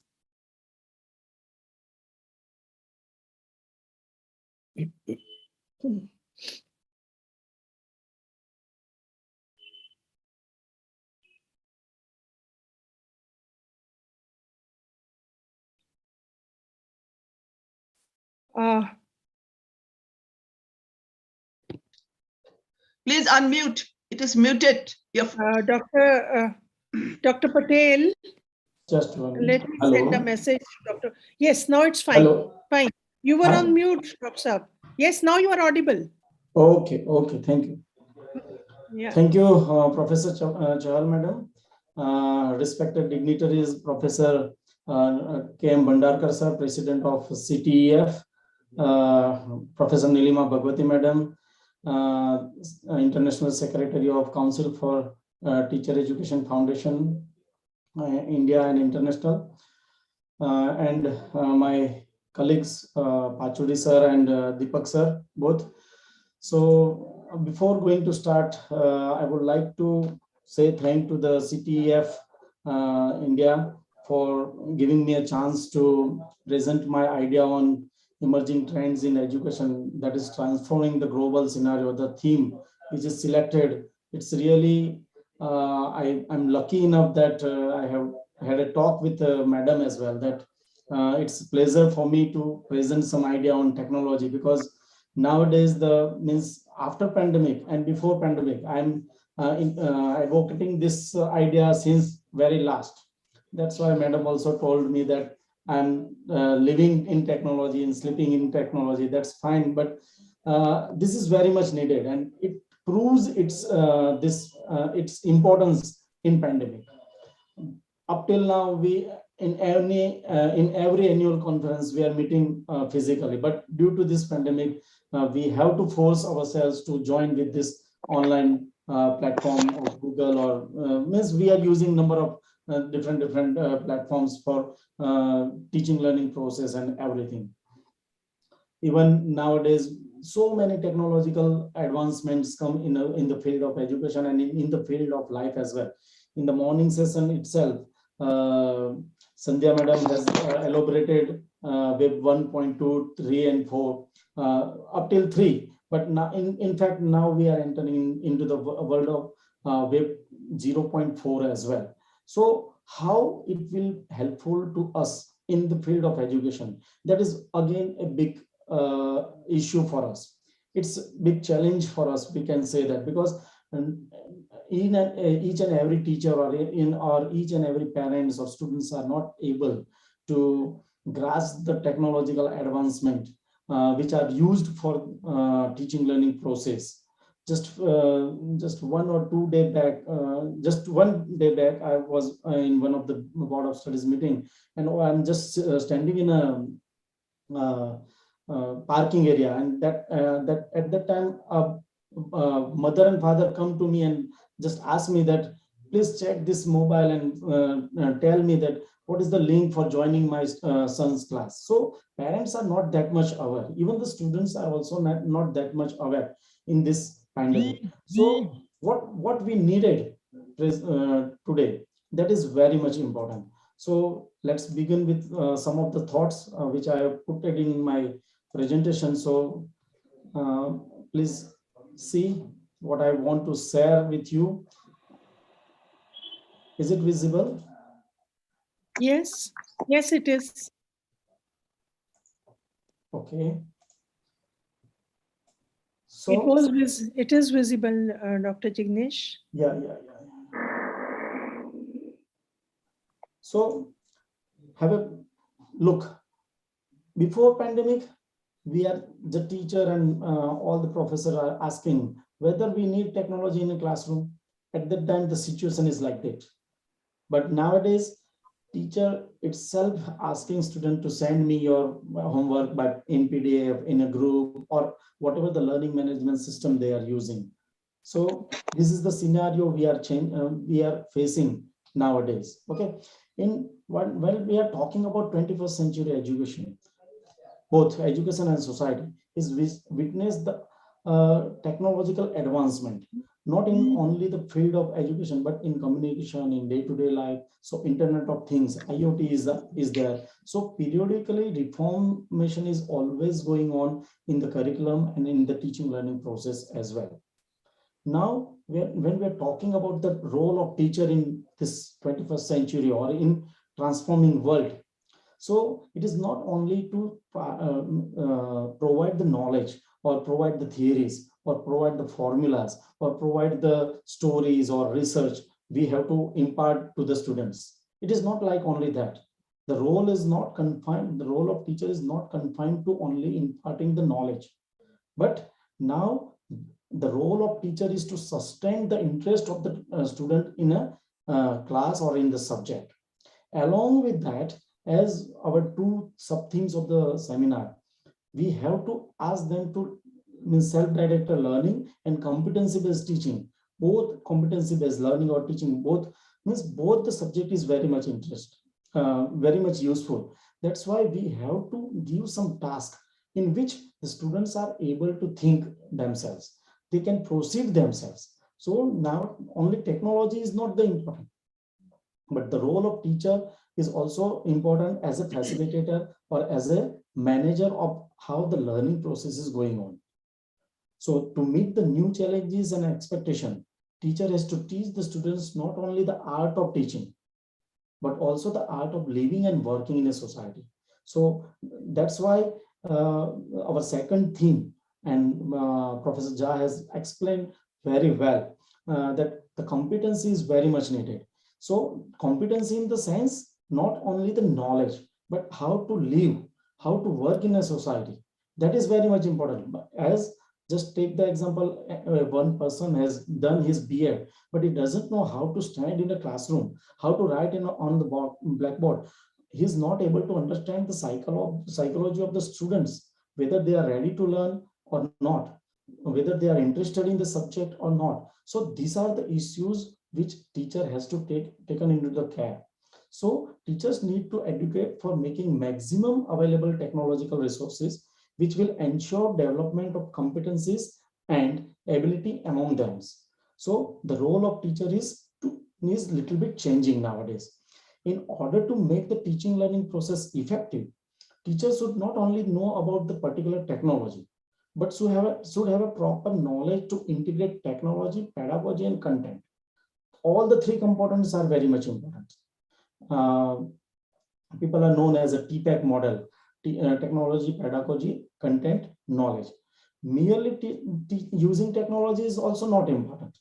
That's why generally I'm advocating that use the technology, but judiciously. I have seen some of the B.Ed lesson, and the students are using laptop, and they told us that, sir, I have used technology in classroom, but they're just showing the picture. They are not explaining, or they are not using the technology in a right context. That is also very much important. Just merely showing movies or some clip of the film or some pictures or listening them audio, or that is not use of technology. But how you are engaging student by using that technology, whether they are able to think over that video or movie or any clip, then it is okay. You have to pose some questions before them. Then true integration of technology is possible. So thereby we have to understand the good teaching is not only simply adding to the existing teaching and content domain, but it also introduced technology, causes the representation of the new concept and require developing sensitivity to dynamic transactional relationship between the three components.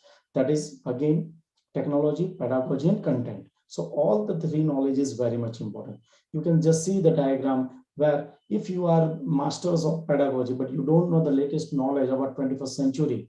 So again, it is very much means you are giving old knowledge to the students, because nowadays every day if you search on a website, then you can find the increase of the knowledge. If you find the research word, you can find 1 crore 50 lakh result today. But if you search the same word research again, after 1 or 2 months, you can find 1 crore 75 crore lakhs after few days or few months. Because people are now, means in past, as Sandhya madam told in the morning session about the Web 3.0.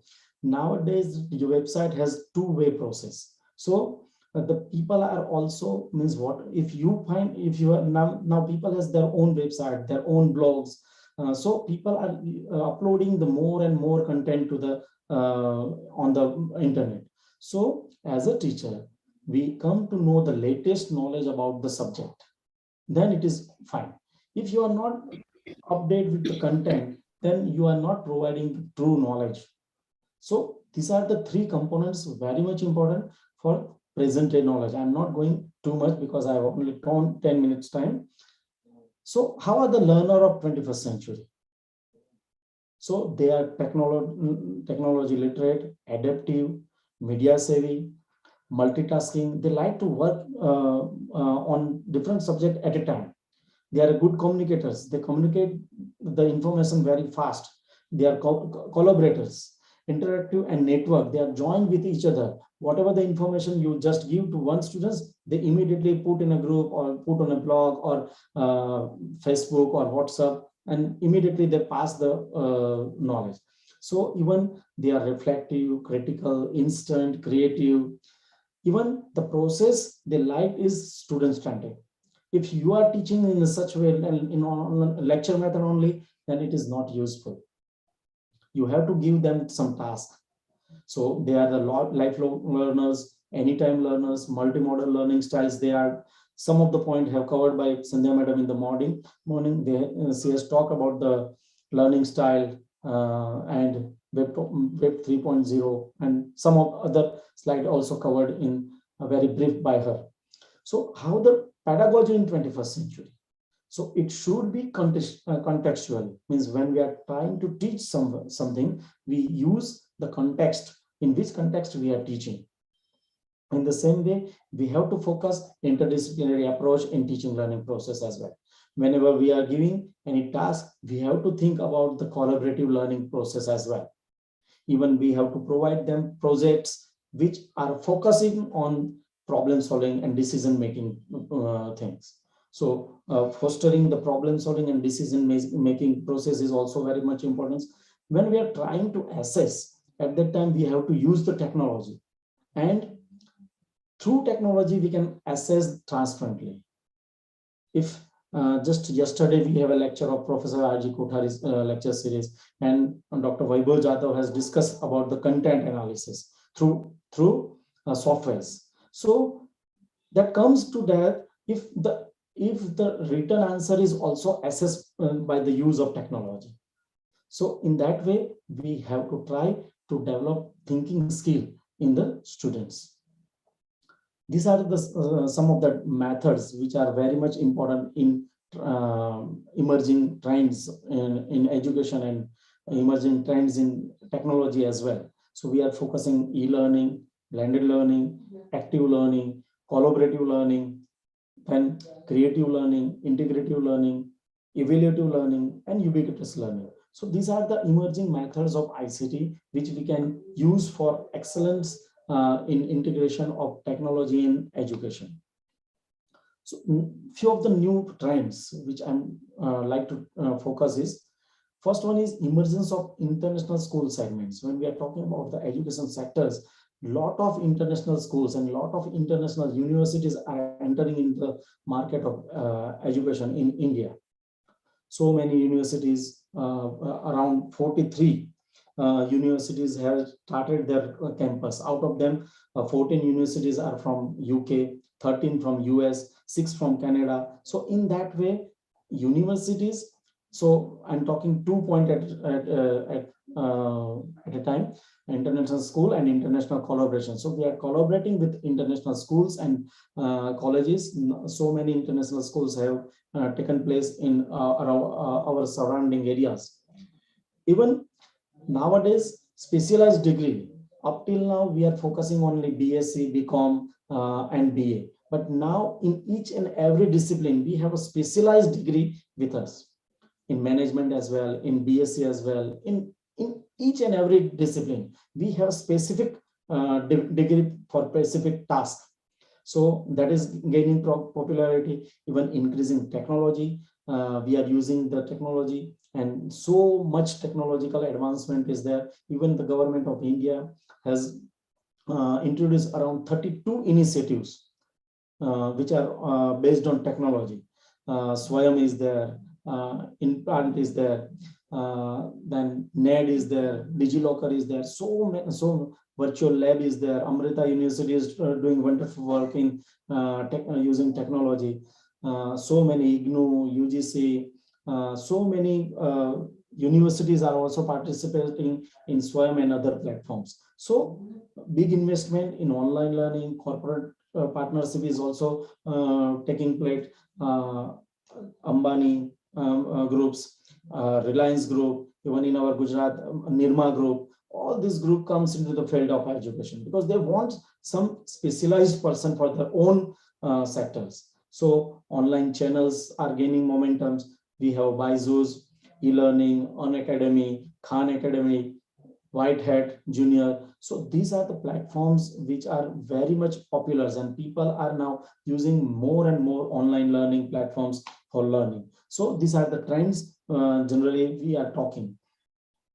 Some other trends we are talking about, already talk about the Web 3.0, but I would like to focus on this is one little bit unique, which are already running in a foreign countries. Just BYOD, bring your own device, is a concept where students has to come with their own device into the classroom, and already some stuff, some material is already pre-installed in this kind of systems, and they can use this kind of devices in a teaching learning process. So some of the benefits are that it solidifies communication and collaboration very fast, reduce cost, no cost of books. So e-books are there, offer absolute control because it is a controlled environment where the learning management system is installed. It makes sharing easy. So it promotes learning onto the go. Whenever they go, they can carry their own device and they can learn. So these are some of the benefits of BYOD. We have a 3D printing, so better understanding of different graphs and 3D models in science and other subjects. So it is very much helpful to understand. Just 1 minute.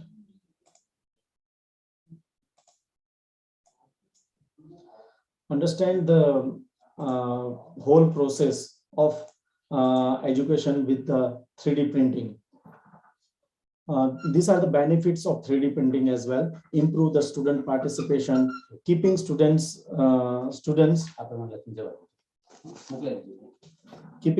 engaged can be challenging, especially when the subject is difficult and require hand-on attention. Problems promotes active learning, engage creative thinking, and turns subject into the careers as well. We have a digital device and digital badges as well. So these are the badges. If we are advocating the online learning, then we have to provide this kind of badges as well, because some are the excellent communicators, some are expert in some subjects, some have cleared that concepts. And then when we are talking about competency-based learning, when the students has completed one competency, then we have to provide one digital badge to him or her. So that gives the knowledge to the other person as well, that this person has completed this competency. We have now digital wireless wearable as well, and badges as way to validate the informal learning as well. So different badges and variables are with us. Even nowadays, we are focusing on the adaptive learning, where the students means in this process, student is move to his her own space. So personalized learning, we advocate this kind of things in field of education, and it can be considered as a game changer role in the education, because nowadays there are a lot of benefits of adaptive learning as well. It is one-to-one instruction is there, because adaptive means student, I feel that I learned this subject today and I have to complete 2 units today. So it is my freedom, it is my choice to learn. So whatever my speed is there, then I can go ahead. If I'm the slow learner, then my speed is a little bit slow. So one-to-one instruction, confidence-based approach. If I feel the confidence in particular unit, then I go ahead. Even personalized learning for heterogeneous groups. So if the group is heterogeneous, then it is giving chance to each and everyone that they can go their own space. Time they can use anytime. So these are the benefits of adaptive learning as well. Now we have a smart classroom, different technologies with us. So these are the concepts which are nearly coming in the field. We have a gamification where we have to use different games, because nowadays students are very much influenced by different games. They are passing their time by playing unnecessary games. But if that concept is used in education, and if they achieve something, it means so many software engineers are working on this area. Nowadays, the game Please is made. request Dr. Patel to. Just within 2-3 minutes, I will complete. Thank you so much. I'm so sorry to Okay. intervene. No, it's fine. I'm not taking too much time, just 2-3 minutes. Nowadays, software engineers are working in this area. And this is a very much emerging area where the education has to focus, because nowadays very small kids are also focusing on the game. Means they are using laptops or mobile phones, tablets for playing games. But why not we are changing that concept into the education? If they achieve something, they will get the reward. They learn something, they have some points, challenge, achievements, user engagement. They can develop some skills with the use of this gamification. So these are the concepts. I'm not going too much in deep, because it is a lot of platforms are also there. These are the platforms. Edmodo is there, virtual classroom is there, Google Classroom we are using. So number of concept is there, flipped learning is there. So these are the technological advancement which are coming in means in future as well. So out of class, in class, and again at home. So these are the concept we are using nowadays. Digital textbook I already talked, augmented remote learning, augmented reality, and virtual reality, mind mapping. That's all. Sorry. I'm very really fast. sorry for. I wish I I could. We could go on hearing and listening to your learned and very meaningful recourse. But in light of the other resource persons, I beg your pardon, Dr. Patel. And with this, I request Professor Pachauri ji to please take over. Over to you, Professor Pachauri. Thank you, ma'am. I will request you to please sum up in 15 minutes. Yes. Thank you so much. Thank you, ma'am. Thank you. First of all, I am thankful to organizers and organizing committee to invite me for regarding panelists.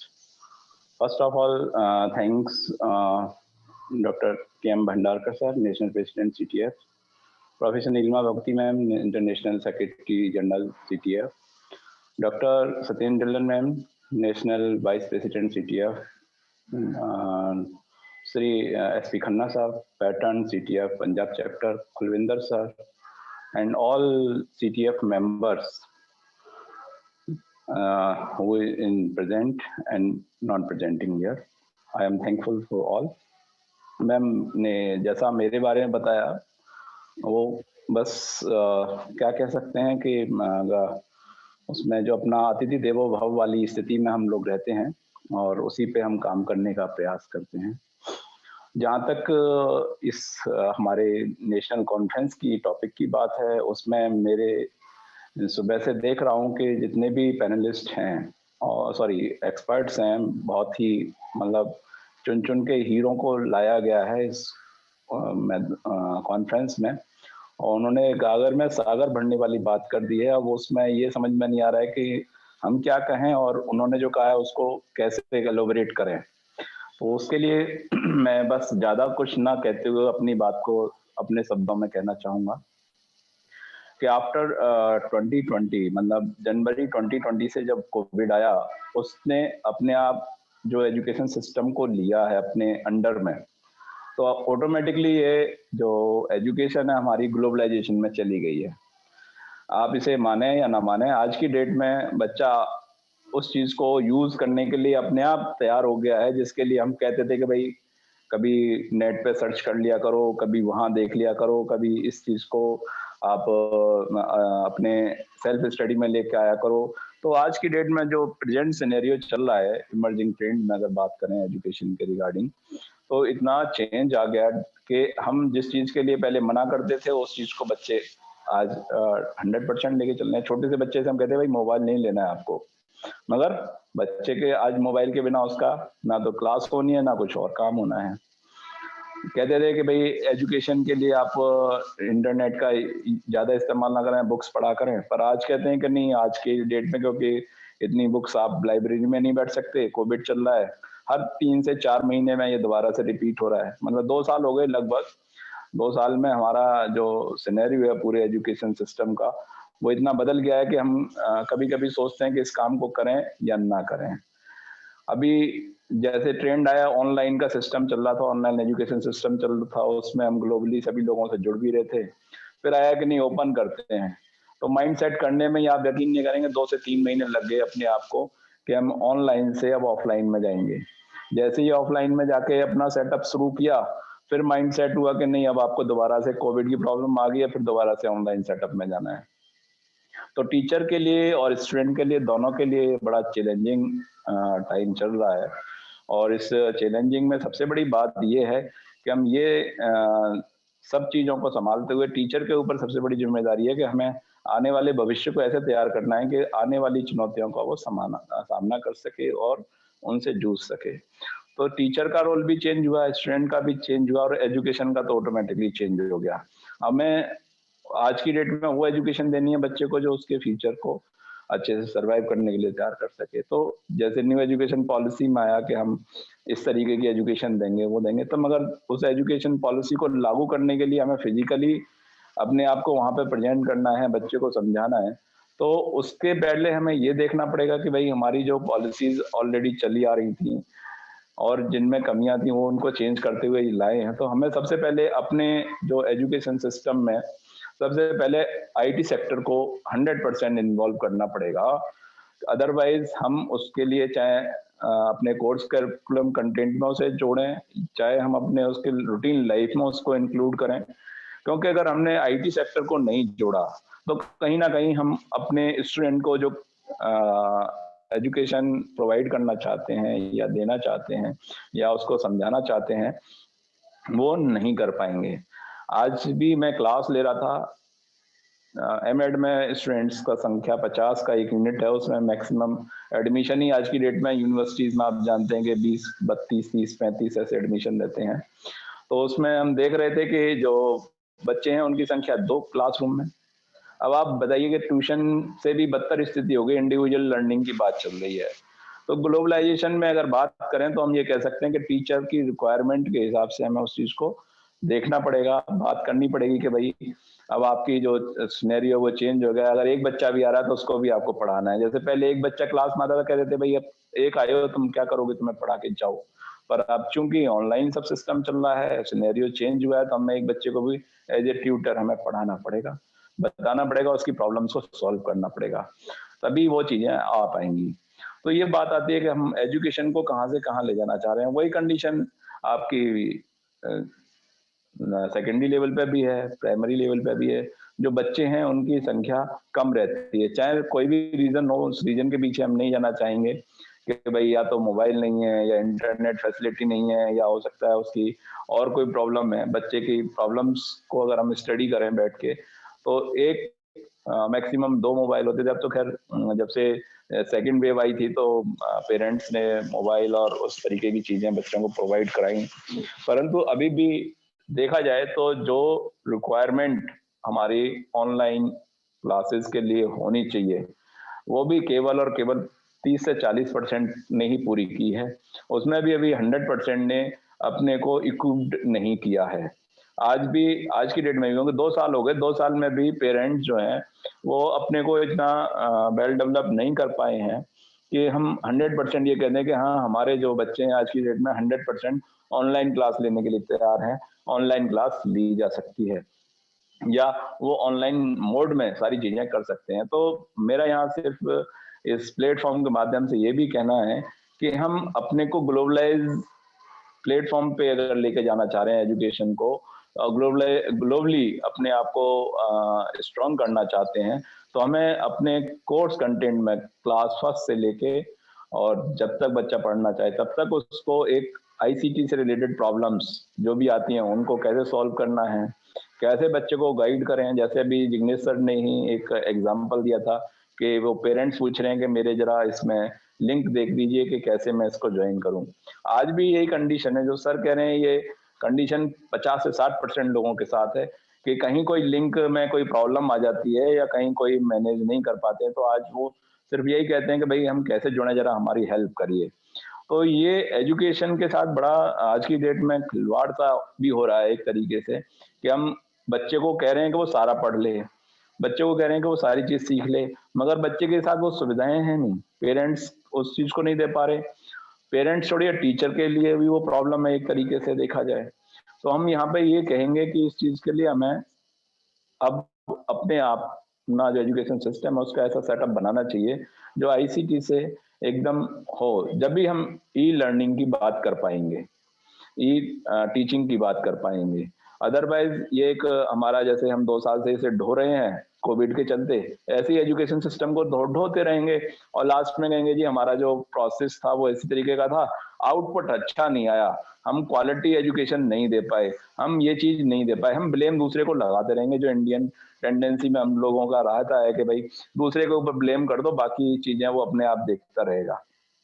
तो ये चीजें मैं कहना चाहता हूँ इस platform के माध्यम से कि अगर कहीं भी कोई रिक्वायरमेंट है तो सबसे पहले हमें अपने को आईसीटी बेस्ड स्ट्रॉन्ग करने की रिक्वायरमेंट है। उसको हम कैसे कर सकते हैं, कहाँ उस चीज को लेके आ सकते हैं, उसमें लाएं। दूसरा, इस मेरी बात चल रही है क्योंकि हो सकता है मुझे नेक्स्ट टाइम इस पे ना मिले मौका, तो मैं एक बात और रखना चाहूंगा सभी, अगर परमिशन हो चेयरपर्सन की, तो मैं कहना चाहूंगा कि हमारे टीचर एजुकेशन में जो एक्सपेरिमेंट हो रहे हैं इनको किसी तरीके से रोकने का प्रयास किया जाए तो ज्यादा अच्छा है। मैं पिछले 2 दशक से देख रहा हूँ कि सबसे ज्यादा जो एक्सपेरिमेंट हो रहा है वो टीचर एजुकेशन पे हो रहा है।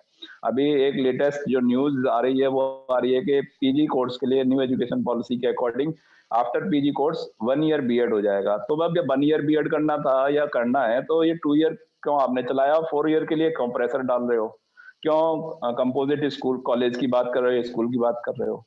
तो ये सारी चीजें सोचने और समझने की जरूरत है। हमें ग्लोबलाइजेशन की तरफ जाना है, आज की डेट के लिए हमें कैसा टीचर तैयार करना है उसकी बात करनी चाहिए।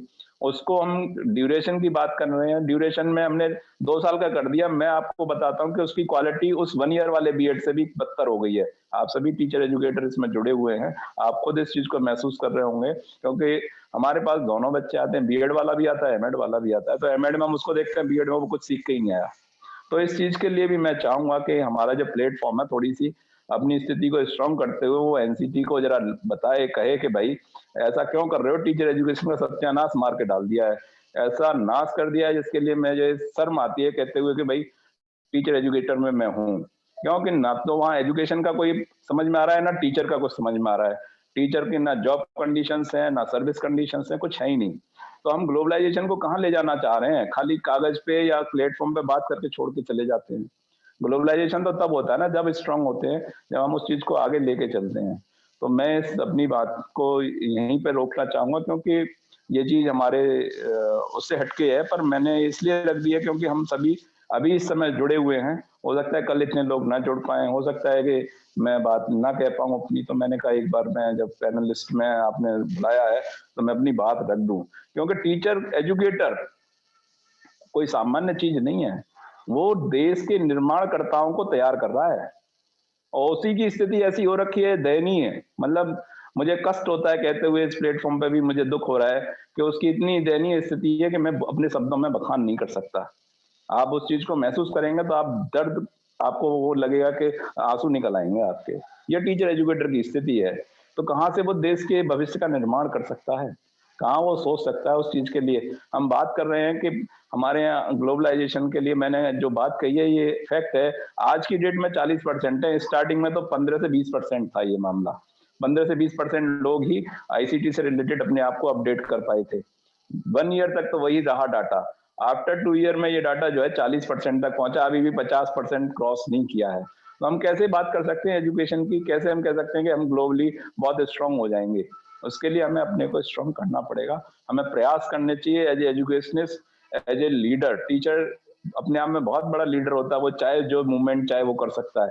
परंतु अगर हम यही सोचते रहें कि वो व्यक्ति करेगा, दूसरा करेगा या ऐसा करेगा, हमें सबको एक प्लेटफॉर्म पे लाके उस चीज को जोड़ के आगे बढ़ाना चाहिए। मैं प्रेसिडेंट साहब से रिक्वेस्ट करूंगा, अगर जुड़े हुए हैं तो हमारी बात को और इस ऑर्गेनाइजेशन के माध्यम से एनसीटी तक जरूर पहुंचाएं कि सर टीचर एजुकेशन के साथ मजाक ना किया जाए, उसको प्रॉपर तरीके से एक फॉर्म में लेके चले, उस व्यवस्था को लेके आए। Thank you so much ma'am. अगर कोई क्वेरी है तो please welcome. Thank you so much, Professor Pachauri, for this very meaningful intervention and very emotional appeal which you have put across the August audience. And I hope organization is all ears and this concern is reaching the concerned corners. I will like to put on hold for a while the queries of the audience. Because we have the third panelist with us, and that is Honorable Professor Deepak Ji. Could I please invite you to express your opinions also on the very vital issue? And I must say that जिसको कहते हैं कि महफिल पूरी तरह से चरम सीमा तक भग चुकी है, तो आइए एक और एक्सपर्ट के माध्यम से let's hear the experts on the issue. Professor Deepak Bhagat ji. Are you able to hear me, Professor Deepak? Am I audible to the audience? Yes, madam, yes, you are audible. Could I please request Professor Deepak ji to please join us and express his expert opinions on the issue? We are all ears to you, Professor Deepak. I believe there must be some technical. I just like to intervene. I think he may be or must be traveling by now. As I was informed, he is on the way to Guwahati from Jorhat. Okay. So maybe in the meantime, I think you can start the question answer session. Thank you, ma'am. Thank you. So my request to the August audience, I will briefly, just in one line or two lines, try to sum up or whatever, though it is very difficult, it is beyond my capacity to sum up the vital concerns which have been expressed by our eminent panelists. You know, Professor Jignesh Patel talked about simultaneously in the same breath with the ICT about art of living also. Of course, a very important component of life, and the dictates and the traits of the Z generation learners, as well as the contemporary trends which are taking on, and the corporatization of the education, not only in India, not only by the Reliance, but by the Mark Zuckerberg company also, and so on and so on. So we are indebted to Professor Patel for making us search the corners of our thought and mind to dwell on these very, very important issues. And moving on to Professor Pachauri, who could deny it that the emotional appeal is always going to be the highest for the humankind, because we are the emotional beings at the end of the day. So yes, a very forceful request by Professor Pachauri, and I'm reminded of a Hindi dictum for that, कि आगे दौड़ पीछे चौड़, ये नहीं होना चाहिए, and हरगिज नहीं होना चाहिए. Professor Pachauri, as maybe an old generation educationist, I fully agree with you.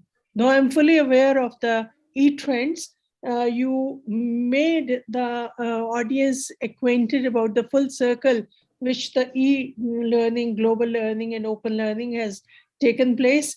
And but at the same time, you have also acquainted us about the challenges which are galore in this very, very competitive world, where yes, it's a very sorry state, because I am also witness to this kind of trend, when even I must say that, because I have the experience of teaching in the Indian universities as well as one of the European university, one of the Western universities also. I must say that the discipline part in the e-learning is very strict, at least in the Canadian university in which I am teaching. But even there, I feel that pinch which Professor Pachauri was sharing, that the presence of the online learners is a big challenge, big time challenge. So how to tackle it? I will like to leave it, the discussion right here. It's all open to the audience. Your questions are eagerly awaited, the August audience. Please, anything for the panelists, please. Okay, can I just put one question to the three speakers? Hello? Sure. There were two experts, ma'am. I am not a speaker. Sorry. I forgot about Deepak, that he is not there. Deepak is not there. Okay. Let me just go to Jignesh. Jignesh showed the different apps. He talked about all that. That's fine. Like, I hope he's here, somewhere present. Anyway. He's there. So now my question is, for the many decades, because I'm also associated with teacher education and school education, higher education for pretty long time, I have seen that we are teaching everything in theory. Everything in theory. I still believe, I visited one college during the pandemic, and they were teaching the different types, what is software, what is hard copy, etc., and the students are writing down. So I'm very sorry that we have to give more stress on hands-on practice. Unless and until we do that, I don't think so. There's no point of talking about, strengthening ICT. It must have a very strong foundation. It must have a strong foundation. Then only I think we can take it up at par with the other countries. To the second speaker, Pachauri, that what is the problem? India is not digitally connected. So here, if you take any northeastern region, you will find, and I have also found in my study, which I did, there are so many, I can tell you the number, so many students, school students who were totally out of education because of the internet connection. Now they are saying more, not about internet, but intranet. They are talking more about intranet. That should be given strengthened, is a strengthened it. So the problem which we are facing in ICT, it is very good. In 21st century, can't do anything without ICT, but the base should be strong enough. And India should be digitally connected. And regarding teacher education, he's very correct. I am already in the teacher education system also. I know it myself. But what is happening, it's in the syllabi, ICT. But again, the same thing is happening. Because these teachers, when they go to the schools, they cannot act in reality. That is the problem, because they don't have idea. They know the theory part, but practically they don't know. This is something, the curriculum, the ICT, whatever we call in the teacher, it has been neglected. We have to take it very seriously, because there is nothing important, I feel, more than the teacher education in the country. More than the teacher education country, I'm repeating, because if we talk about a great India, if we talk about a brilliant India, if we talk about an excellent India, then we have to do and think about the teaching community also. And it is in the teacher education institutes which must be geared up, which must develop the teachers as the best teachers, then only it will be possible. This is also, I really feel, because I love the teaching community, I love the children, but I feel that this is prevailing everywhere. So this is what I have submitted, my experience, my observation regarding the ICT. Thank you so much. Thank you. Thank you so much, ma'am. In fact, your suggestions are always valued. And I will request the comments of my eminent panelists, Professor Patel and Professor Pachauri. Anything on that? Madam. And before we take up the questions from the audience, I have couple of questions. Before that, I would request you to please elaborate on whatever Madam has emphasized. After Jignesh ji, I would like to share my views. Sure, sir. Shall we take first, or can I respond? Please. Yes, sir. Yes, sir. Jignesh, sir. Dr. Jignesh. Please. It is my observation. Please Yes, continue. you can say your views on what I said. Okay, madam. It's nothing, but yes, just you asked me to say something about the practical hands-on experience. Yeah. And that is not being activated. Yeah, so since long, I have observed this, whatever you told, that is very much correct. We can say that students are learning only theoretical part of the technology, but they are not well versed with different skills of using technology. So nowadays it is not an issue, because a few years back, before pandemic, we can say that student haven't has their own device. But nowadays, little bit moving to the technological part, even, yeah, that is correct. Even the rural area, we are not, we are facing some issues regarding the devices as well, even the internet connections, electricity also. So all that issues are there, because as we know very well that India is a very wide country, and we have different parts. Some of parts are very rich, or we can say that some people are living in hilly or remote area where this kind of resources is not available. But since pandemic, anyhow, and even the government as well, when I'm talking about government of Gujarat, means the government Gujarat is providing tablet to the higher secondary, means higher education students when they are entering in first year of BA of any course. Even within only paying 1,000 rupees, they get the tablet. So if they have devices with them, then they definitely they can practice their own, whatever the hands-on experiences are there, they can do. Even now colleges and universities are providing their own video materials are also available. Learning management systems are there, where the already pre-recorded videos are there. Even we have a Swayam platforms. And when we go this kind of platform, we can see that when even in online platform as well, they have a chance, means they are giving some task to the students, because I have joined some course of technology, and they are asking to submit some of the assignment which are based on hands-on experience. So nowadays, when even Honorable Modi sir is also asking for Skill India, so we are focusing on the skills, not only the theoretical part only. So if the students have their skills of different softwares or different technological tools, then only they can use this kind of tools very well. So this is my opinion only, madam, because now we have that's into true. the remote learning, adaptive learning, blended learning, flipped learning. These are the concepts we are constantly advocating. So if means whenever the concept is we are talking about, definitely the students have a hands-on experience on this kind of concepts.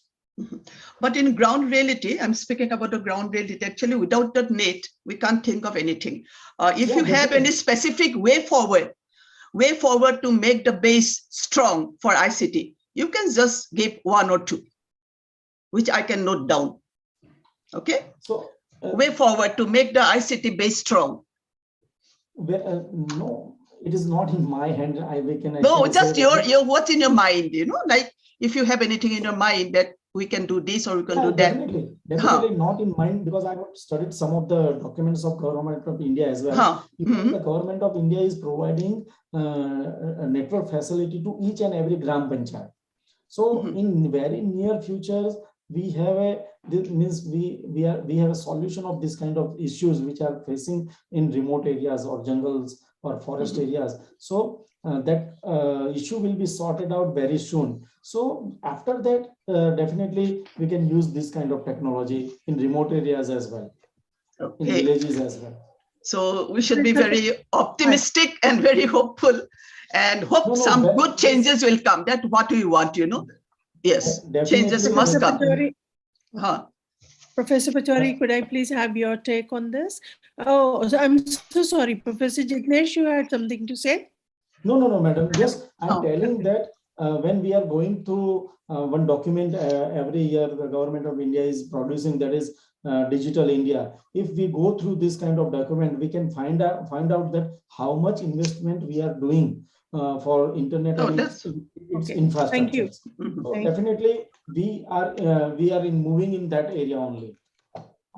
Thank you so much, sir. Professor Pachauri, your take on this? Hi, Professor Pachauri.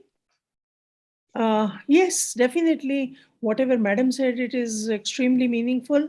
And Professor Patel, the problem, yes, definitely remains that some of the things they are at the policy level, and where, for example, even if I have one concern in my mind, which I will like to share with the audience as well as the experts out there, that yes, undoubtedly the entire world, and these are the trends which are setting in. But I just want to have a sound of caution, not only for my fraternity here in India, but for the fraternity all over the world, that we must be cautious. Tread this path, but very cautiously before it is too late for the mankind, because the kind of biological effects, the kind of environmental effects which this e-connectivity is having all over the world. I know that I do understand that the change is so forceful, the market is so strong that it is just not possible, perhaps in the immediate, it is not visible in the immediate vicinity to reverse the change. But change perhaps we must, because then the survival of the entire race will be at stake. For example, the challenges of artificial intelligence, which I'm sure that had Professor Deepak been here, we could have touched upon that what are the challenges which artificial intelligence is posing to us?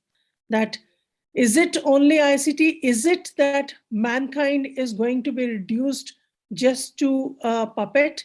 So these are some of the challenges which I feel it's not late even for us in India to start thinking along those lines. And with these words, Professor Jignesh and Professor Pachauri, there's one question from one of the participants. Amita Khosla wants to know that what teacher educators ought to do for being present in the education sector. Just one or two expert tips, please, if we can provide this young enthusiast, that what teacher educators ought to do for being present. That means that roughly what Professor Pachauri was saying, that how should we make our presence felt, which is important. I feel that, yes, we must make our presence felt, but how? Sir, from the horse's mouth. Yeah, ma'am. Yeah. Yes, sure. Please go ahead, both of you, one by one. I have only one word sir. Amita Khosla, madam. Haji.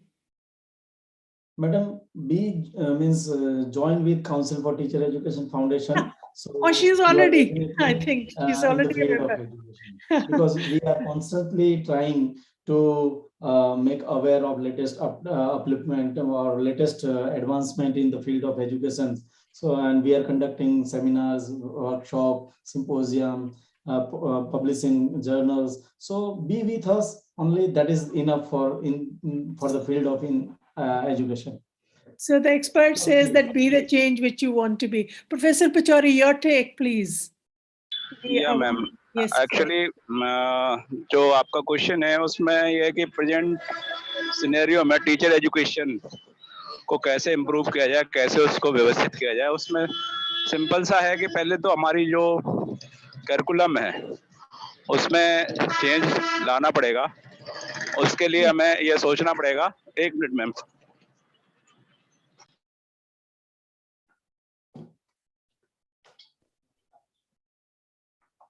ICT, you know.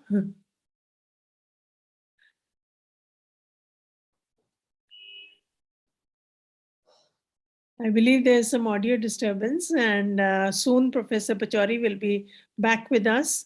I think he has excused himself just for a little while. So we'll have a little more patience for him to come back. I think there was some disturbance in his audio. Yes, Professor Pachauri, we are all ears for you. Yes, yes. Ma'am उसके लिए simple सा है, जैसे अभी जिग्नेश जी ने भी बताया कि वर्कशॉप है, सेमिनार्स हैं, प्रोफेशनल डेवलपमेंट्स के टाइम टू टाइम जो भी अपडेटमेंट हैं ये होने चाहिए। हमारा जो चैप्टर है, मतलब चैप्टर मीन्स हमारे जो ऑर्गेनाइजेशन है CTEF, ये भी अपने प्रोग्राम्स में सबसे पहले यही प्रोफेशनल डेवलपमेंट की बात करता है जी। उसमें टाइम टू टाइम हम लोग भी अपने चैप्टर्स में, और चैप्टर्स भी हैं, एक्टिवली प्रोग्राम्स कराते रहते हैं टीचर्स के लिए। हम जहाँ तक मुझे याद है कोविड के शुरू होते ही हमने स्टार्ट किया सबसे पहले ई कंटेंट कैसे डेवलप किया जाए। उत्तराखंड चैप्टर की तरफ से मैं ने उसको अपनी यूनिवर्सिटी और HNB गढ़वाल यूनिवर्सिटी के साथ जोड़ के, क्योंकि नीड उस समय थी, तो जितने भी ऑर्गेनाइजेशंस हैं या हम कहें चैप्टर्स हैं हमारे CTEF के, वो टाइम टू टाइम ऑलरेडी इस चीज़ को कराते रहते हैं कि जो नीड है उसको पूरा करना है। परंतु एट प्रेजेंट सिनेरियो में हम सबसे पहले तो अपनी जो साइकोलॉजिकल चेंजेस आए हैं कोविड के बाद उनको थोड़ा सा स्टेबल करना होगा, और पेरेंट्स को और स्टूडेंट्स को अवेयर करना होगा to for attending the class. Actually parents का भी रोल है कहीं ना कहीं कि वो भी उनको वो फैसिलिटी प्रोवाइड कराने में पीछे हट रहे हैं कि क्या ज़रूरत है या ऑनलाइन में कोई पढ़ाई होती है। मैंने बहुत सारे पेरेंट्स से भी बात की कि वो खाली एक तरफ कहाँ कुछ हो रहा है, बच्चे कुछ नहीं कर रहे हैं, बच्चे कुछ नहीं सीख रहे हैं, और वही कंडीशन फिर स्टूडेंट के साथ भी आ जाती है, स्टूडेंट भी उस चीज़ के लिए तैयार नहीं होता। तो मैं अपनी तरफ से ये सबमिशन करूँगा कि अगर हम एक अवेयरनेस प्रोग्राम चलाएँ कि ऑनलाइन लर्निंग से भी बहुत सारी चीज़ें हो सकती हैं। ई लर्निंग अपने आप में बहुत अच्छा कंसेप्ट है, बशर्ते कि हम उस चीज़ को सही से यूज़ करें, सही व्यवस्था में उसे लेके चलें। तो मैं बता रहा हूँ कि वो एक जो हमारा ऑर्डिनरी क्लासरूम है उससे भी बेटर हो सकता है, परंतु उसके लिए हमें सभी टीचर एजुकेटर्स को और जो अपने एनुमलाई जो स्टूडेंट्स होते हैं जो हमारे यहाँ सीख के जाते हैं, उनको अगर उनकी सपोर्ट लेते हुए अगर अवेयर सोसाइटी में फैलाएंगे तो निश्चित रूप से ICT का प्रॉपर तरीके से इस्तेमाल हो पाएगा, और जो हम बात अपने समाज में या परिवर्तन लाना चाहते हैं या कहना चाहते हैं वो सफलतापूर्वक आ पाएगी। अदरवाइज हम लोग केवल कागजों पे और पॉलिसीज तक ही रह के चले जाएंगे। और जो मैंने कहा मैम, ये एक्चुअल डाटा है जो मैं बता रहा हूँ, 40% 45% के पास ही है आज की डेट में भी facility.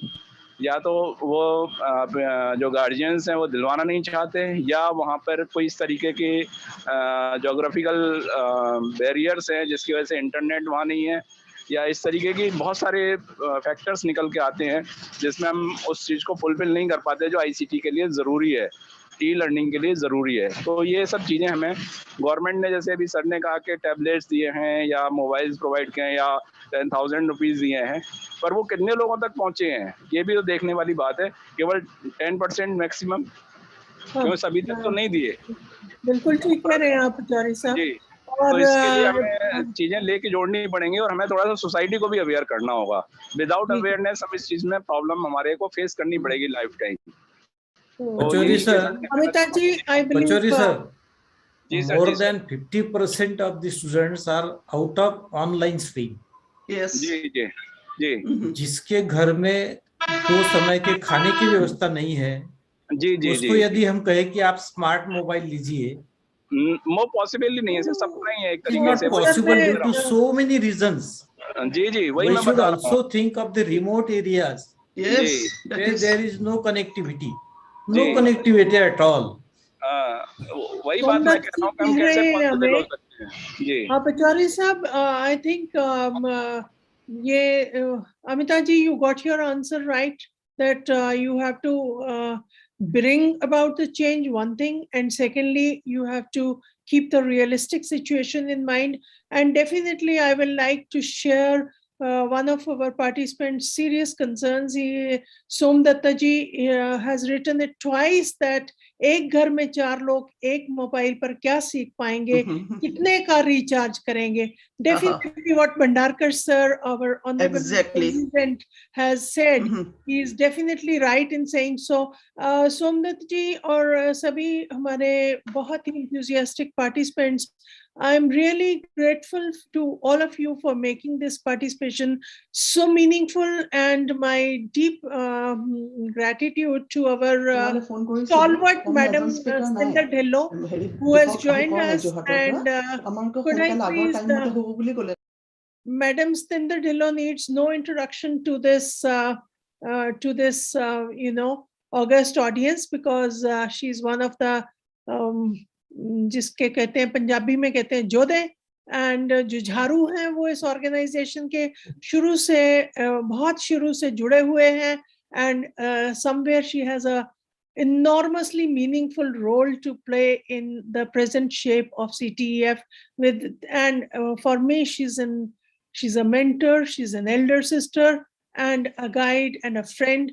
And with these words I welcome you, Madam Satinder Dhillon, जो हमारी ऑर्गेनाइजेशन से कभी भी दूर नहीं होती, चाहे वो आज 7 समुद्र पार बैठी हैं. She is in USA right now, but hats off to you. आप हमारे से कभी भी दूर हो ही नहीं सकती. I welcome you and I request you to please propose the vote of thanks. Thank you. Thank you. Thank you, Jasbir. Nice to hear you. और मैं आप सबको देख के तो पहले खुश हो जाऊं, सबके चेहरे देख के इतने दिनों बाद, और बहुत अच्छा लग रहा है. खुश हो गए मैडम आपको देख के. ठीक है. और ये जो आज हमारी आपको थैंक्स नहीं करना चाहिए हमको, आपका हमको बोल सकते हैं. सॉरी टू डिस्टर्ब, बट ये ठीक नहीं हो रहा है. आप हमारा थैंक करो, ये ठीक नहीं है. इतना ही बोलना चाहिए. वो कह रहे हैं नटशेल, वो कह रहे हैं उल्टे बाज बरेली को हमें आपका शुक्रिया करना चाहिए. हमें आपका शुक्रिया करना चाहिए कि इतना अच्छा प्रोग्राम आपने अरेंज किया. हरियाणा पंजाब दोनों ने मिलके मिस बढ़िया प्रोग्राम किया, तो थैंकफुल टू यू. तो मैडम ऑर्गेनाइज हो रहा है, देखिए आपने. मतलब ये ग्लोबलाइजेशन का सही परफेक्ट यूज किया है मैडम ने, कि कुछ बाहर है और सारा ये इस जो जिस टॉपिक पे हम करवा रहे हैं उसका फायदा ये है. इसका फायदा ये है. मतलब सबसे बड़ा बेनिफिट इस समय मैम ने इस चीज का लिया है कि ऑनलाइन प्रोग्राम कराया है. सबसे पहले तो वो एनुअली होना चाहिए, तो मैम ने अच्छे से उसको कराया. और ये प्रोग्राम कंटिन्यूअस, मतलब इतने लोग जुड़े रहे हैं, रिगरस उसमें एक्सरसाइज, और यूट्यूब पे भी जुड़े हुए हैं लोग. काफी अच्छा रेस्पॉन्स आ रहा है. तो ये मैम के लिए बहुत ही बधाई के पात्र हैं कि मैम ने इतना बढ़िया प्रोग्राम ऑर्गेनाइज करा दिया इतने दूर रह के भी. और president sir, thank you sir, उन्होंने अपना आशीर्वाद बनाए रखते हैं तो काम अच्छा होता रहता है. Thank you. अच्छा, मैं आपको जो ये हमारी कॉन्फ्रेंस यहाँ पे आज मैं सुन रही हूँ सारी, और ये भी जो टॉपिक चूज किया गया था ये बहुत अच्छा टॉपिक है. आज का सबसे इम्पोर्टेंट टॉपिक ये 35th जो नेशनल कॉन्फ्रेंस है. मैं सबसे पहले यहाँ पर और कुछ बोलने से पहले अपने फाउंडर प्रेसिडेंट गुलाब चौरसिया जी की, जो हमारे गुरु हैं टीचर एजुकेशन में, उनको नमन करती हूँ, उनको प्रणाम याद करती हूँ, उनसे आशीर्वाद मांगती हूँ. और उसके साथ ही हमारे भीष्म पितामह हमारे डॉक्टर विद साहब, जो उसके बाद प्रेसिडेंट रहे, और मुझे उन्हीं का आशीर्वाद है ये सारा. उनके आशीर्वाद से ही हम लोग आगे बढ़ रहे हैं और बढ़ते रहेंगे. तो सबसे पहले मेरा उन दोनों महान पुरुषों के श्री चरणों में नमन करती हूँ. और उसके बाद मैं ये जो कॉन्फ्रेंस के बारे में थोड़ा सा वेबिनार बताना चाहती हूँ कि ये 10-12 दिन में सारा कुछ अरेंज किया गया है, जिसके लिए मैं हमारी बहुत ज्यादा जो हमारे डायनेमिक लीडर्स हैं, उसके खुशविंदर हैं हमारे president Punjab and Chandigarh chapter के, और डॉक्टर परगट हैं सेक्रेटरी. और सबसे बढ़ के बात है हमारी वो जो जनरल सेक्रेटरी है नीलमा जी, इन्होंने सबने और प्रेसिडेंट साहब ने मिलके, हमारा तो जो ये प्रोग्राम था वो मार्च का था कि हम मार्च में करेंगे, क्योंकि वो दोनों की सेहत खराब हो गई थी, हमारी प्रिंसिपल की भी सेहत खराब हो गई थी. लेकिन क्योंकि हमारी जो 36 कॉन्फ्रेंस होनी है वो फरवरी में हो रही है, ये होनी जरूरी थी. और मुझे फिक्र इसलिए नहीं था कि ये कैसे होगी, क्योंकि ये देव समाज कॉलेज ऑफ एजुकेशन एक ऐसी जगह है जिसमें अगर हम शाम को भी कोई काम बताए तो अगले दिन हो जाता है. इसका मुझे विश्वास था.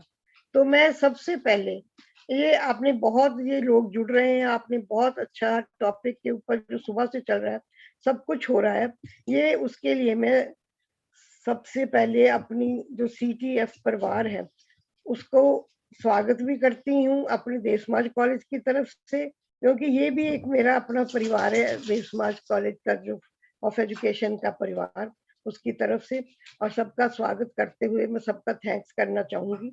और मैं इस थैंक्स में सबसे पहले अपनी एग्जीक्यूटिव मेंबर जो है प्रेसिडेंट भंडारकर साहब और हमारी नीलिमा मैडम जो इंटरनेशनल जनरल सेक्रेटरी, और भंडारकर सर भी इंटरनेशनल प्रेसिडेंट है, ये इन्होंने और एग्जीक्यूटिव ने हमारी ने जो नेशनल बॉडी की है, जब हमारे नॉर्थ रीजन को दिया तो हमने सबसे पहले मेरे दिमाग में जो आई बात कि मैं देव समाज कॉलेज से बात करूंगी, तो मैं पहले अपनी बॉडी का धन्यवाद करती हूँ कि उन्होंने नॉर्थ जोन को दिया, और नॉर्थ जोन के बाद में अपने देव समाज कॉलेज ऑफ एजुकेशन के हमारे जो चेयरमैन साहब हैं, उनका जिनकी रहनुमाई में सब कुछ होता है, उनको धन्यवाद करना चाहूंगी कि उन्होंने हमें परमिशन दी। और उसके साथ हमारी dynamic principal doctor Anees Dhillon ji का, जो दिन रात इस कॉलेज को बहुत ऊपर ऊंचाइयों तक ले जा रहे हैं और दिन ब दिन प्रोग्रेस होती जा रही है, उसको मैं धन्यवाद करती हूँ। और उसके साथ मेरा सबसे जो ज्यादा मैं सोच रही हूँ कि जैसे मेरी बात हुई थी, प्रगट से बोला भी नहीं जा रहा था उस दिन, उसकी इतनी तबीयत खराब थी, प्रगट की, अपनी खुशविंदर की और हमारे अग्नीज मैडम की, लेकिन सारा काम जो था, ये जो हमारे टीचर्स हैं यहाँ पर, ये ऐसे सिपाही हैं, इनको कोई भी काम सौंप दिया जाए तो जो ये अपने यहाँ पे इन्होंने डॉक्टर रिचा है, चरणजीत है, अपनी रोहित है, और सब ने डॉक्टर नीरू मलिक है, इन सब लोगों ने मिलकर इसको सारा कामयाब किया। और इस कामयाबी का ये है कि सारे आप लोग कितने दूर दूर से भी जुड़े हैं, बच्चे जुड़े हैं, जो डेलीगेट्स जुड़ रहे हैं, उन सब का भी मैं बहुत बहुत शुक्रिया करूंगी। और ये अभी सेशन जो चल रहा था, वो जो मेरी छोटी सिस्टर है जसबीर, उसको देख के मैंने एकदम मेरे कभी एक नई एनर्जी आ गई। उसके बाद मैंने ये यंग बच्चे अपने जिग्नेश देख लिया, सुरेश देख लिया, और हमारी चरणजीत मैडम, और जो अभी अपने बोल के गए अपने अब दीपक साहब, सबको। और ये इतना अच्छा गर्म गर्म सेशन था, अच्छा भी था, और प्रैक्टिकल बातें कही गई हैं यहाँ पे।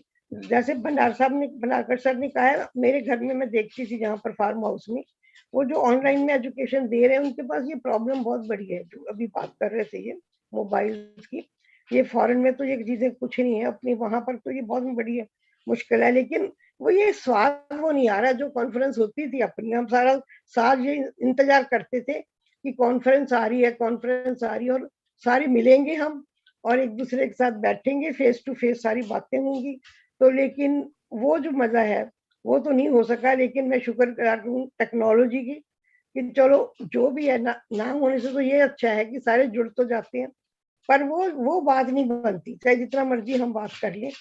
तो मैं जो हमारे यहाँ पर जितने भी रिसोर्स पर्सन आए हैं, उन सब की बहुत शुक्रगुजार हूँ कि उन्होंने अपना अपना टाइम निकालकर सारे सेशंस को बहुत अच्छी तरह से बनाया है।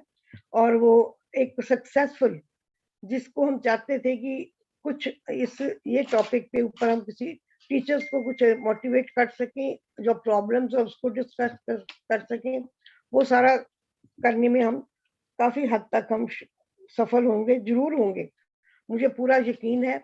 और मैं इसमें बहुत, आपको पता है सबको, मैं पॉजिटिव बहुत हूँ, और ये पॉजिटिविटी है हमारी CTF परिवार की भी पॉजिटिविटी है कि हम चाहे जैसी मर्जी प्रॉब्लम्स आए, हम इस काम को छोड़ते नहीं, हम उस काम में लग जाते हैं। तो मैं अपने सारे CT परिवार की तरफ कुछ बहुत बहुत शुक्रिया अदा करना चाहती हूँ।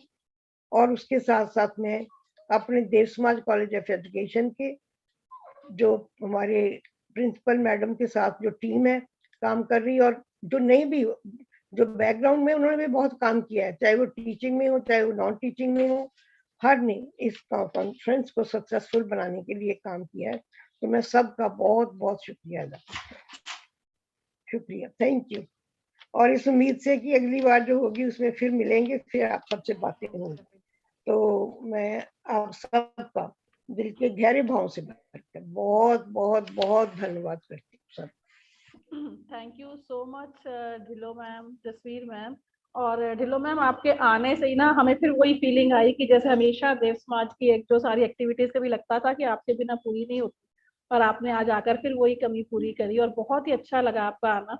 और अपने इतने सुंदर शब्दों से, इतने सुंदर तरीके से जैसे आप बात करते हैं, तो सारी एक कॉन्फ्रेंस को जैसे कहते हैं ना, जो बस छोटी सी थोड़ी बहुत कमी अगर बची थी वो सारी आपने पूरी कर दी। और आज का दिन बहुत ही सुंदर, एक सुंदर आगाज के साथ शुरू हुआ था, प्रेयर के साथ, ऋचा मैम के शब्दों के साथ, और इतना इंटेलेक्चुअल इसमें आज चैलेंजिंग, और इतनी नई आइडियाज और इतनी सारी बातें सुनने और समझने के लिए मिली हैं कि मुझे लगता है हमें कई आने वाले कई दिनों तक हम इन सब चीजों के ऊपर विचार कर सकते हैं। और बहुत ही सब इतने महान स्टैलवॉर्ड्स इंटेलेक्चुअल्स जो हैं, उन सबके दर्शन करने का, उन सबको सुनने का, और ये जो सब आने वाली जनरेशन के लिए जो इंस्पिरेशन आप सबने दी है, ये आने वाले टाइमों तक याद रखी जाएगी। हम सब आए हुए रिसोर्स पर्संस का, मेहमानों का, प्रिंसिपल्स का, जितने भी डेलीगेट्स ने ज्वाइन किया, सबका तहे दिल से, पूरे कॉलेज की तरफ से, CTEF की तरफ से, दिल के गहरे भावों से बहुत ही शुक्रगुजार हैं।